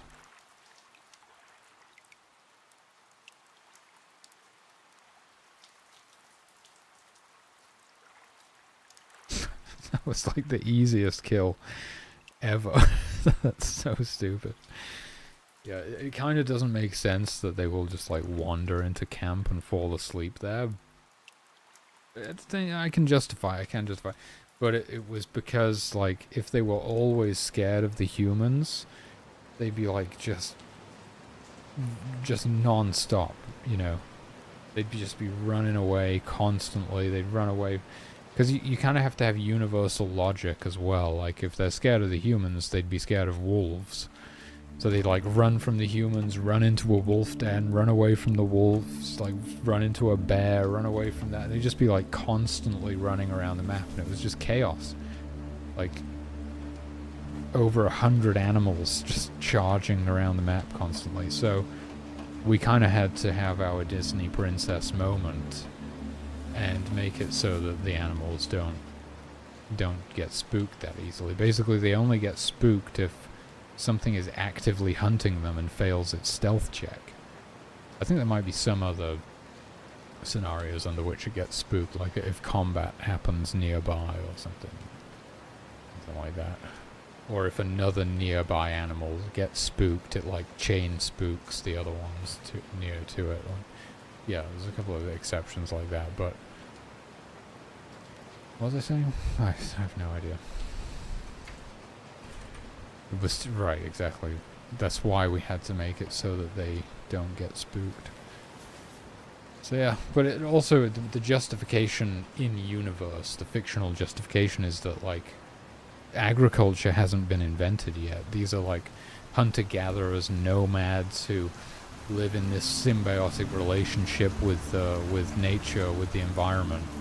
And the animals aren't just like, you know, I justify it by saying like the animals are harvested at such a low rate by the humans that they don't see them as such a massive threat. I don't know if that logic really holds up. I think if one of them had been...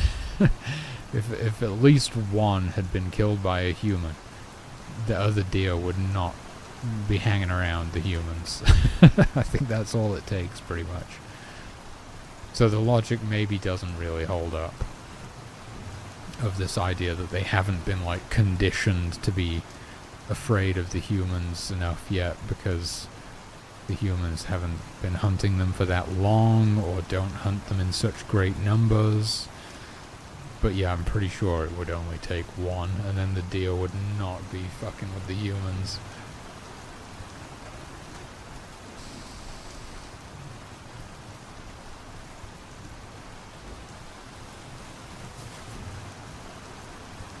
Oh my god, I'm so hungry, dude. Yeah, I was hungry before we found that bug even. I'm so... I've got desk nuts.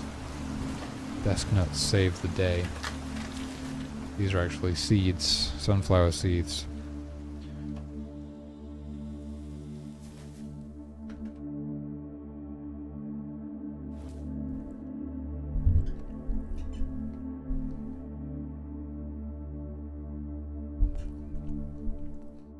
What are the carpenters gonna do? Yeah, they're building. This time they actually got it fully supplied before they finished all the other frames.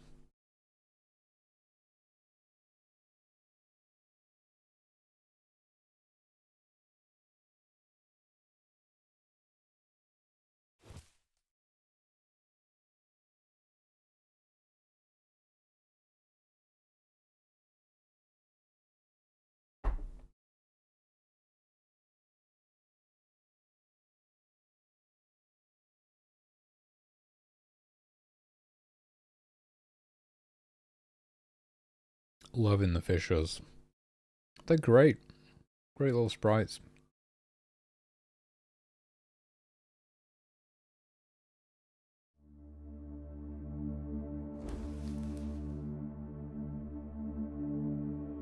Alright, they got the store built. It's day 2. Sleep deprivation is going to be kicking in pretty soon, I think. Probably the next morning. Love that berry icon. Big fan.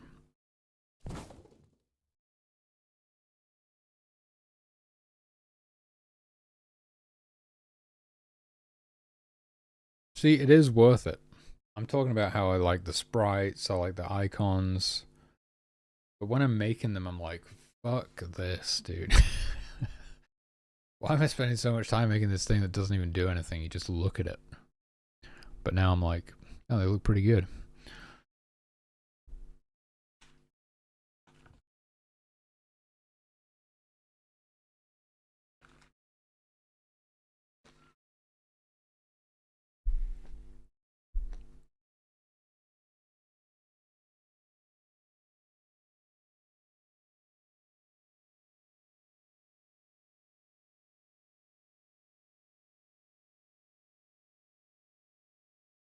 They've been supplying?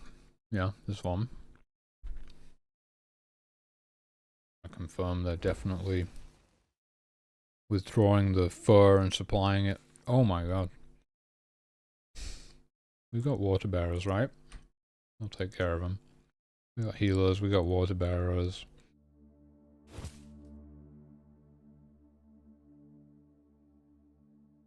Yeah. I think I'm going to nerf it slightly, so there's a lower chance for them to catch fire.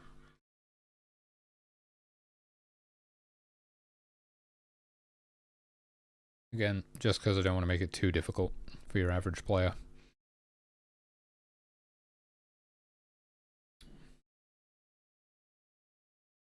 They're probably going to have a lot going on, right? And if their humans are constantly catching fire, that's going to be... they're going to have a bad time. I think it's got to be pretty rare.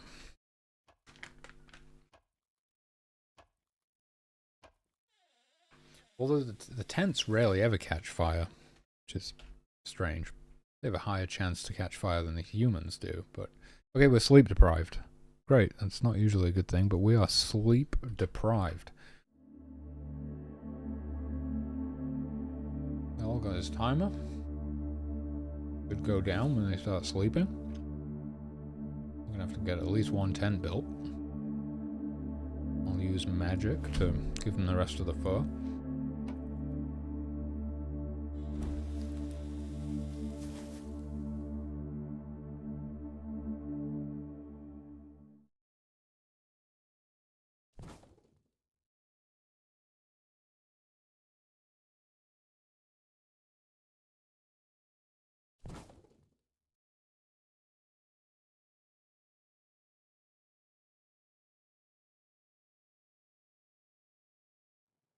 Now, I feel like the fishers would have very similar clothing to the female hunters. The female fishers.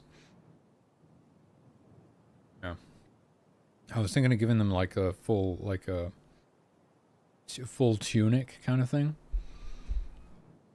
But there's no way that they would wear that. They would want to wear as little as possible so that when they get wet, they aren't like weighed down by it. So they can stay dexterous whilst spearfishing. Doesn't make any sense that they'd have like a bunch of heavy like animal skins on them.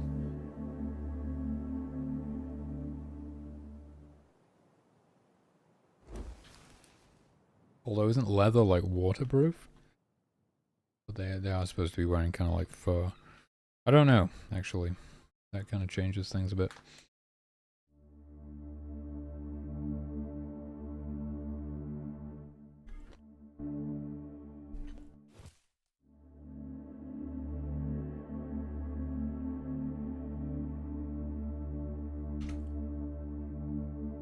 Yes, some animal fur is waterproof and water repellent. Only some. So it would depend on the fur, but it could be. Okay. Not such a big deal then.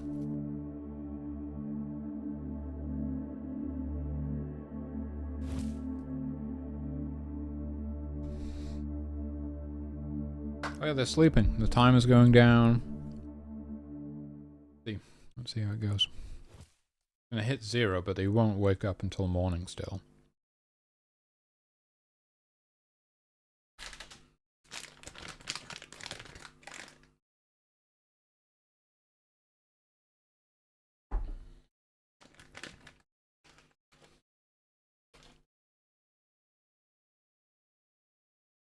So now the debuff will have been removed, so I could actually wake them up at this point and have some others go to sleep and their timer would start going down. But they might not necessarily get enough sleep before morning now to remove it completely. That would be interesting.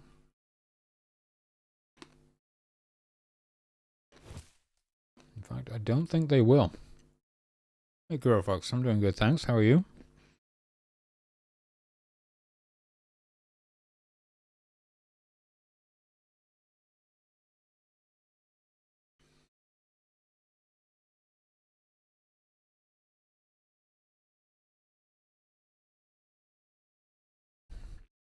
Oh, nice.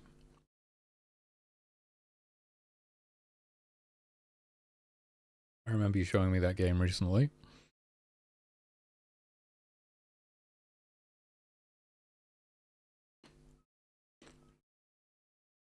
Ah, no, they keep sleeping. Right, they keep sleeping until it's removed. I forgot.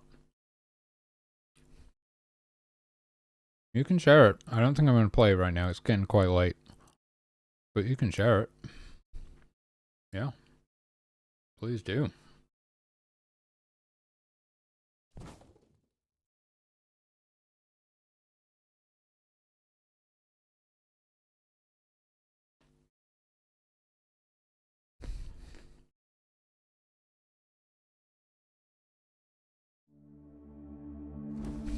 Thank you.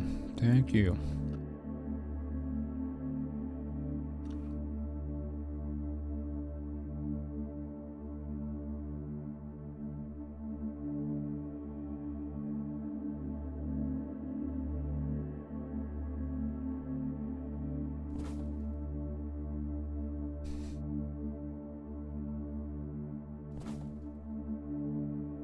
Oh, seems to be working as intended. They will all, you know, I don't know what they're doing now, actually.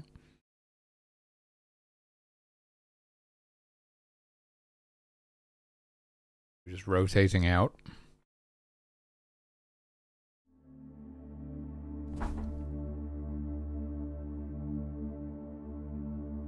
As a mobile build too, cool. Very nice.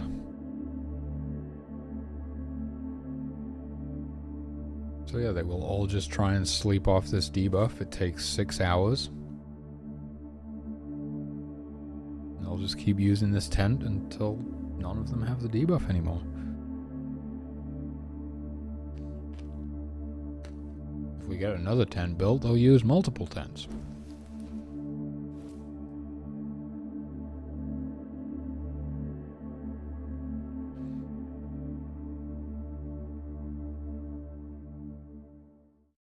But it's first come, first serve, so it's not like...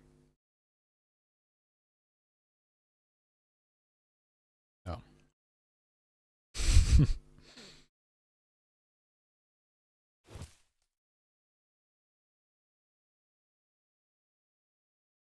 What I was meaning is if it was nighttime, then everybody would try to sleep, even the ones without sleep deprivation, and they could beat them to the tent, essentially.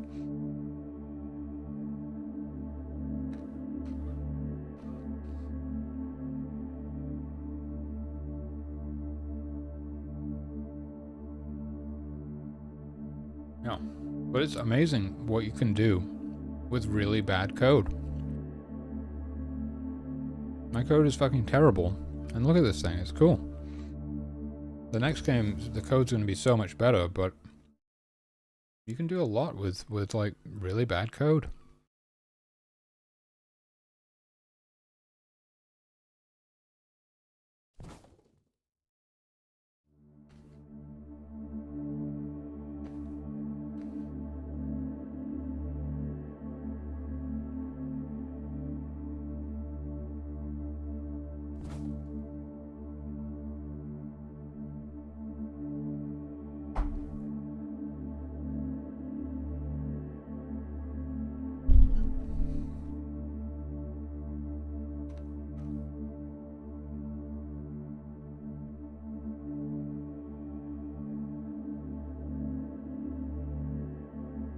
Is that the last one? The last sleep-deprived human? I think it might be.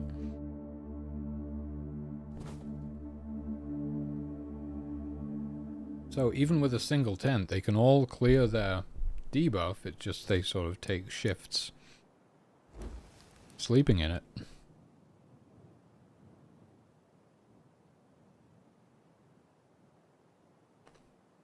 Is what it is.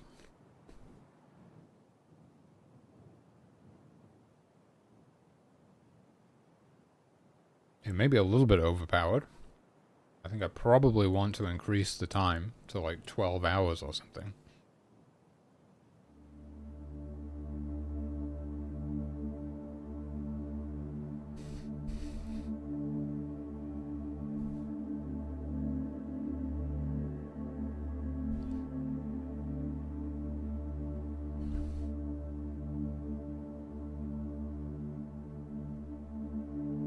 That'll be like 4 hours for every 24 hours that you're awake.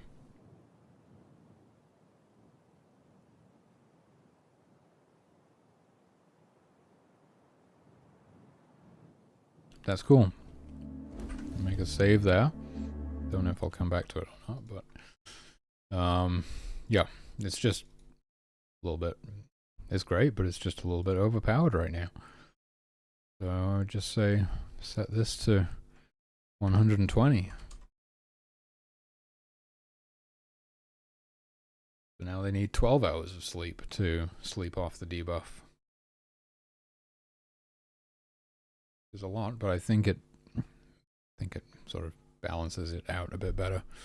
Otherwise, again, you might just kind of build a single tent, and you'd be pretty good with just one.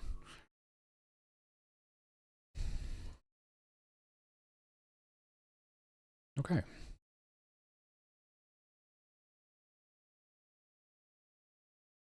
What was the other thing I was saying I was going to do?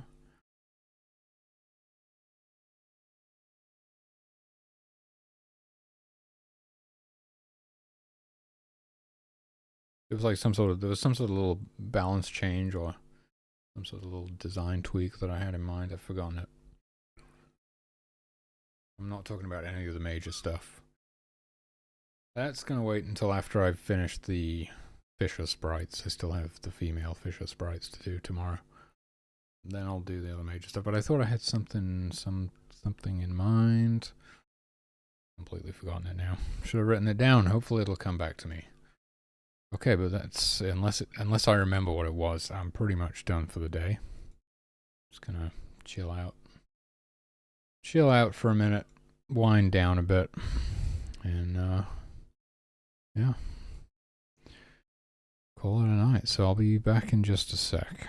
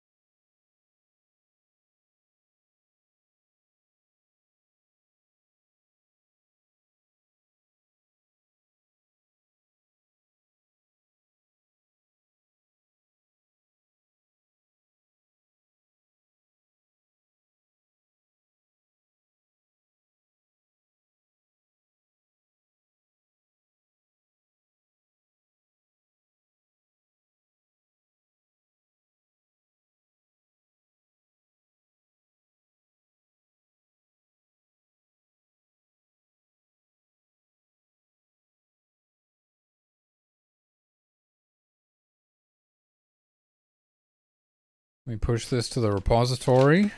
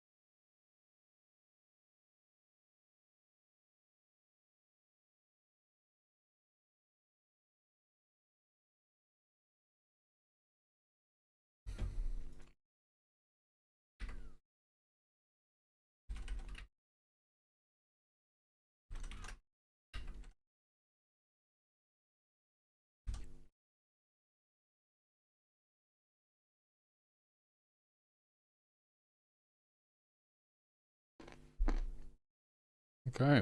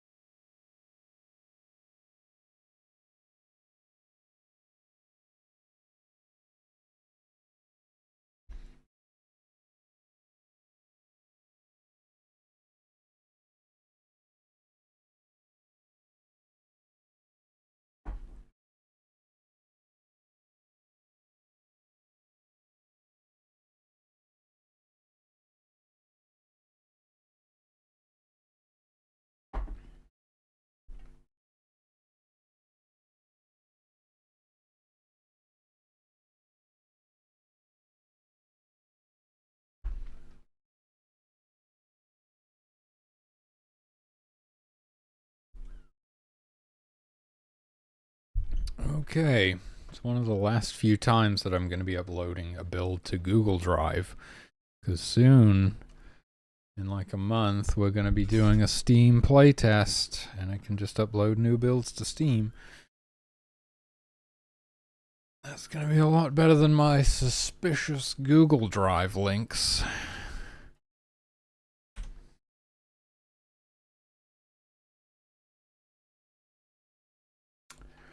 Probably not going to do any Steam integration for the playtest.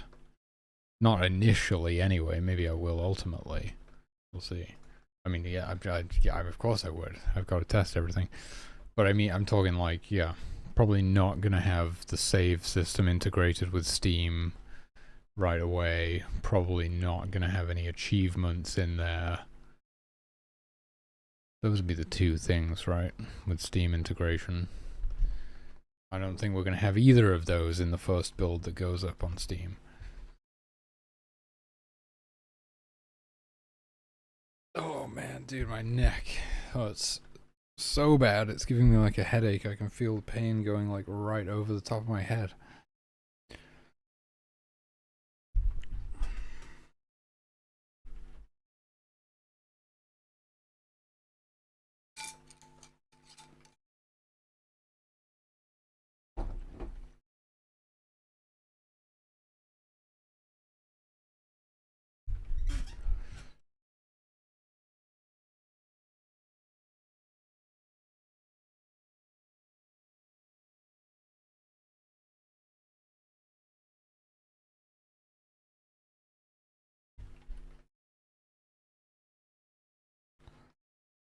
Okay, there we go. Version 0.567.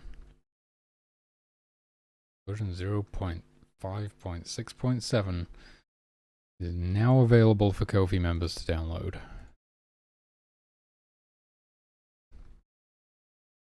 I am gonna have to figure out how exactly I get the Steam keys to the Ko-fi members in future, seeing as right now it's you just get a Discord role that allows you access to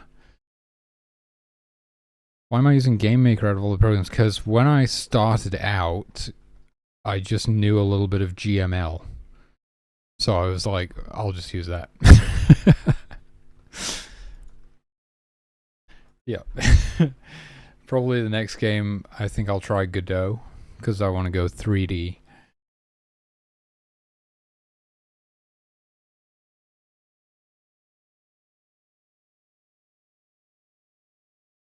Okay. So, more snacks. And then I'm done for the day.